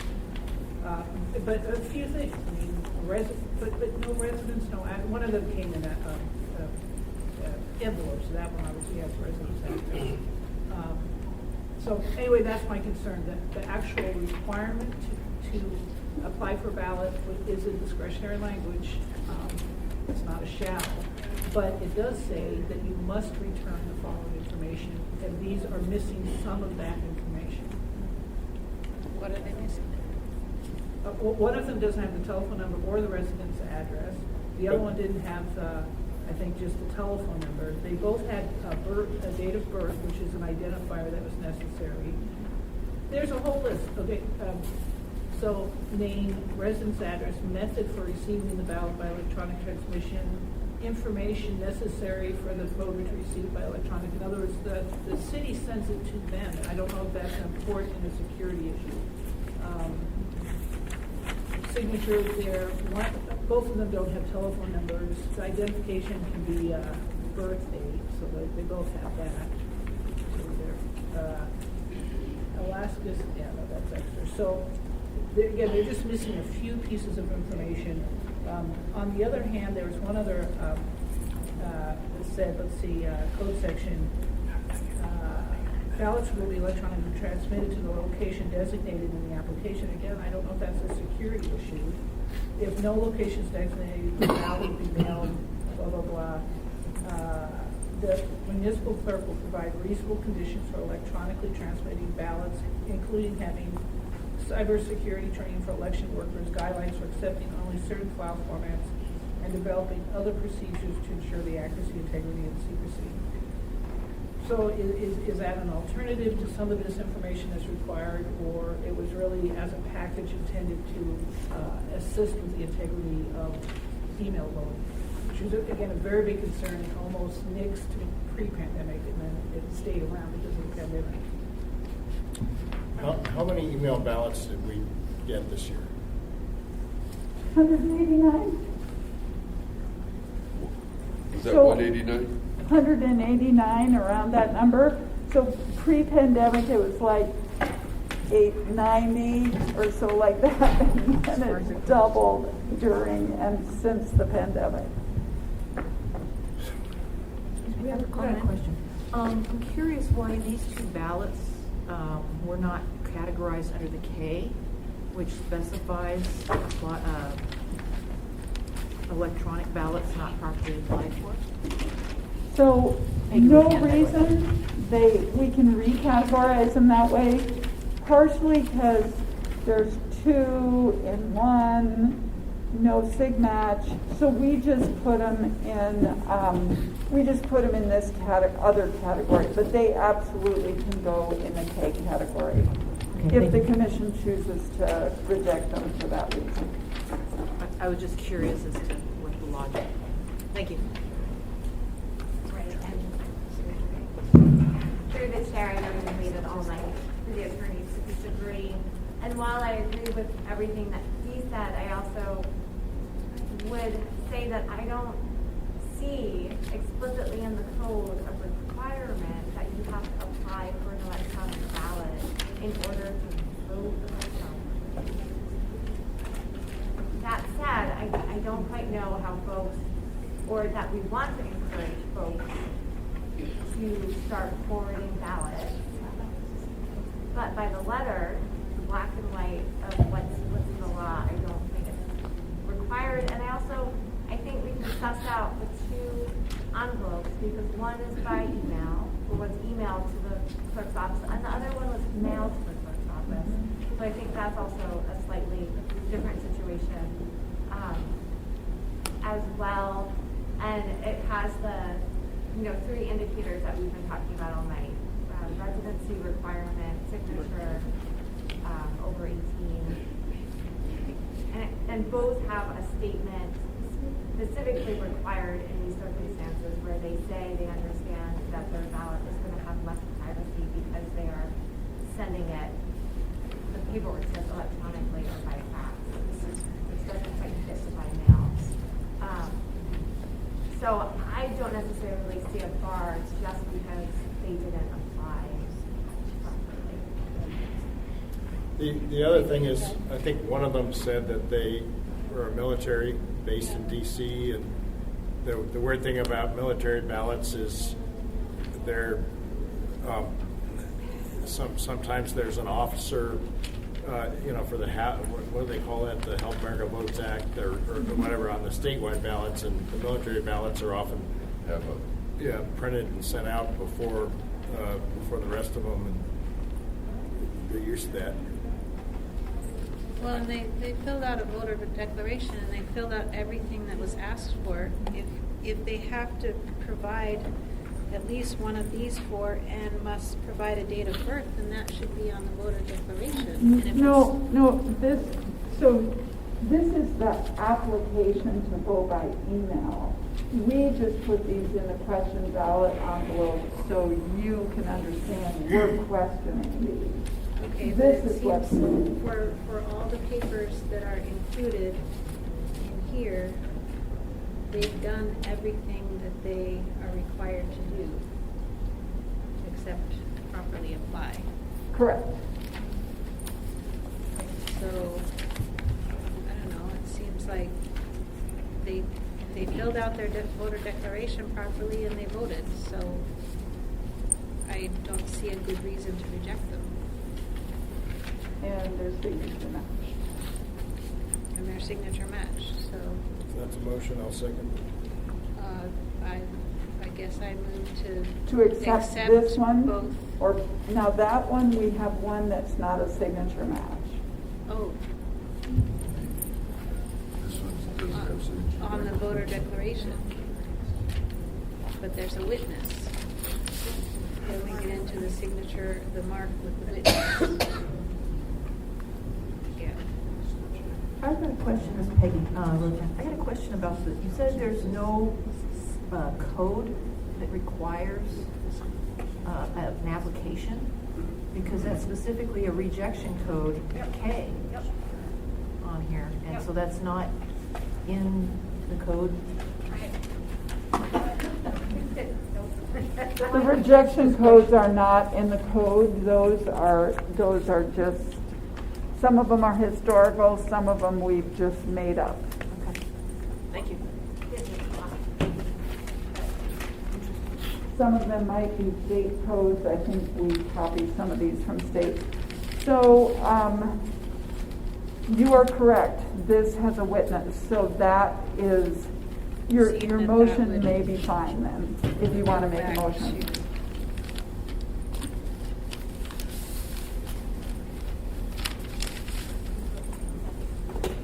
And the only thing the email requires is the ballot and the voter declaration, correct? I mean, if they did the application and they returned these these items, The ballot, the then voter it would have declaration. sailed through Yes. with the, except That is maybe correct. the signature. Yeah, we'd have to, yeah, if you accept those, we have to facsimile those anyway, and we'll have to put them on the correct ballot. They've got the wrong ballot. So this would be an example of, Do they have the wrong ballot for their precinct or wrong ballot for what? So I can check exactly, but you are, The vote, in their voter in Friends, they were supposed to get a particular ballot, and that is not what they sent back. because we have 180 ballot styles, and whoever emailed the ballot to them did not live in the same part of town as them. So they're entitled to vote an area-wide ballot. And when we always facsimile these so we can run them through, they'll be facsimilated onto an area-wide ballot. So, Madam Chair, I'm just reading the state election site because I set up the email voting when I was lieutenant governor and realized we did not say anything in there that you can't forward the thing, but I think we had kind of a cryptolope where only one ballot could work for that person because it actually voted it on a system, and then you printed out the ballot, but you kind of had a record on the system of that one, if I'm not mistaken. But for the purpose of our notes for discussion with the assembly, we might want to talk about combining it with the application. Obviously, they didn't get the right ballot. Maybe you can't email or send a facsimile to somebody else to vote also. That may be an election reform we want to recommend. That's all I can say. And frankly, the state they could have gone on the state ballot and looked at this, and they did everything that the state laws require them to do too, except your email a notification, open the link to the website, log on to the online delivery system using your information, vote your ballot by selecting your choices on your computer screen, and then push the print button. And I think this lets you download a blank one at the city level. The state one may have a little more safeguards.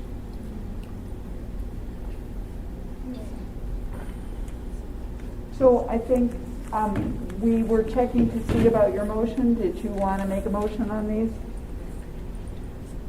Yeah, I guess they filled out everything. Everything was verified. They have a witness.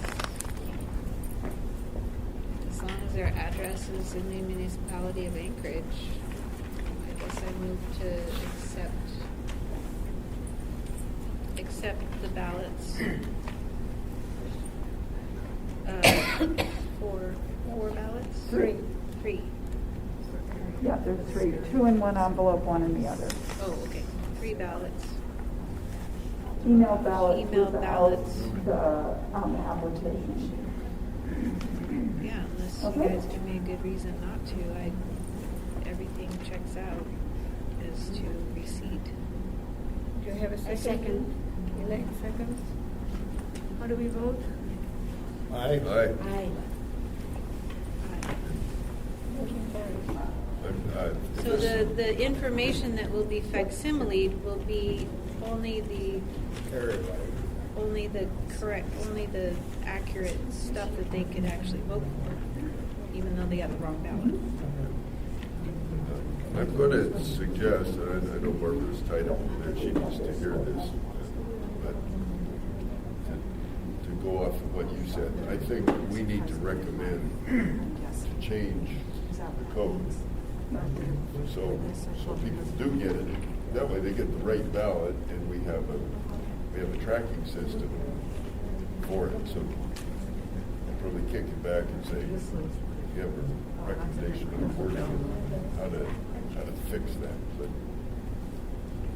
I mean, that's part of our duty is to recommend things. I mean, as we get exposed to a few weaknesses or, the system isn't perfect.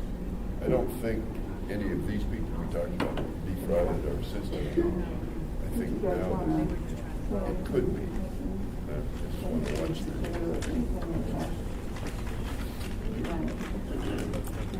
Maybe on the voter declaration, if you need an address written on there, I mean, whatever information is required or needed, it should go on the voter declaration. If they're missing information, then that's our fault by not including it. But this person says One's from that one. Yeah, you got to see it in the file. Okay. So how did they get it back?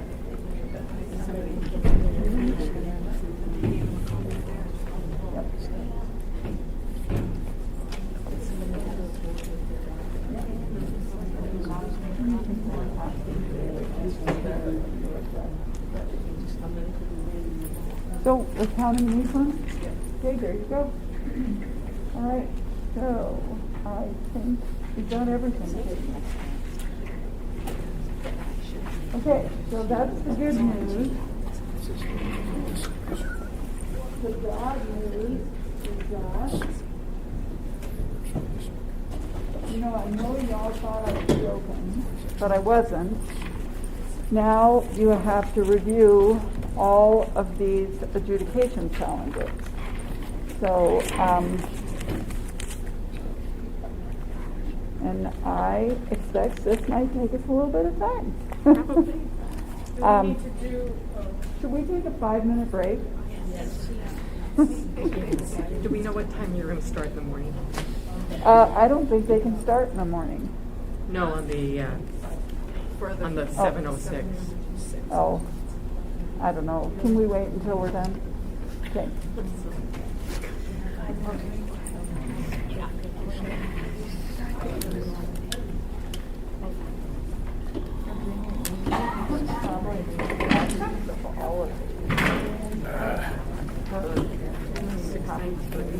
We'll just pass these down.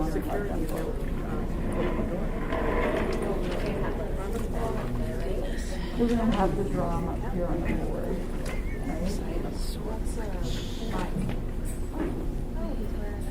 Yeah, you can see his house. Yep.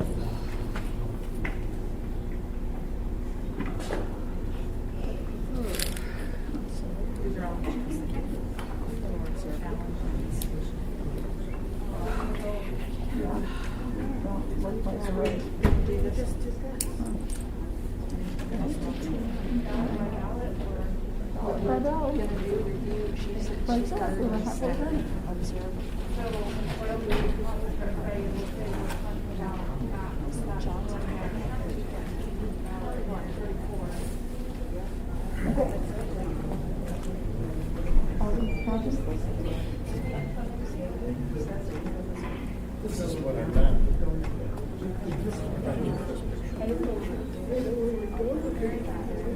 That's up in the west range.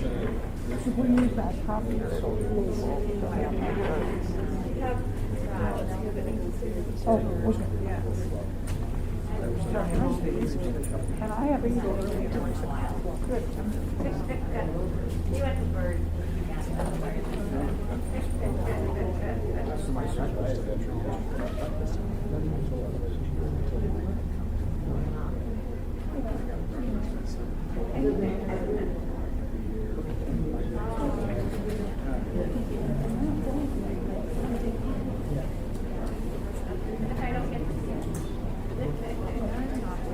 Yeah, well, that's the valley right there. So this is probably going down. And this looks like.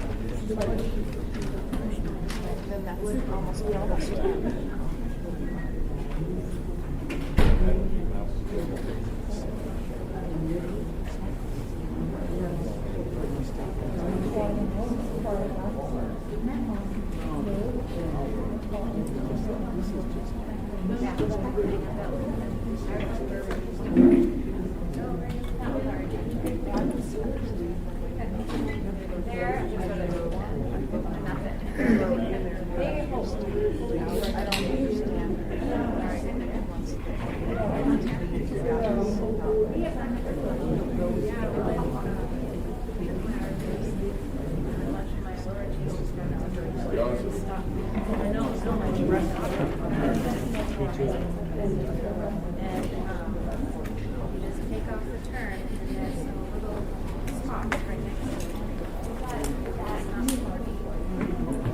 No, my flight's not till 1 tomorrow.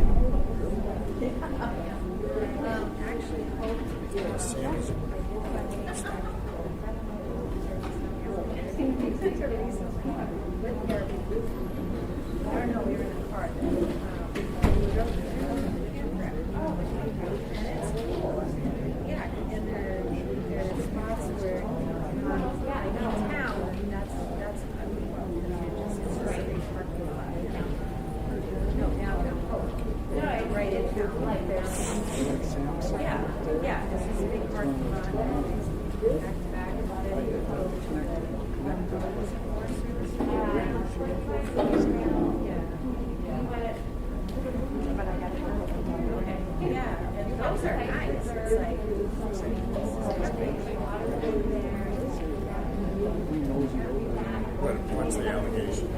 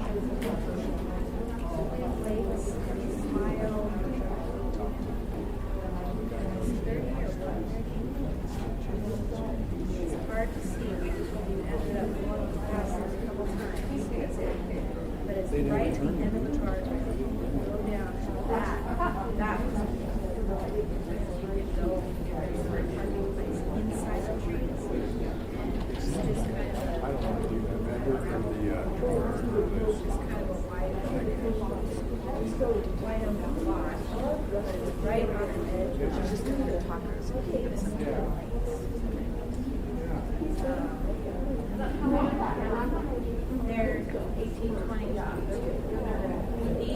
These ones I did, I have some really decent friends. A couple of times we were still trips, either with the RV or with cars. The mushroom people went to mushroom people to be nice. So I really see it.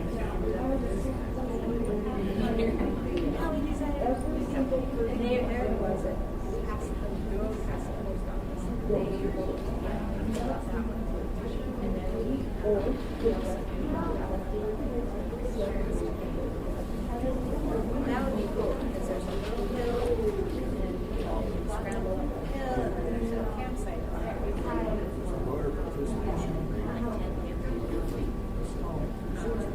But yeah, it's just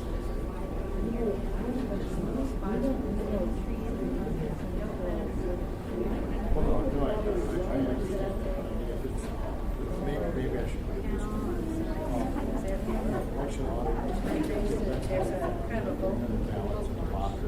It's just.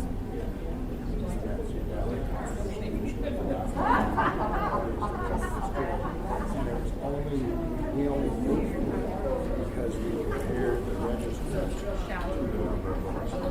Too many people who were sure voting.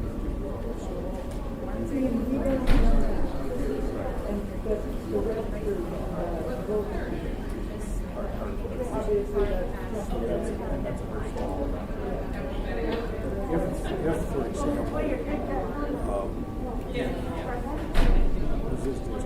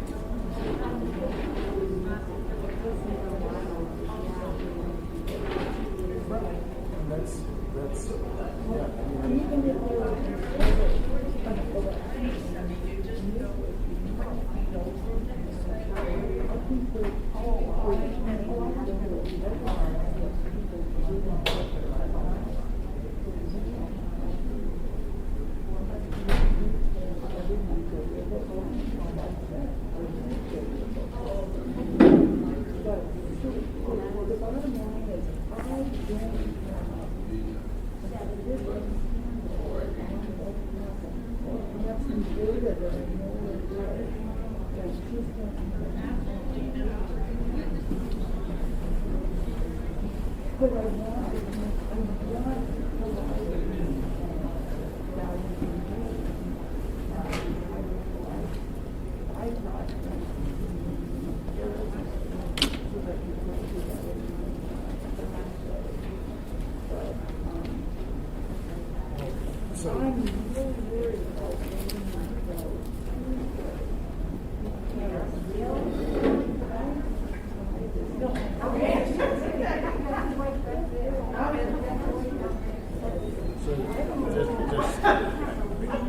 day on Thursday, I've got a morning meeting before you all get to work with an investor. And then we've got an afternoon meeting with the chairman of the board of the assembly.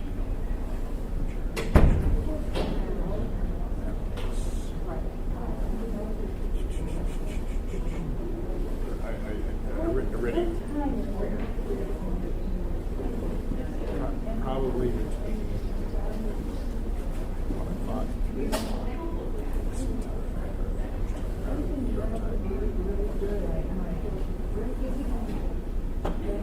So it's 1 o'clock, 3 o'clock Eastern time, which is 9 to 11. Let me just make sure. Time for upstairs. And then just so you know, Friday, I'm kind of wide open. So if you did it on Friday, Nobody wants to do it, just the lawyer just tell me.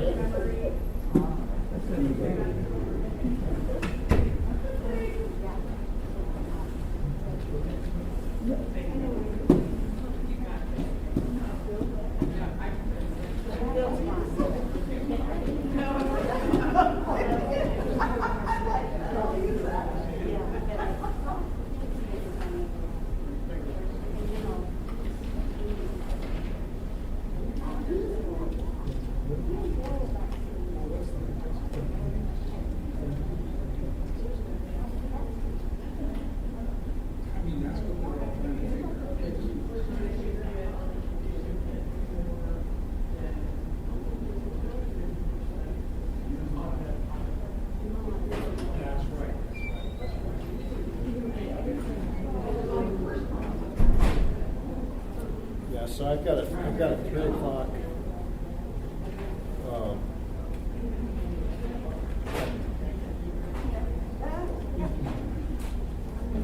Got a 3 o'clock Eastern time, and then that meeting before that is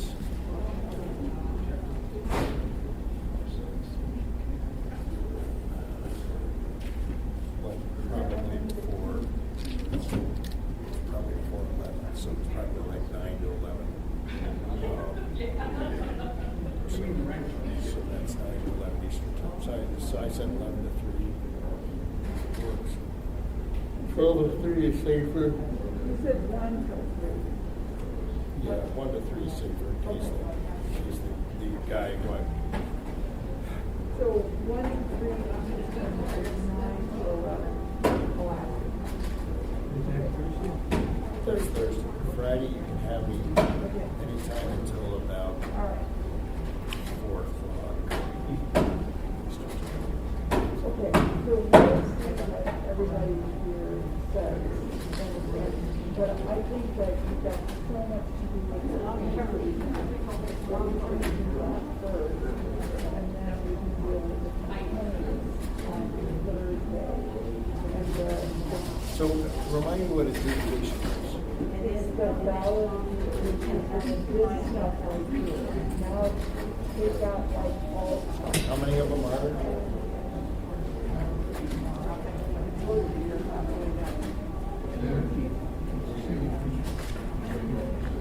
Yes, that's right. So if you agree on some of these contempt issues, you agree with me. I'm just gonna recommend that you move on quickly. The only one that I, supposed to disclose if somebody's talked to us? You are, and you should probably do that on the record. I don't even know. But you just disclose it as soon as we get back. Somebody.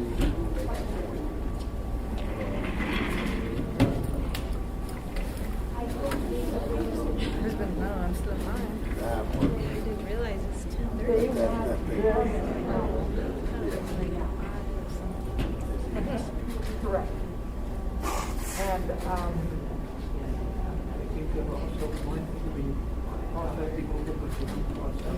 Last minute. well, this is really the same. That's that. And so,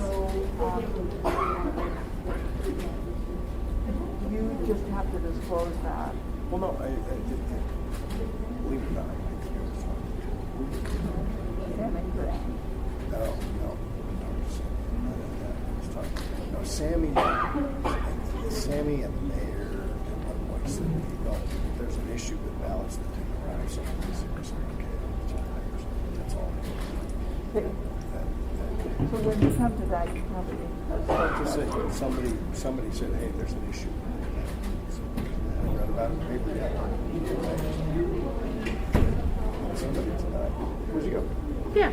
So, we were talking over there, and you gave me an opinion on these. Okay, you just need to disclose. Okay. Thanks, you. You're good.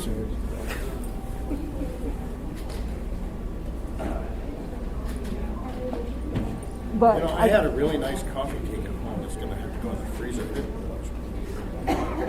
I told you guys that we went to 1040 last time, but we're going to beat that. So one of the things that Ralph was saying is if you make a decision about this, it will make things go much quicker. So you can say, this is the decision we're going to make. And you're going to see and the challenges here.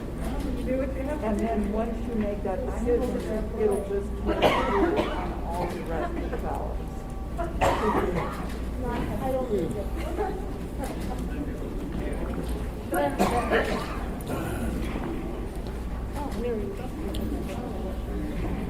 If you don't know Matt Hickey, but he's a guy who was based up here. Look at this. This is he's the center for Cass's military aid. Picture taken of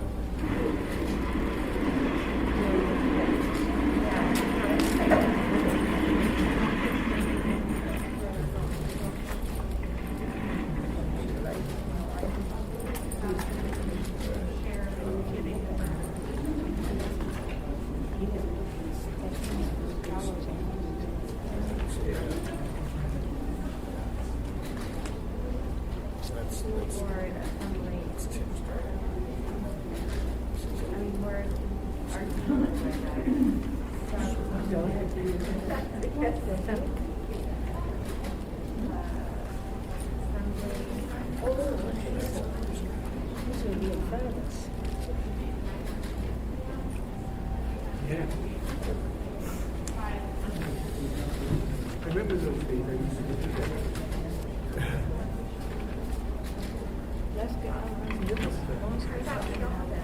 What is your job?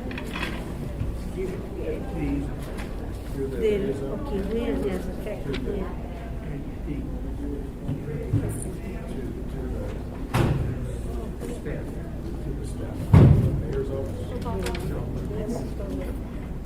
The order that I have sent was the order which they were in. She's got They have two copies over there, so if they're Perfect. share a copy for a minute. Great. So, we'll go in a minute. Yeah. And then we'll get one for the observer side, and then Copy and then we'll do. Yeah, okay. Would you tell the observers we're ready to start? Yeah, let's get one more copy done, and then I'll. All right. How about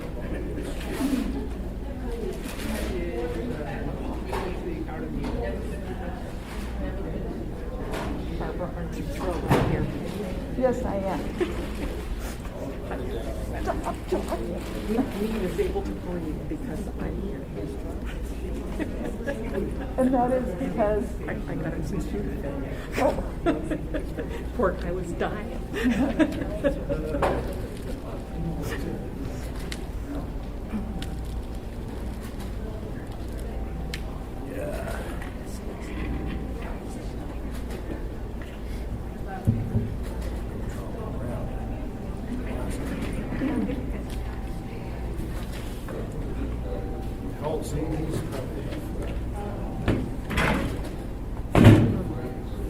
Senator Murkowski's military assistant just sent this to me. That's what he was doing yesterday. Wow. Okay.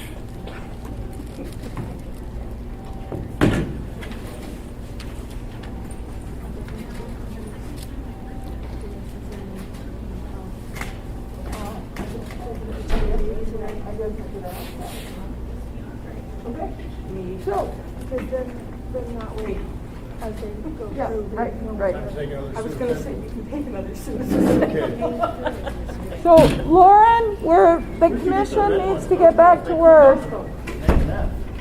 Yes, that's true. They'll only sell you 4 boxes at a time.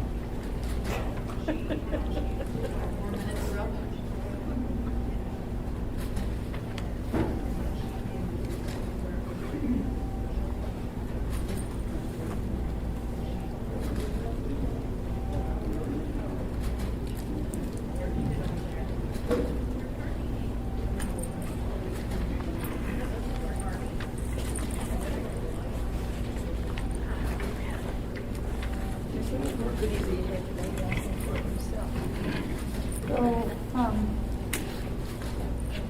do you want to call us back to order, Madam Chair?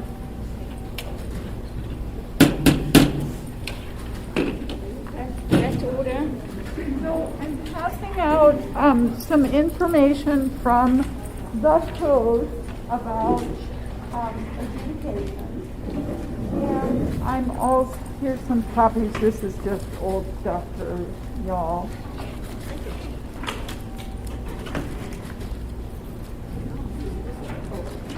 Well, these are all the ballots that we have to decide. So now, Jamie asked me if you could take a look at this and please tell us how the commission believes the code directs us. So I provided you this information that state law says these are valid markings. This is on the top page at 15-360A1. Then, if you would like to go to page 1 of 2, this is AMC 2880050. Jamie read this to us. It says, candidates and answers to propositions questions marked with a strike through across the oval and name or answer shall be treated as indicating the voter's intent, not to vote for the candidate or answer so stricken. Then, in the code section, which is on, it's in the new code. That's why it's kind of confusing. We have old code and new code. So if you look at the top of the page, it's page 16 of 18. And 16 of 18 says, the rules set out in this section are mandatory and there shall be no exceptions to them. A ballot or vote shall not be counted unless marked in compliance with these rules, except that when it can be clearly and convincingly, which is a definition that's also attached, determine how the voter intends to vote and it shall be counted accordingly. We think this is an example of voter intent, and we also think this is probably an example of voter intent. This is a valid no, this is a valid yes. So we also think that this is an invalid vote. And the reason we believe that is because the code that Jamie and I both read to you says that if the voter doesn't want to vote with this, they must strike through the oval and if you don't do that, and Jessica can explain to you, you're ignoring the word and that's in the code. So this is an invalid mark. It's an overvote.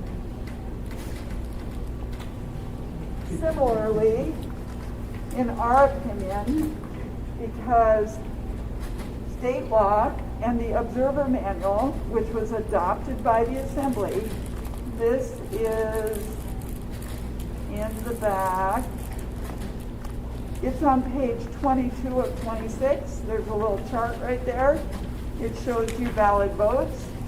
It shows an X. It shows a strike through. These are valid votes, and this was adopted by the code.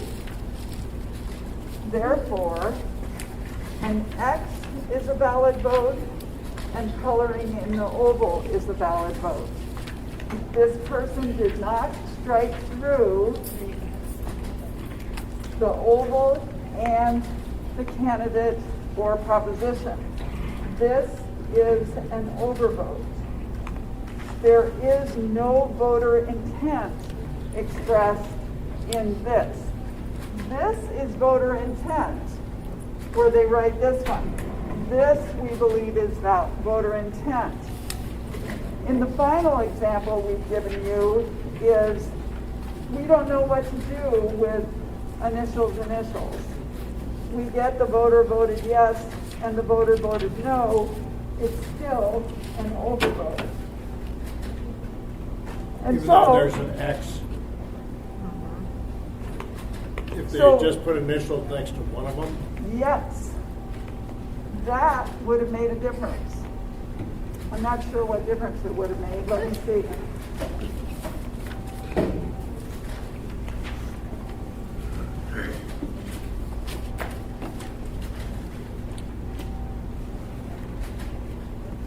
Actually, I think I've got that a little bit wrong.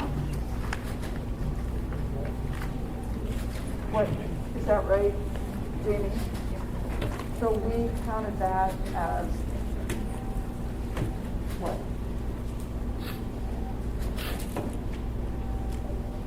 I don't know. Valid, yes?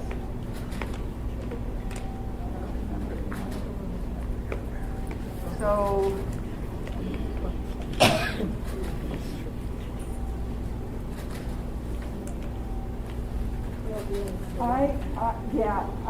I think that our position is we don't know what this voter wants.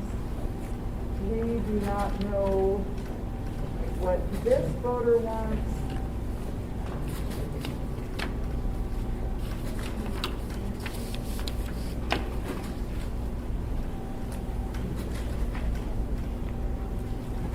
We don't know what the voter wants. So clearly and convincingly, the definition, which Jessica provided to us, is on the last page. Clearly and convincingly says, it's a standard of proof that demands a firm conviction or belief about the condition of an existing fact to be proved. It's characterized by evidence that is greater than a preponderance, but less than proof by a reasonable doubt. It's something that's highly probable. So we think this is highly probable. We think that is clear and convincing. But we do not know what that means. Okay, so let's roll. Yep, so vote. Tell us how you want to rule. Well, the vote, the ballot itself, if you make an error on your selection, make a strike through across the oval and name or answer indicating your intent not to vote for that candidate or proposition. Sorry. That's this one. So that would... This is the correct way to make a correction on your ballot. Right, so can you say that some are obvious and some are not obvious. Right, this is an overvote. Because you didn't strike through the no. That means that neither of them count. That what? We need to let the commission make a decision here. So, Madam Chair, can we hear from observers any objections to this? You know what? You need to hear from the lawyers. Well, I trust you've said what the lawyers have told you. No, you gotta be kidding me. You think I have time to talk to the lawyers? I don't, and I have not talked to the lawyers about this. This is Jamie's and my interpretation. We're the adjudicators. I have not talked to the lawyers. Right, and this is, through the chair, this is a new change in our code where the commission has a little bit more discretion. Is that right?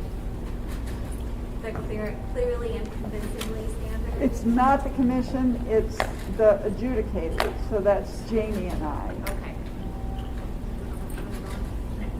So you're the adjudicators. Correct. And what are we being asked to do?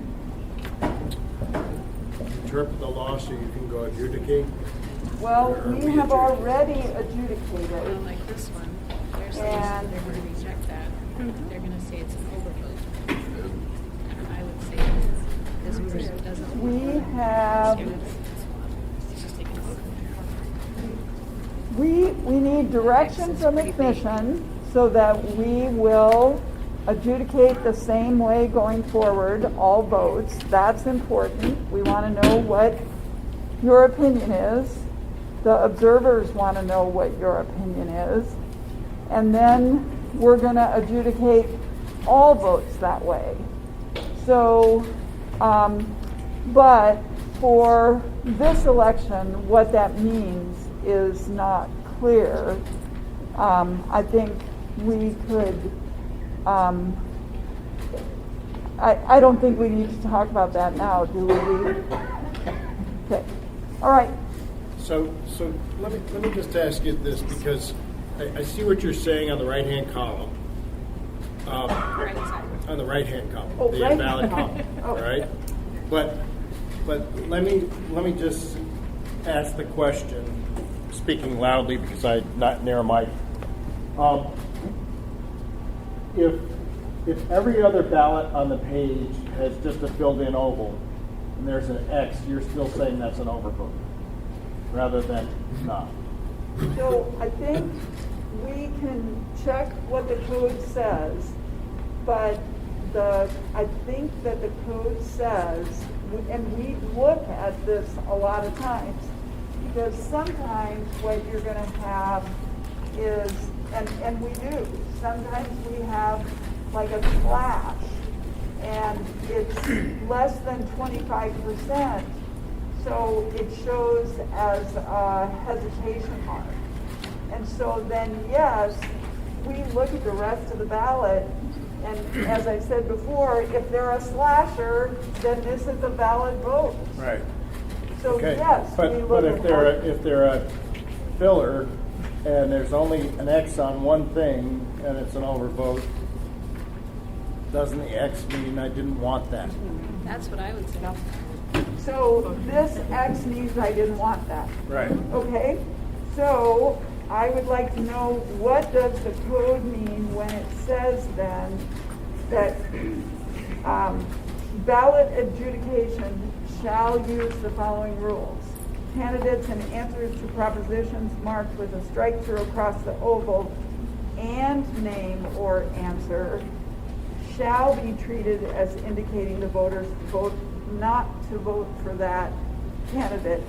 So those are some mandatory rules. The next page says the rules set out in this section are mandatory, except when it can be clearly and convincingly determined how the voter intended to vote. I'd say And that's if an clear and X- convincing evidence that they don't want to know. They Oh, want the yes. all right. Well, I guess that's That's to my that. opinion. All That's my right. opinion. Yep, you're voting on But this. people, so- when people mark things out, they X them out. It's like, no. I've got a great example of that right here. Okay, come on. Can't do it. Please don't do that. I know, but I'm just We're saying, gonna we're get arguing to about it. something We're here that gonna I get think needs to to be it. addressed. Yeah. We're gonna get Now, to it. So People can't read directions. I get and again, the interesting thing is, here you've got code that's not explained to the voter. It It's is, not- it's on the ballot. It says if you make your mistake, cross out one and circle or draw a line through the person you don't want to vote for. Says The make a exact make a language- strike through across the oval and name, or answer indicating your intent not to vote for that candidate or proposition. Answer. Name or answer. Name or answer. Oh. Yes or no. Yes or no. Am I reading the sentence wrong? Yeah, you are. It's, And I never would have written Make the a thought strike right through there. name across the or oval answer, and yes or name. no. See, and Oh, I had to take across all the those oval or damn name or answer. SAT type tests, so I'm scared to death of writing anything outside the oval. Good. Well, so I'm confused to begin with. So what do you want do about the code section that says that the rules set out in this section are mandatory and there shall be no exceptions to them? Then none of those on the left except the top one would be valid if that was the case, I guess. Okay, well, But that's the we've way, also- that's we've the way it also was said- last year. We've also said that a signature is required, and we've got all these exceptions here. So we're accepting the envelope, but we're following the letter of the law on the vote. So I'm not sure I No, understand your we example actually there. didn't say, did we say signatures required? Where Well, did it we says say a required on signature the- is required? on the envelope, it says voter signature, and then in parentheses required. And so all of the envelopes that we have accepted have signatures, right? So we're following the required signature. Some of them aren't. That's right, That don't. because both the code and the envelope say if you're unable to sign, you may make a mark.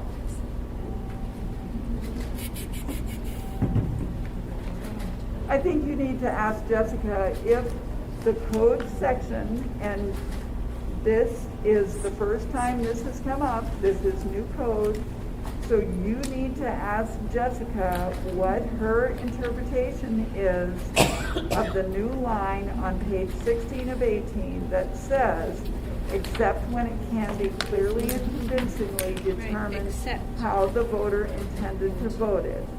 There's an exception, so then that's where we come in, as I understand that. No, that's not true. Except. You have to, it's an exception, but the rules are for Jamie and I. These are for ballot adjudication rules. We have to make these decisions. And now the observers are challenging our decisions.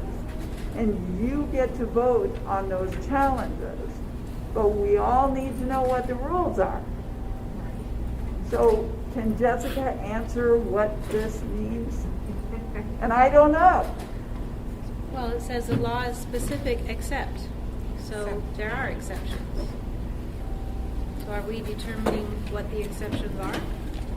And that's what I read by all those scenarios. Well, you are not, because that section of the code says the rejection of a ballot or vote counting under these rules is a final determination and only reviewed in election recount or contest. So you are not making this decision. You are telling us what the rules are for Jamie and I to apply going forward. Not sure I see the difference. I thought we were to deal with challenges to what you've already done. Isn't that what our role is? Well, we're going to do that next, but you need to decide what the rule is first. But I thought that wasn't our job, What? Well, to decide what the rule is. The Well, rules, yeah, if there's no challenge to it, you've done your job, you've adjudicated, and you've made probably hundreds of decisions. And my impression is we're not even going to deal with those, with the exception of probably the dozens, maybe dozens, I don't know, where there's been a challenge. No, that is, we are doing both. You need to tell us what the rule is for all ballots, and then you rule on these challenges. And then going forward, in our June election, we are going to apply the new rules that you decide tonight. Are we determining which you accept of those scenarios up there? Is that what you mean? You are. Okay, but I thought we weren't supposed to do that. Well, there are a couple other scenarios that. There are lots of others, but these are the biggies. Yeah. So could we decide the biggies first? And I would really like Jessica to tell you what this means, if she can. Well, through the chair, I think the commissioner has rightfully identified a challenging spot in the code, right? As the clerk points out, it starts out, the rules set out in the section are mandatory, there will be no exceptions. And then, in the next sentence, the assembly hopefully added an exception. Yep. Exceptional language. I don't think I can sort out that contradiction without knowing more of the context of why that language was added. If the assembly offered any further context, say in the assembly memorandum or during a work session, in terms of how they expected that exception to apply. But it does seem that it was intentional language added. So as much as the rules of the section are mandatory, they're mandatory insofar as where it can be clearly and convincingly determined how the voter intended to vote, the vote should count. You know, and I'm also, as an attorney, recognize the clear and convincing standard applied here, though awkwardly so. I've never seen it applied to the voter context, but I think it's clear the assembly wants a measure of confidence in whatever decisions and rules that you guys apply.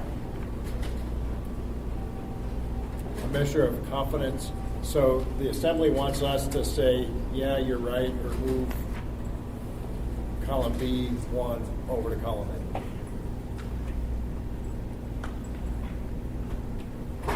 Right. So I will add, I think Cecilia and Peggy were both here last year, and I think that one of the arguments both Randy Rudrick and David Dunsmore made the arguments for voter intent. And they were arguing about this, where the voter wrote something on the ballot. We have another example in our stuff where the voter wrote like this. The voter colored this in and colored this in. And this is yes and this is no. And the voter went like something like that and put mistake. And so last year, the way we interpreted the code, where we didn't have voter intent, in fact, I think it said you can't consider anything written on the ballot except the marks. So now we believe this is a valid vote for yes. So we think voter intent language is good because it allows us to count this and it allows us to count this. The problem is we don't think we can figure out intent, and I personally do not think this was the issue for the assembly. This was the issue and this was the issue, where voter intent is clear and convincing. I don't think that's an overvote on the right-hand column. It's there's two colored in ovals, and one is an X, means no, I don't want that, I want the yes. Same with the bottom, is they're initialing the yes, I'm the one who crossed out the yes, and I meant no. That's how I read, except that when it can be clearly and convincingly determined that the voter intended to vote. Okay. I take so that this- as a clear indication. So I need you to all vote so we can get on with this, right? So this is gonna be a valid no. That would be my. For Lisa. Yeah. So who else? Come on, help me out here. I will agree with that if that voter does not use an X to mark the other ovals. You know, if it's consistent with filling in the oval with dark, then I would agree with that. But if they go and start marking the other ones with X, then I'll go. Yeah, if the rest of them are all filled in. Yeah, then I can't figure it out, and I'm back to where you were, and you go, huh? Okay, so I've got Lauren and Lisa. And I agree with that also. Elaine. That's 3, the rest of you don't matter. No, I'm joking. You know, I actually believe in context. I'll also vote that way, and I would vote that way on If the others are. on the others based on context. I mean, you know, the same thing is on the second one there. Same. Yeah. Valid vote for. No, the second. No. Second one. I tend to think that The second overvote. yeah, where you just had your marker, I think is an overvote. Okay. Oh, okay. And the only reason why I say that is, well, is the 2 initial things. But frankly, you could make the same argument in context, which is if there's no other X's, any other place except where there were 2 things voted, don't vote the X. I would say that the third one down, because if you take the initials out, then you've got the bottom one. Or no, if you take the 2 initials out, then you've got the one up above. Yeah. So 2 initials and an X over the no, I would say that means yes. So Lisa wants this to be a yes. Yep. And you say this is a valid no. Oh, no, this is a that's a valid valid yes. yes. Yeah, that's a valid yes. Okay. I mean, on our theory, and you know, and the only theory that makes it clear and convincing for me is how they mark the rest of the ballot. Right. Yeah, and guess Okay. what? That is not going to be the best criteria because the way the system works, and the observers know this, all it does is outsort that vote. Lauren saw that. It highlights that vote. You adjudicate that vote and mark complete and move on. But it says you clear and use the convincing. slasher argument on the other side. But to say the he's a slasher is different because it's less than 25%. So then you have to look at the rest of the ballot. It's a stray mark. Stray marks are different. But in trying to determine clear and convincing, how can you not look at the rest of the ballot? Well, so all I'm going to ask y'all, just give me 2 more people to work down here. We're already short-staffed, but we're going to need 2 more people. Jamie and I look at the outsorted votes. If you want us to look at every ballot on every outsorted vote, we need 2 more people. For this election or elections coming forward? Every single election.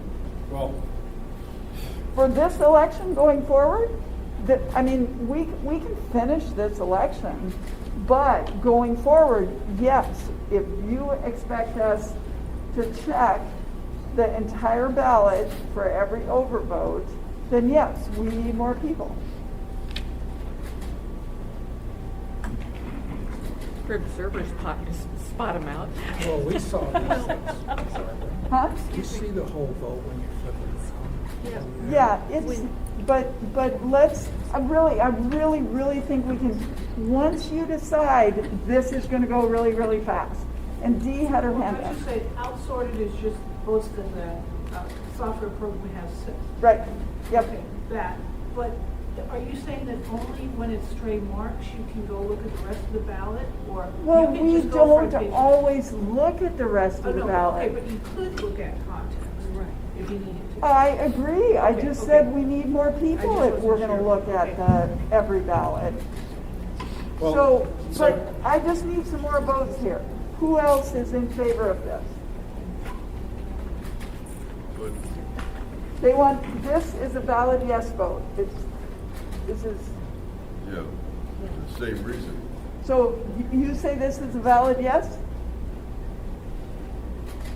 Yeah, how's that different from what we just looked at? It's not. I'm making you vote on all of them. Oh, yeah. Okay, Lauren, me, Lisa. Yes? Elaine? Yes. Glennis? Yes. Okay, so it's unanimous. It's not an overvote. All right. What about the top one? What about the top one?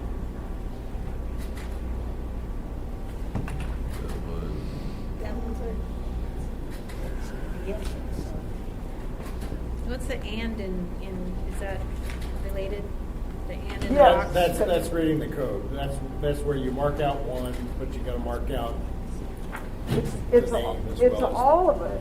I mean, if you know, I just, you know, so Jessica, are we reading out and in the code? This is on page 1 of 2, 2880050, number B5. Candidates and answers to propositions. Questions marked with a strike through across the oval and name or answer shall be treated as indicating the voter's intent not to vote for the candidate or answer. So now, my understanding is the position is this is a valid vote for yes. I think that is a misinterpretation of this position of code, but if that's the decision. So what do you think, Jessica? Is that misinterpreting this code section? Or reading them together, Well, that's the correct conclusion? through the chair, my understanding of what's happening, the code does include an and, but I think the commissioners are using the clear and convincing standard. And so I think they're deviating perhaps slightly from code based on what they are finding that there's clear and convincing evidence to determine how the voter intended to vote. So, I read these as all as the exception, the clear and convincing evidence, because the rule says you have to draw one line across both. And none of those are that way except one. So then you have to go to the clear and convincing evidence to determine voter intent. And that's where I'm getting. Not this one, mistake. Yeah, I mean, all those are clear and convincing evidence, because the only properly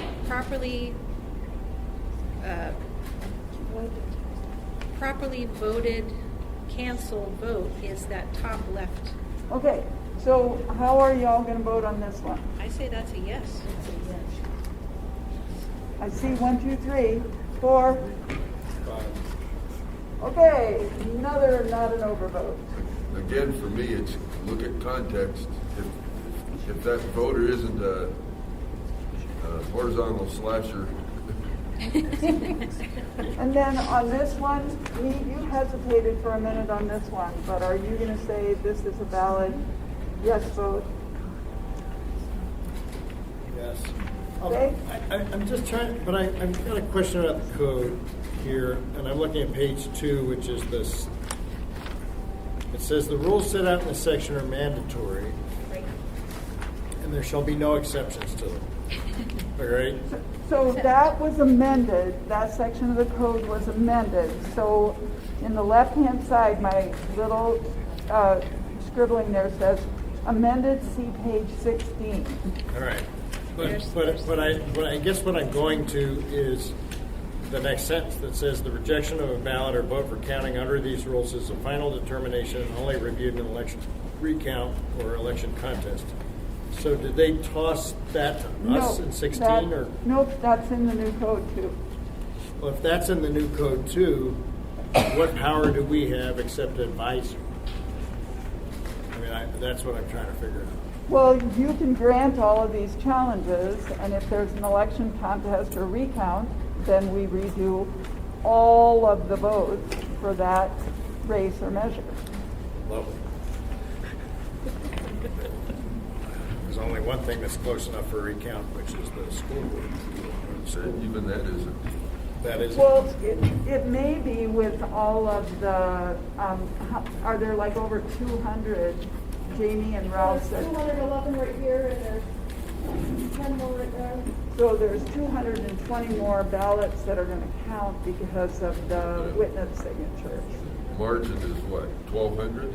I have no idea. Yeah. I was looking at it before. None of this makes any difference other than it's set. Precedent. Yeah. So Mead, where are you at on this one? Well, I'm with the rest of the group on that one. I mean, it is a little more confusing if somebody puts initials next to each one of them, but on a contract, that's what you would do. When I changed the date on my mother's power of attorney, actually, or changed the state, she had to put the initials in. I put the initials.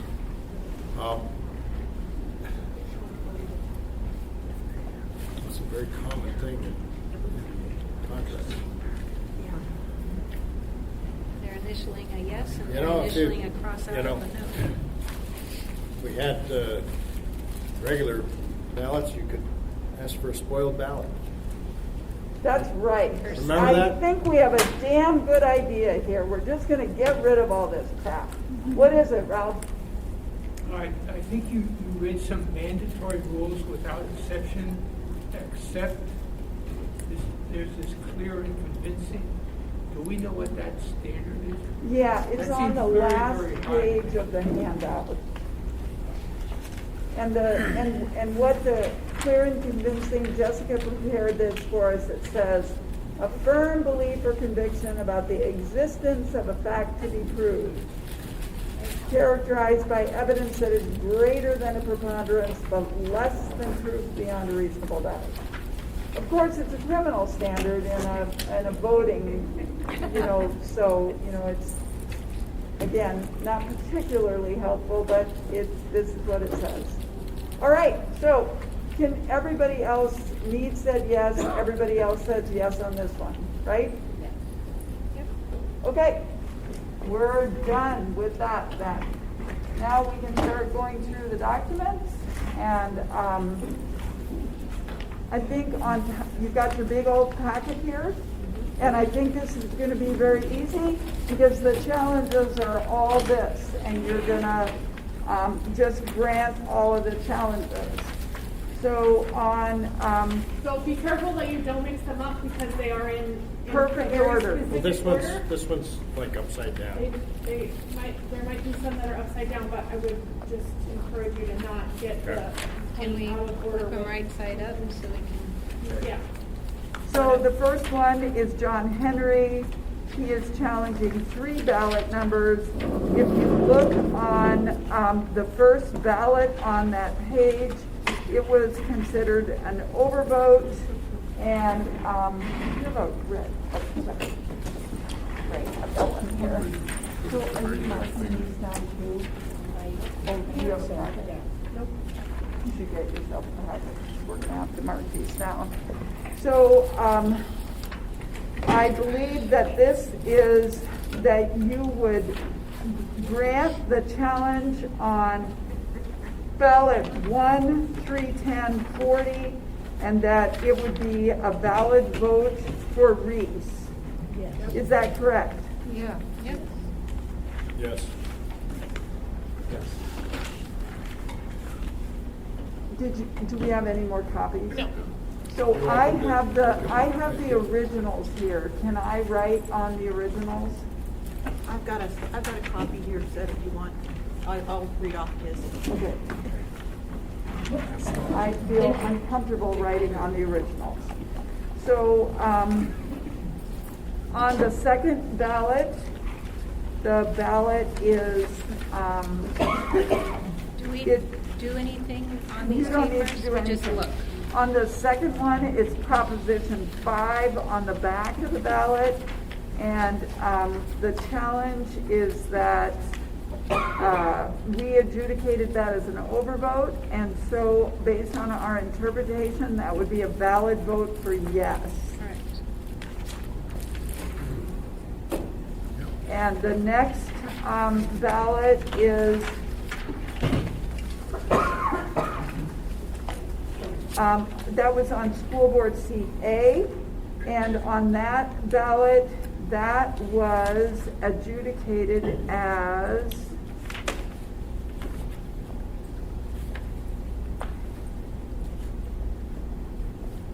that was counted as an overvote.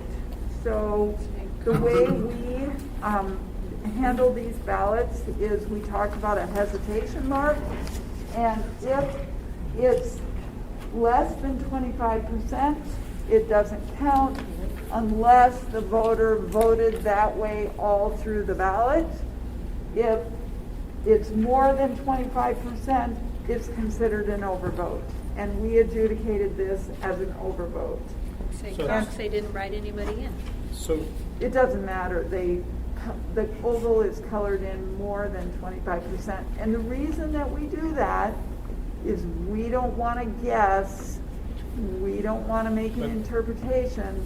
So we do what the computer says. It's over 25%. Okay, so- It's an overvote. so the first two were pretty easy for me. Yeah. Can you explain it? What's the problem with this? Yeah, it's a hesitation mark, or the person is what it is in the write-in on school board seat A. So the system counted it as a vote for Mark Anthony Cox and for the write-in. Is there like a felt tip pen in the voting? No, this is a. They did it at home. Yeah, they did it at home. So Yeah. this person probably had a, 25 or less, one of it would those be kind of, hesitation. it drops a fair amount of ink, and just kind of, yeah. Or they were thinking about writing someone in and colored in. And so we just follow the system because that's the only way we can be objective. So, It's like voter intent is. it looks to me like it's an X in the write-in. Yeah, a little X inside the oval. But they didn't write in a person, so They don't have to write in a person. I would count it. Count it as what, an As a overvote? vote for Cox. Yes. So everybody's a vote for Cox. Mead? Yes. yeah, Okay, as I vote say, for it was Cox. pretty obvious to me. Okay, next one. Next one is John Henry again. And this is ballot. This is on Proposition 4, and it's marked as a no, and that would be a valid yes. The next one is Proposition 5, and No. that one, you would adjudicate that as a valid no. Okay, we're done with that one. Next one is Daniel Smith, and it is, on that one, if you see, we considered that an overvote, and I think you would adjudicate that as a valid vote for Cox. And the next one, you would consider a valid vote for Reese. Yep. All right, next page. This is Sammy Graham's challenge, and on that one, you would consider this a valid vote for Perez Revilla. Yeah. And the next one,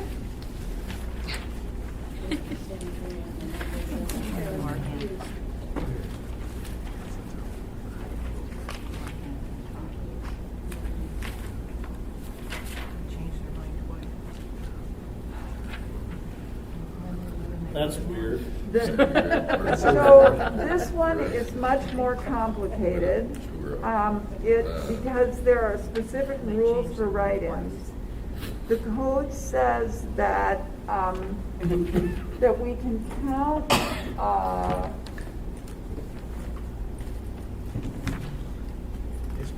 if someone colors in an oval for a candidate named on the ballot and colors in the write-in and writes the candidate's name, you can count that for the candidate. And we did that before. We had one, and I believe it was Mark Anthony Cox. They colored in Mark Anthony Cox and colored in the write-in and wrote Mark Anthony Cox. We counted that for Mark Anthony Cox. This one is a little bit different. So what the code says, and I'm on page 15 of 18, if a voter marks more names than there are persons to be elected to office, the votes to that candidate shall not be counted. Marks for both a write-in and a candidate named on the ballot shall not be counted unless the write-in name is the same as the candidate printed on the ballot marked by the voter. So that's kind of a long, drawn-out thing to say. It's a little different on write-ins, but we thought this was an overvote. I think it's a write-in vote for Cox. How is that different? So, well, that's fine. We'll consider this a write-in vote for Cox. I think he was very confused, but it's a Cox vote. I don't know why the voter did it, but He probably crossed them both out and then realized his errors and he didn't have an eraser. And then Or sheet. the same on the vote for, the last one would be a valid vote for Cox. Which Okay? one? So the next one is Sammy Graham, and this one is, it has a, so the first one has write-in Mark Anthony and Yeah, it's Anthony and Kelly, or Anthony and so Lessons. that will be Cox a and valid Lessons. vote for Cox. And a valid vote for Lessons. Seems obvious. And a valid vote for Lessons. And I am just going to check how did we adjudicate that. Oh, So the only case you're allowed to vote for more than one is if you vote for the same person in the write-in, is what it looks like.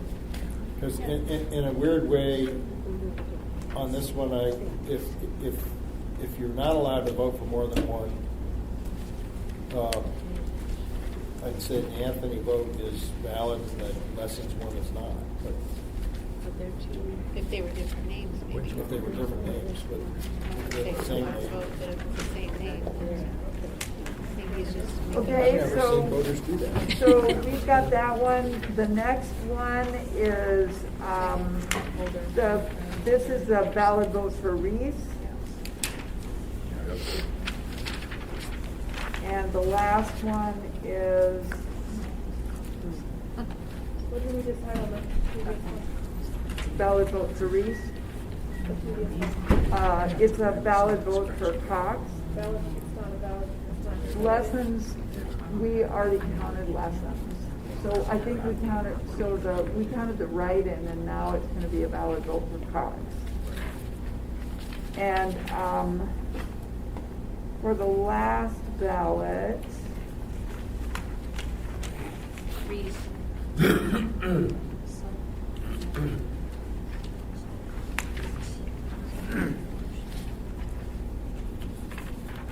I don't know what she's challenging.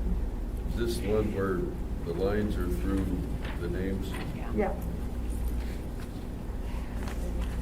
So, this is anybody here from that campaign? Prop You know 2, what- Mark was removed for yes.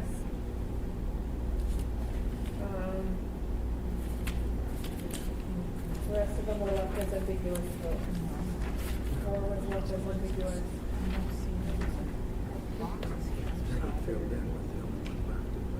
I'd go voter intent, it's like Salte, Cox, Reese, and versus CC. What's the issue on this one? We don't know. What was the adjudication? They didn't count any of the votes. So, It I didn't think- count the votes because I the think- oval wasn't filled in. It says Probably. blank contest, blank contest, blank contest, blank contest. But the way I see it is, it's clear on the assembly races and the school board, the LRSA is not, that one, it's just. How come there are not ovals next to the names? Because the ovals are red, and because, so that's why you see lots of red pen around here, so that red doesn't show up. And the reason red doesn't show up is because we want the oval to go away. All we can see is what the voter has marked. I'd say Well, it's a maybe they're vote. colorblind or something. Seriously. I'd say it's a vote for Salte, Cox, and Reese, and they didn't want to vote for Larsa, CC. So what about the write-ins? So that just.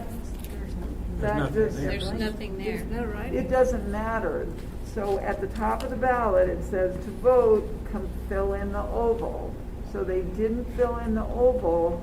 So if they didn't fill in the oval and you think it's a count for I would Salt, vote it's a vote for write-in too. Write-in and There's Salt no are the write-in, same. so there's nobody to put down. It doesn't matter. There's no Oh, I see what you're oval saying. filled in. All right, so in other words, because they didn't cross off writing.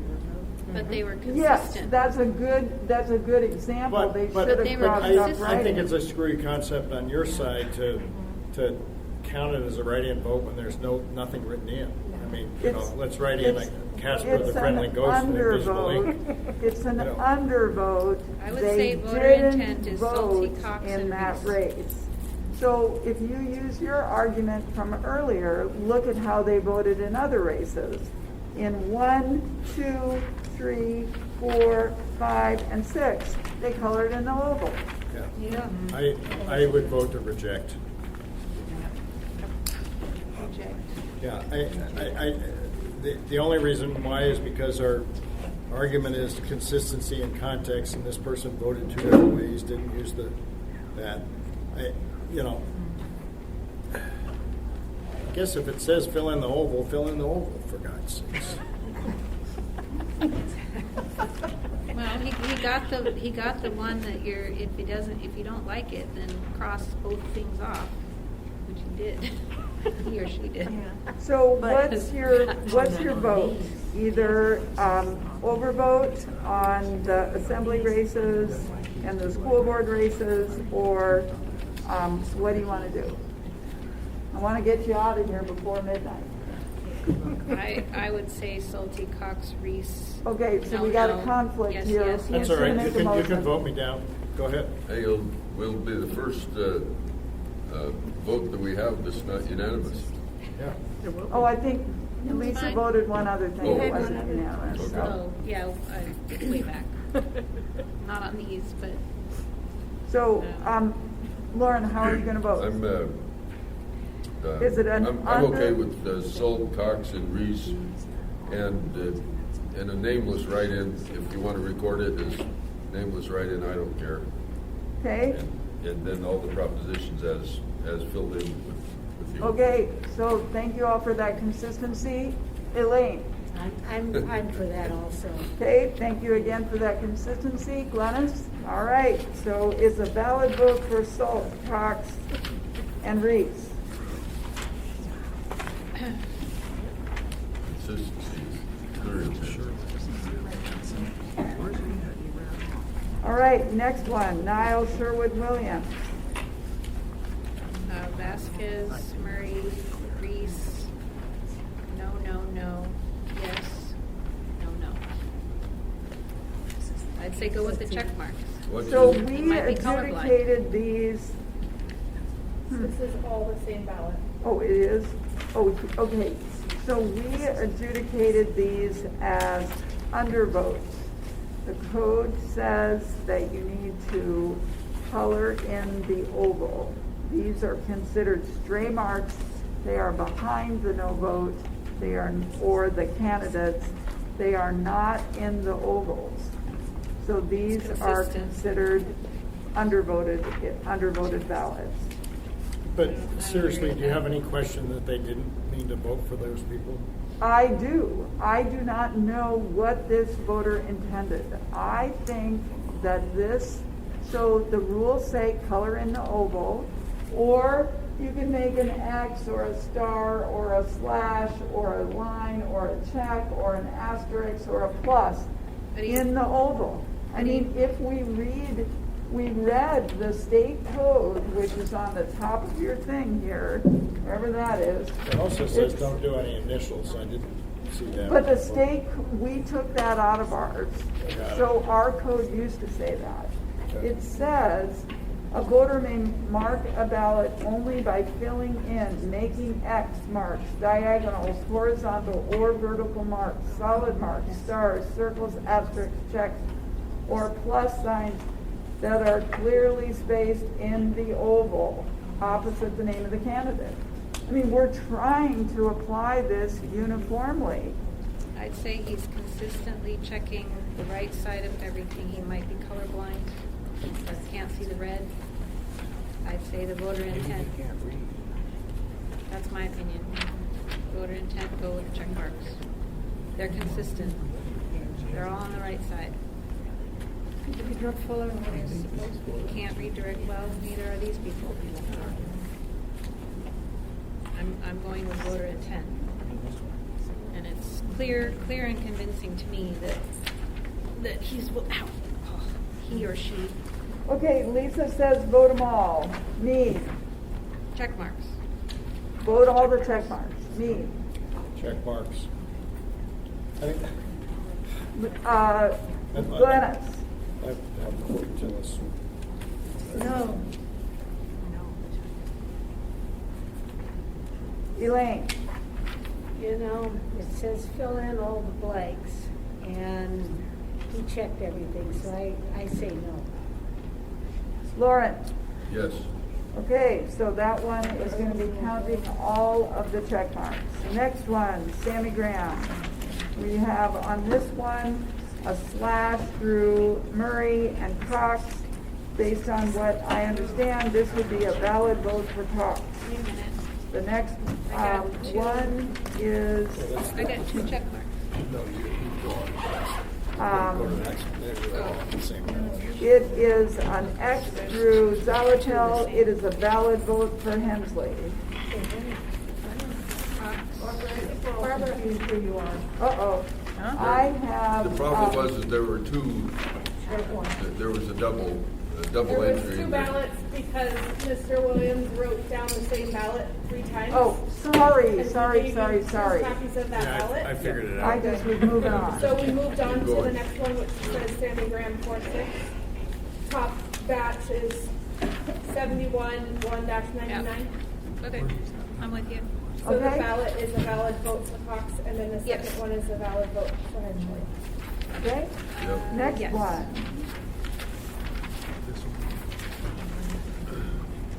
This is, Same guy. looks like exactly the same thing. So we Same got, person. given that, it's a valid vote for Vasquez. Is it the same ballot? It is not. No. What is it? Whoa.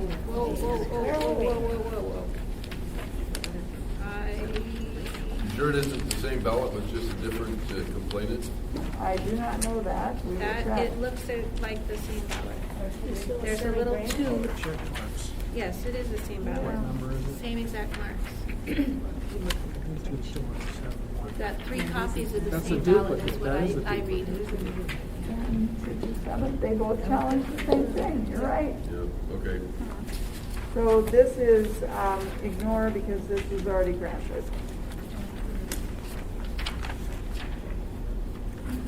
So then we'll go to the second one on the Graham, which was the second ballot.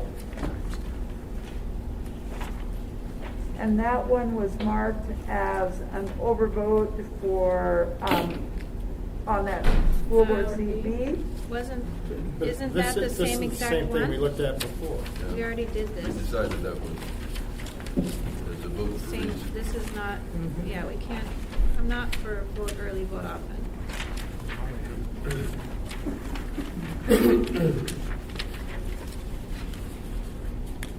Appears to me that this one ballot is contested twice.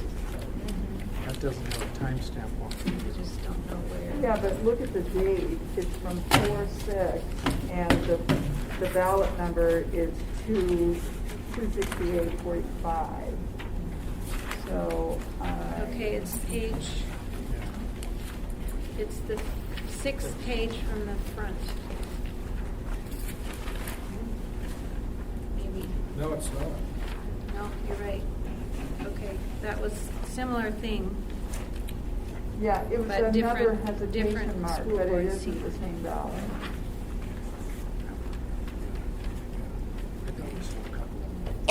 So this was considered an overvote because it's over 25% in the write-in. How do you want to adjudicate that? Reese, same way we adjudicated the other one. It looks to me like the same ballot. It's a not. different, it's a It's different different. race. The other one Okay. is school board. Anyone object to seat marking A. that as Reese? Okay, next ballot, Celia Donaldson. This is, on that one, it would be a valid vote for Vasquez. Yep. And that's it for that one. Next one is Niall Sherwood Williams. And these ones were, this one, so if you look at this ballot, the voter again did not, we had difficulty telling, like, for example, on the Williams-Vasquez race, Yeah. so we couldn't tell if that vote was for Williams or Vasquez. And then the same on Murray, we could not tell if that, what that was. And then you can see the same issue on seat B. We can't tell if that's Darden or Baldwin. Yep. So, They're all off. The Right. Murray one doesn't bother me. Yeah, I'd say Murray, but Okay. I agree with you on the other two. And Prop 3, what's going on there, it looks like it's a no, but you missed the circle. try So to get it. we'll add, school board seat A is a vote for Murray. Yeah. I'd say that's clear. The other two are not to me. I don't know what he's doing, but he's only challenging school board seat. He just wrote it down. Okay, so we're done with that one. Now we're on to the Sammy Graham. And this is this a duplicate? I think his eyes are equally messed up though. Because There's no number on the they're ballot, all so it's just hard to in tell. In order. So this one is not a duplicate because these were both, right? She signed it and then she had some candidate or campaign manager sign it. It's the same complaint, same challenge. I think we've seen this ballot before. Yeah, it looks similar, but I don't think so. Okay. All right, well, that one I would say it's Cox. Okay, valid vote for Cox. And the next one is a Sammy Graham challenge. And that one would be a valid vote for Reese. Yeah. And the next one is a Dee Hansen challenge. You know, this one other impact of voting at home is you fill out your ballot and then somebody comes home and says, no, we're going to vote for the other person. Oh. Whereas in the voting booth, it doesn't happen as much. So you're better informed at home. So, this. Your ballot's more secure. Fortunately, all of Or these better people persuaded. changed their minds. The issue It's here like, must be. I gotta understand, I have a wife who votes the opposite of everything I vote, so. So- It just tells you who the dominant one is at home. School board seat B was adjudicated as a write-in, and the code says that if a voter colors in the oval for a candidate and votes for the write-in for the candidate, it is a count for the candidate. This Yeah. is only a write-in. We counted it for the write-in. I'd say count it for Reese. They say count it for Reese. Pardon me? The person's I say voting for Reese and the count it Reese for is a Reese. candidate. Why they had to write it in, but I don't know, Yeah. maybe put it as good measure, but. So you know that's not what the code says, right? The code says, I'm just going clear on Parks were- convincing evidence. pardon? I'm just doing clear evidence that this person wants Reese and it just happens to be the candidate as well, so. Okay, so vote for Reese. Anybody object to that? I've got no objection, but I guess the question, in state ballots, we never count the write-ins unless there's like more than a certain number of them. That is the same in our law. But here, you're gonna count the write-in. Well, that Write-in is is the a decision candidate. that she just said. Yeah, but, well, I guess I'll put it this way. Does this put another vote for Reese on the scoreboard, or is it just a valid write-in, and it's a write-in, and since we're not, a tally of write-ins aren't being made?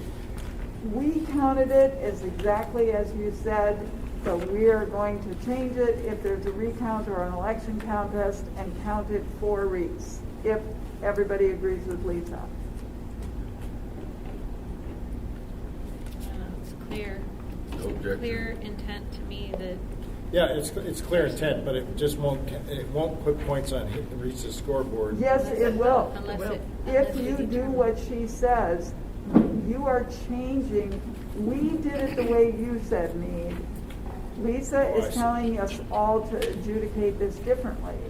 So we need to hear what the rest of you think and how you want this adjudicated. I think we had another write-in that we put as a candidate as Well, well. I have no problem with counting a write-in for a candidate who's listed on the ballot as a regular vote. And the reason why I have no problem with that is that in the other cases we looked at it, they were crossing it out and they were just being sure. I don't know why the person did this way. But if for example, this person had written in George Bush, we wouldn't count it because Correct. there's only one vote for George Bush in the city. Well, that's probably not true. No, there were several. Okay, well, I'm glad we'll No have to let hanging them know chads, how but- popular it is.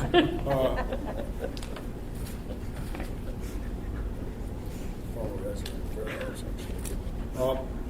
Okay, well, I mean, send through a tabulator in the state's election, this would go as a write-in. right. And they That's- wouldn't go back and look. Do you understand what I'm saying? Yeah. If you leave it as a write-in, it won't be counted. If you put it as the candidate, then it will be counted. And I think it should be counted because it's clear to me that the voter's intent was to vote for the candidate. Why they did it this way, but people do weird things. We've got a whole stack of weird things. There's no chance they were voting for somebody else, so. Yeah, I don't think there is. So does anybody else object to counting this ballot for Rachel Reese? Okay, No, but I next. would wish you put that in the notes as something we gotta figure out. Yes, because it's contrary to the code. So next ballot is, we counted it as an overvote because the write-in was more than 25%. So how do you want to adjudicate this one? Vasquez. Vote for Vasquez. Okay, next one. That looked like 25% to me, but that's your issue. Valid vote for Reese. Yes. next one is valid vote for Reese. This one is different, you haven't seen this before, but it's the same as what we've been talking about. The voter crossed off the name, but didn't cross through the oval. Code says you have to cross through both the name and the oval, but we understand that the commission's interpretation is that this is a valid vote for Reese. Is that correct? Correct. Okay. All right, next one is. This is messy.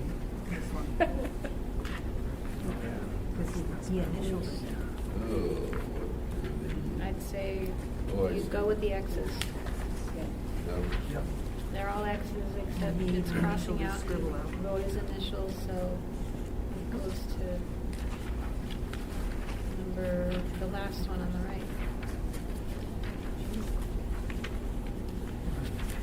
You can't X it out because he used X's on the other one. The issue is what you probably called it an overvote on C4B. It was an overvote. Yeah. I'd say it's a vote for Reese. Vote for Reese.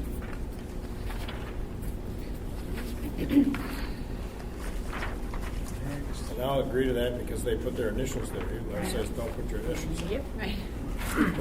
But State law says that, Muni code doesn't say that anymore. So the next one would be. But why did the ballot say it if the code didn't say it? Oh, so the idea is it's an identifying mark on your ballot. It's just like the voter that we had. Right. We don't want to know how people voted. We don't want to. We want to adjudicate their ballot without knowing who they are. So we don't want them to do it, but it's not prohibited. The old code, it invalidated the ballot if there was your name or initials on it. But state law doesn't do that, so we changed that several years ago. So this one would be a valid vote for Vasquez.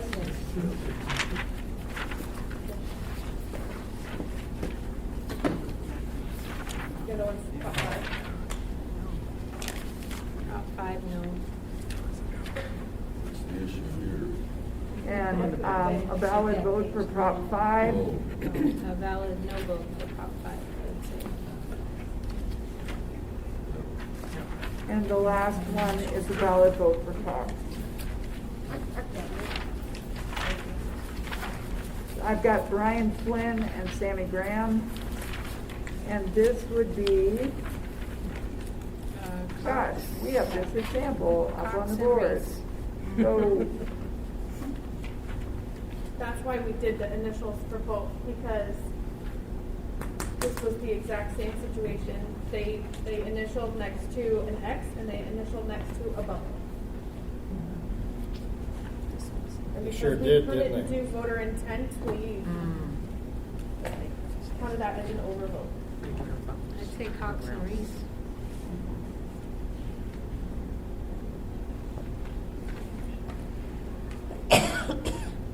anybody object to Cox and Reese? No. You don't get to vote. That's right. We did. Gallery over Okay. Next one is a valid vote for Cross. Yep.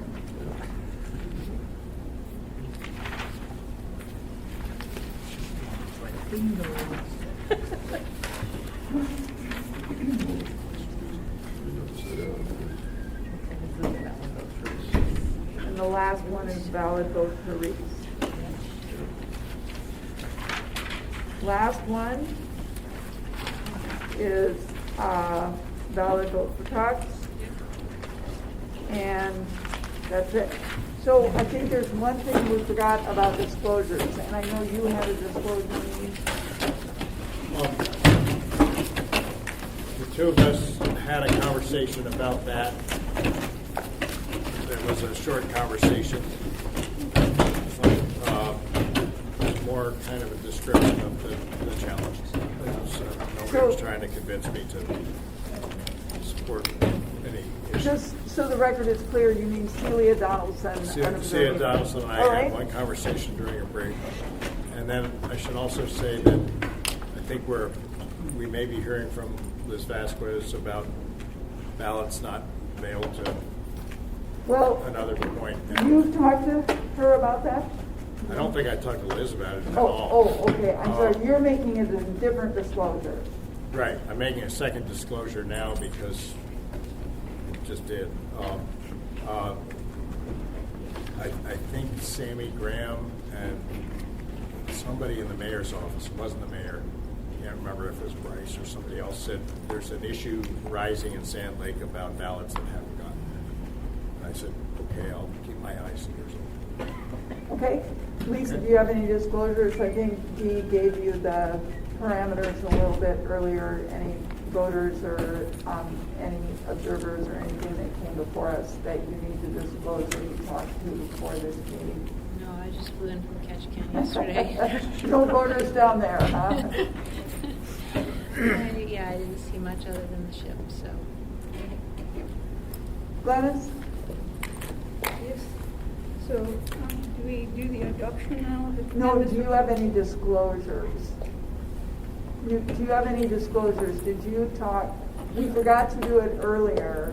Did you talk to any voters or observers about the issues that were before the commission tonight?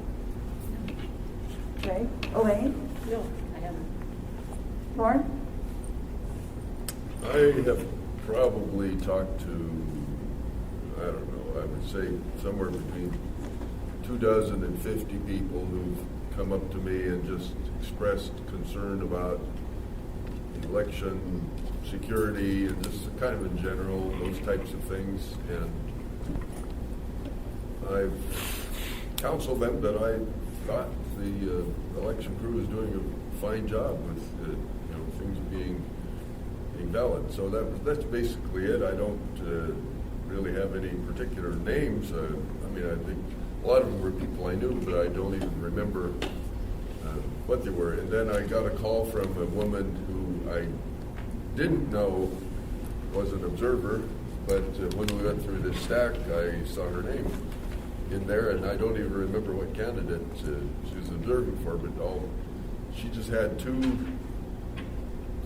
comments. One was that there was a guy I don't even think I was told the name, who had asked to see inside these drop boxes before they were sent out into the field. And she said that he was denied that, and so it was more difficult, obviously, once they're out in the field. And so that was one issue, and the other was, she said that same guy might have been told that he had to fill out totally separate application forms for if you're observing for different candidates.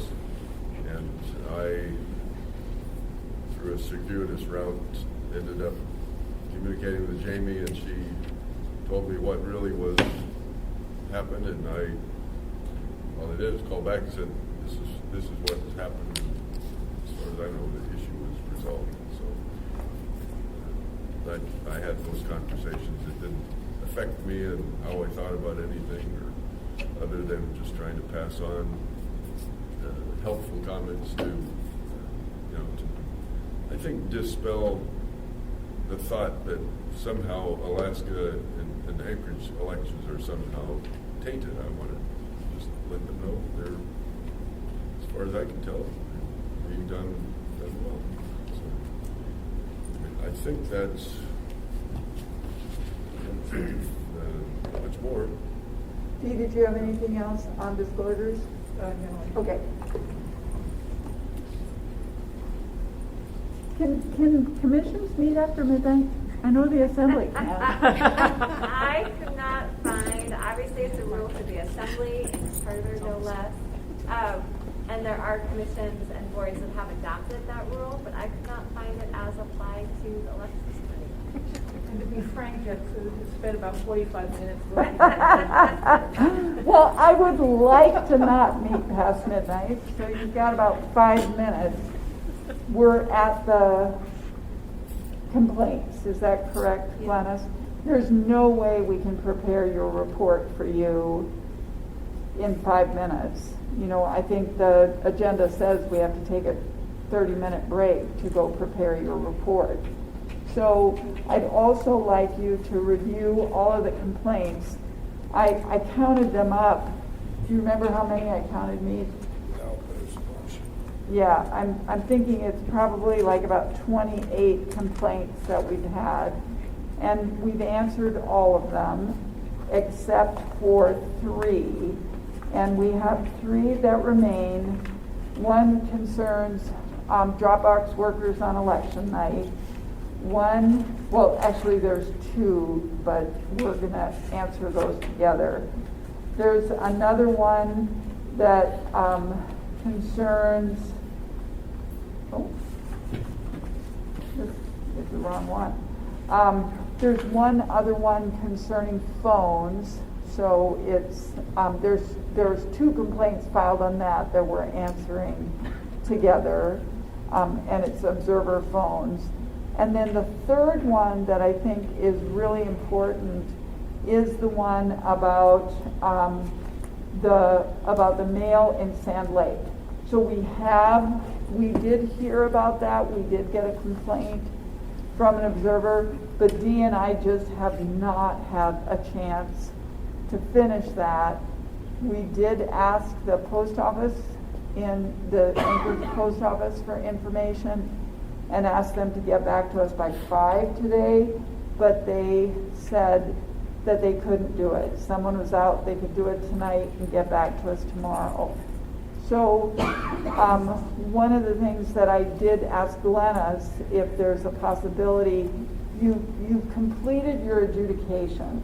So that's really important. That was the focus of this meeting. We would like to discuss the complaints with you.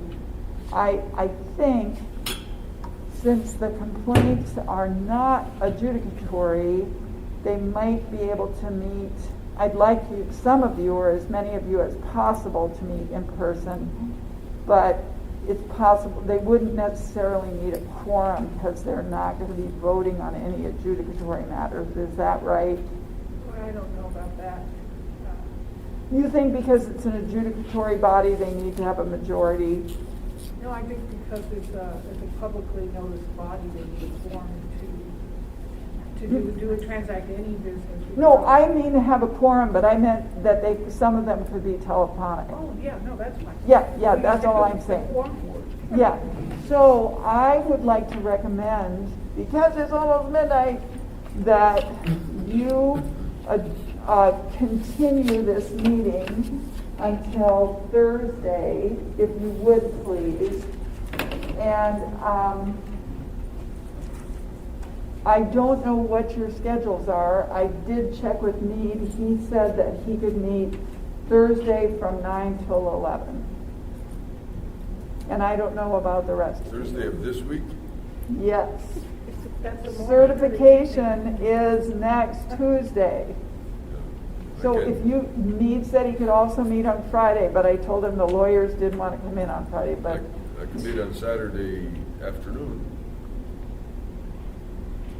I can't. I can do Thursday. I can be here Thursday. 9 a.m. or 9 p.m.? Great question. 9 a.m. on Thursday, but I'm in New York City for a board meeting that it's Wednesday. I'm going to be out of town. Yeah. Could you join us telephonically? Probably could. Let's see. Thursday at 9. Be at noon.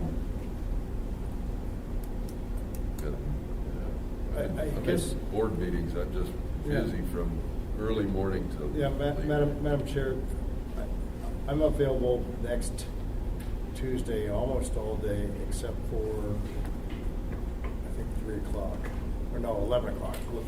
But if we wanted to meet earlier, like start with lunch, something like that. Through the chair, Mr. Treadwell, I have to tell you, this... We already made your life complicated enough. is what you're saying. No, I'm telling you, you don't want to make your life more complicated. I believe this is a serious allegation. You need to give this complaint the time that it deserves to understand what the issues are and make a decision in your report to the assembly, which is Tuesday night at 5. I do not think meeting at noon or 1 gives it may be, we may have an answer to you, but I'm saying the allegation is serious. Just, Liz has been here all night, and I don't know if you were intending to speak on your complaint in a public session or not. I'm not prepared tonight. I wasn't aware it was going to be considered tonight, but I'll prepare if I have. No, that's fine. If we can meet Thursday, I can do that. I know Lauren's remote, I'm remote. Friday is a lot easier for me. Monday is a lot easier for me. I'll be remote in both cases. I'll be flying back here on Monday, but I haven't bought my ticket yet, so I can take a morning flight or an evening flight. Thursday or Friday? You mentioned the attorneys, and I think I was one of the people that said, oh, please don't do this to us on Friday too. But maybe it is Friday available. I know, and you usually have assembly leadership meetings and all sorts of things Friday afternoon. Fridays are just tough days in general. Work sessions. Work sessions, right. I don't have any idea what the schedule is. Okay, so Fridays probably doesn't work out for the council. I would just like to see if the commission can pick a time that they are all available and as many of you as possible could meet in person. I can be in person Thursday and Friday. Okay? I can be Monday, yeah, Monday too. I only have things planned tomorrow and Wednesday this week. Do 7 p.m. Alaska time. Which 10 day? 10 p.m. where I am. Meetings will be over by then. What day? Any day. That's right. You're going outside also. Yeah. Be in Central Time. 7 is fine. 3 hours. That works for everybody else. That would be tough on you, Meade, on the East Coast, right? Yeah, I mean, conceivably, I could postpone my trip out tomorrow and leave tomorrow evening, but and meet in the afternoon if you want to tomorrow. But you won't have the work done. You don't have time. I think that is probably not likely. We don't know if the post office will have gotten back to us by then. So 2:30 to 3:30. Yeah, Madam Chair, whether or not I can join in person, I'll do my best to make a phone call on any of the things. I would like to say right now, I have not read the complaint. I do think it's we've had a number of questions today about voter rights in the post office, okay? And it wasn't just the complaint that's come in, but it's also, there's a giant pile of things that were postmarked just the day after the election that makes me think that it was the post office problem, not the mailer's problem. But either way, we need to be talking to the post office about things that we're depending on for election integrity, and I think we should. I don't think it's. I don't think it has the chance to change the result of the election, but maybe it does. But that's probably going to be a court case, and the prevailing candidate would probably argue with anything that we did here. So if there's a way legally to buy us time to do more investigation in it, that's fine. If the complainant is trying to actually overturn the election or ask for a new election based on facts to be done, that's probably not going to come out of our hands. It'll probably go into court. I don't know. I just want to deal with it carefully and appropriately so the problem doesn't happen again. But if there's something that affects the certification of this election, then we should make much more time for it in the next 4 or 5 days. I just don't know if you're going to resolve it in the next 4 or 5 days. Well, I think that we have an obligation to answer the complaints. And so we can answer the complaint, and we can provide the facts as we know them. And, but that's what I believe that our job is to do, and I can't ignore this observer complaint. And so I have to do that before certification. And I wanted to present it to the commission because I wanted you to see all of the complaints that we had, and I wanted you some opportunity to review them and, you know, make some policy recommendations if you wanted to. This has to be in the clerk's report to the assembly. And the question for the assembly from the clerk and the commission was the election validly held. And I think the answer, the facts that we should get from answering the complaint should partially answer that question, if not fully answer that question. Was the election validly held? And then that informs the commission making their report to the assembly, as well as the clerk making my report to the assembly. So I think you must do this before Tuesday. It is not going to be an in-depth investigation. I'm not hiring an investigator. It's me and Dee, and then Ralph and Jamie review our work.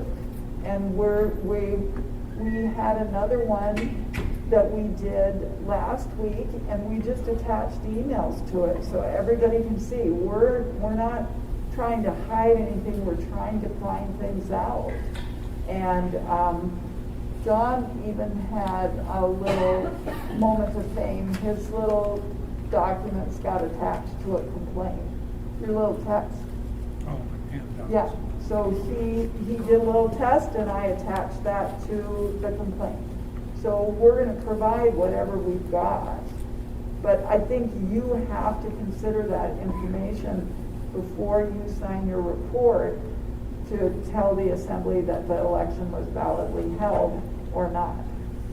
Can I ask you, there is public testimony on certification, is that correct? No. Oh, there isn't? Okay, No. because I was going to say, otherwise it'd be a public testimony. No. It's going to get waylaid anyway, but, okay. Because of what? If you had public testimony, even if the commission didn't address it, it would be taken over by the public testimony. Right. What we're saying, you don't have public testimony on certification.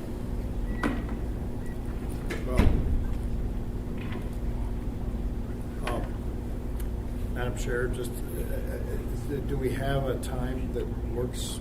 We're thinking because Thursday morning is tough for Lauren. Anytime. What about Monday? I heard somebody say Monday.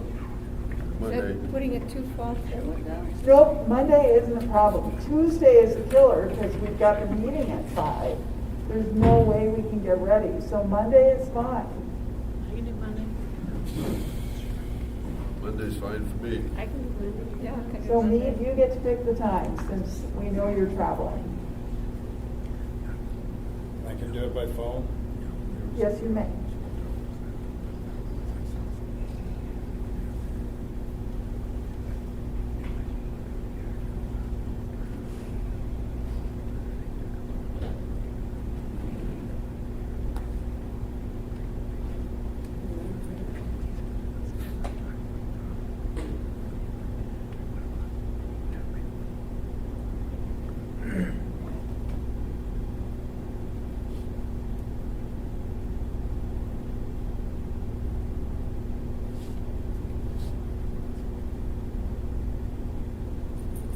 Computers are slow when they know you're.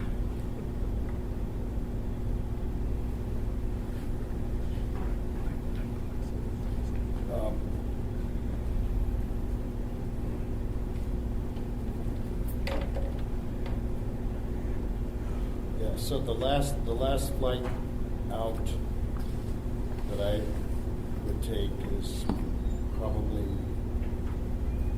1:35 afternoon, so I could be sometime 8 8 to noon Anchorage time on Monday. Possibly a little bit later if I take the 7:05 night in Seattle.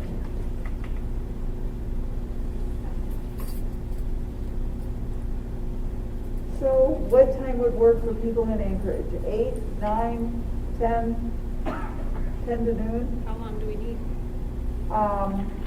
Well, I think if you have an hour, I think that's going to be fine. You may want to take an hour and a half and review the rest of these complaints. I could email them all to you, but I think that would just be a little much. What do you think? I think 2 hours personally. 2 hours. We need to be, the flight is at 1:30? Yeah, there's a 5:30 and a 7 o'clock. The 7 o'clock I'd have an overnight in Seattle and got crazy things Tuesday morning, so I should probably get home. Could we do 10 to noon? Would that work? Well, he has to be at the Yeah, airport. no, 10 to noon works fine. 10 to noon. Yeah. Okay. Give me Monday, enough time to get to the airport. Monday, 10 to noon. All right, we will review the complaints and on Monday at 10 to noon, and then you're on Tuesday, and we've upped that to 1 o'clock. So we'll see you Tuesday the 26th at 1. And so, Madam Chair, I think you want a motion to continue your meeting until 10 o'clock a.m. on Monday, April 25th. Do I have a motion for that, please? I move that we continue our meeting at Monday, the 25th at 10 a.m. Do I hear a second? Yes. I second. Elaine seconds. How do we vote? Yay. Yay. Motion carries. Are we, can we get the complaints beforehand? Yeah. Well, there's like 29 of them, and we've answered all of them. Okay. I think, it's a lot of stuff. I wonder if I could ask the observers, I'll just send an email to them all. Do you want me to ask them which ones they want to go to the commission, or which they want the commission to review, or you can review them all, but it's a lot.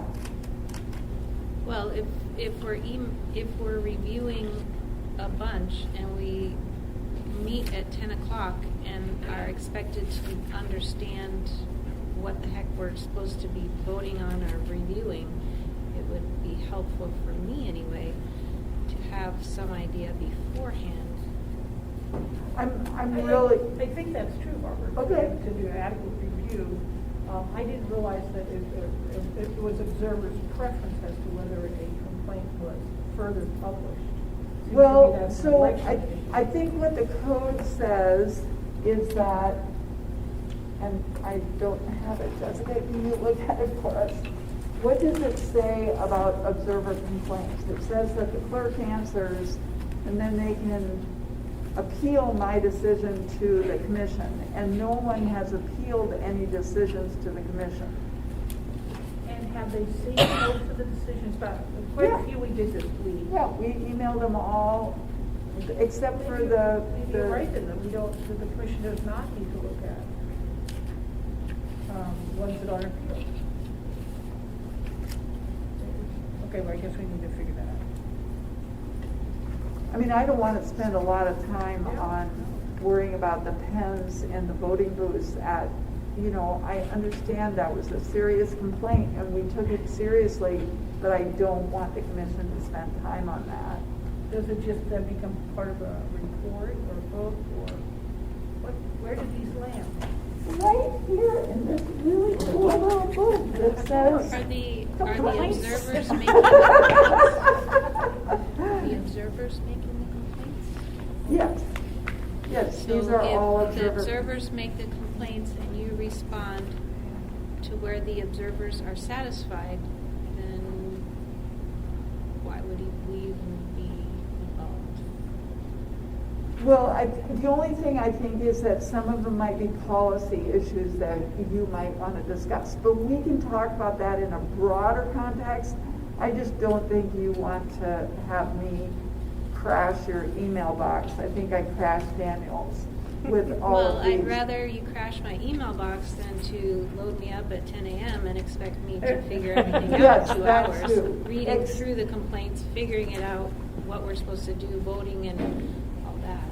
So let me talk with the lawyers and we'll figure out some direction. There will be one complaint, the one complaint about the Sand Lake Post Office. And that one, I will send you that response in ahead of time. That's what I would like you to discuss on Email's Monday. great because it doesn't take up any space on my desk. Madam Chair, there are other complaints that although Ms. Jones did address the complaint, I really do think they're serious enough to be considered forward. For example, the fact that video cameras were not on 24/7 for security purposes, securing the premises inside and outside.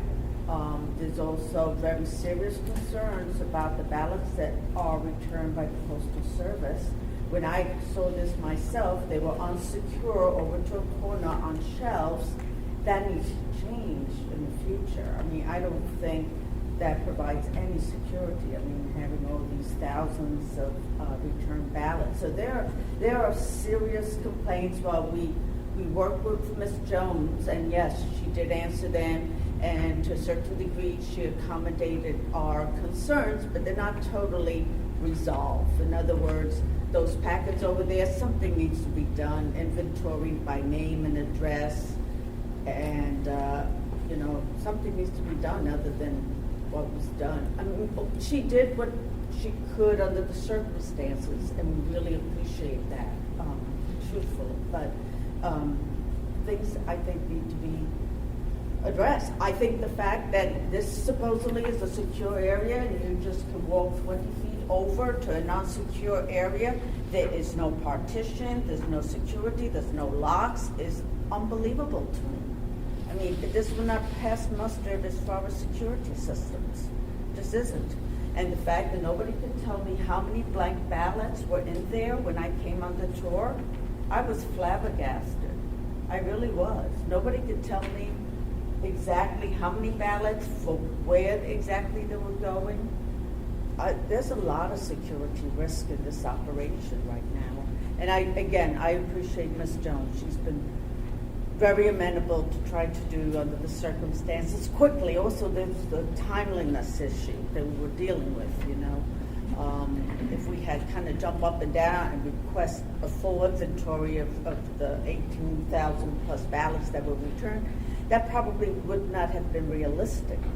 It would have probably halted the whole operation, frankly. But I was just frankly appalled by the lack of security. So those are the things that the commission, seriously, some of the things. There's other issues. They're minor, but, I would have to discuss with the other observers what they feel is also very important. I know those are the complaints we raised up, and we're very concerned. Thank you very much for your concern, and you'll certainly address those issues.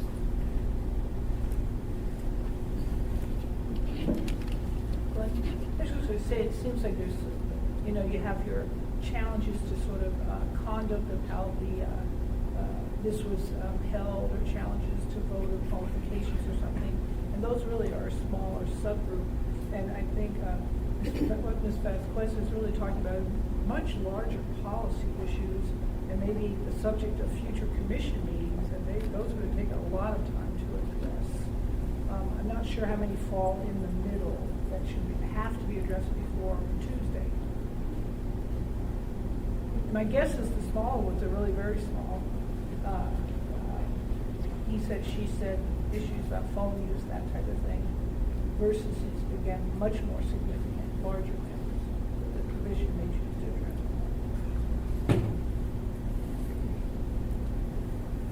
But not before certification. Yes, but not before Tuesday. Come up with a whole process about what to do with the deliverables or the security here. those are much larger issues. Sand Lake, I guess, is something you really do need to Correct. address because that obviously affects the outcome of the election. Well, let me ask the question about Sand Lake because, and if it's okay, Madam Chair, to ask, I'm not sure who the complainant was on Sand Lake. Did you know I don't have the complaint? Could we please Yes, not all talk right, about it? We are not I'm ready to talk prepared about to this on Monday. discuss it, and it's after midnight. To her point, what I've heard about Sand Lake really is not going to change the results of the current election, but it may change the way we've got it. But if for example, Ms. Vasquez was planning to sue to overturn the election because it wasn't properly held because we relied on people on snails to bring the ballots to people's houses. That's, she has that right to sue, whether or not we have it. We might be gathering evidence together. We can go ahead and certify the election. She still has the right to say that the election wasn't conducted properly. I'll say, because I've been in a bunch of election disputes, her shot is not all that good, but if there's evidence, we should see it, the court should see it. And obviously, we'll wait to have you gather the evidence. So, yes. Good luck. Thank My you. only advice was what I told you in private, and I'll tell the rest of the folks. There's statistical evidence, too, you can look at where voter turnout was less in those particular precincts. That's worth looking at. We don't usually process that data until after that. We process, that's the 200-page report that we do on certification, so I don't have that report ahead of time.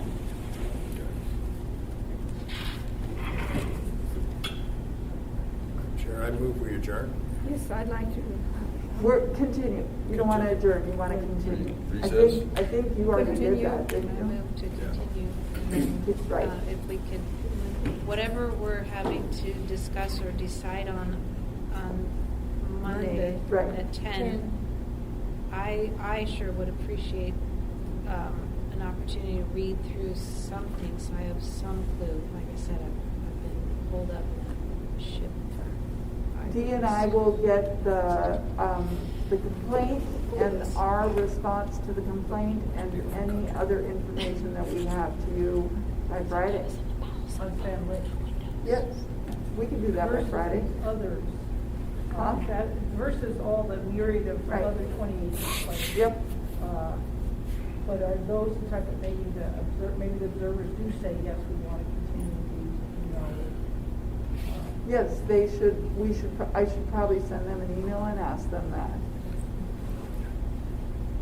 because a lot of them are resolved, like how to deal with empty boxes or portions of none. So a lot of these have been resolved, I think, to the satisfaction of the observers. So we don't have any code duty to go further with it, and you don't need to spend your time either. So you come in and feel like reading them one day in your spare time.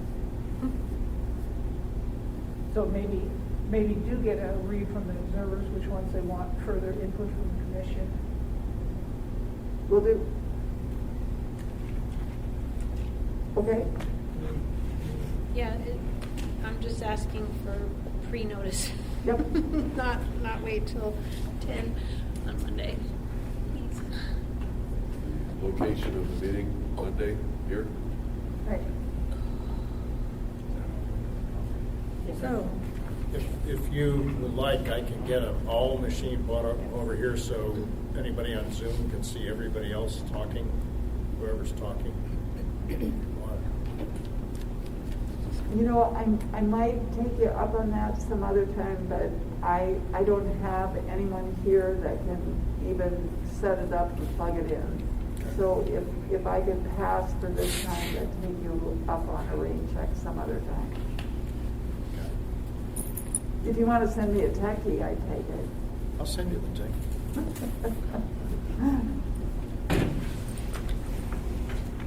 And we have no Wi-Fi or internet here? Good luck with that. Okay, so I forgot about that part, right? You can pull it in my office. All right, so we are continuing. do we continue?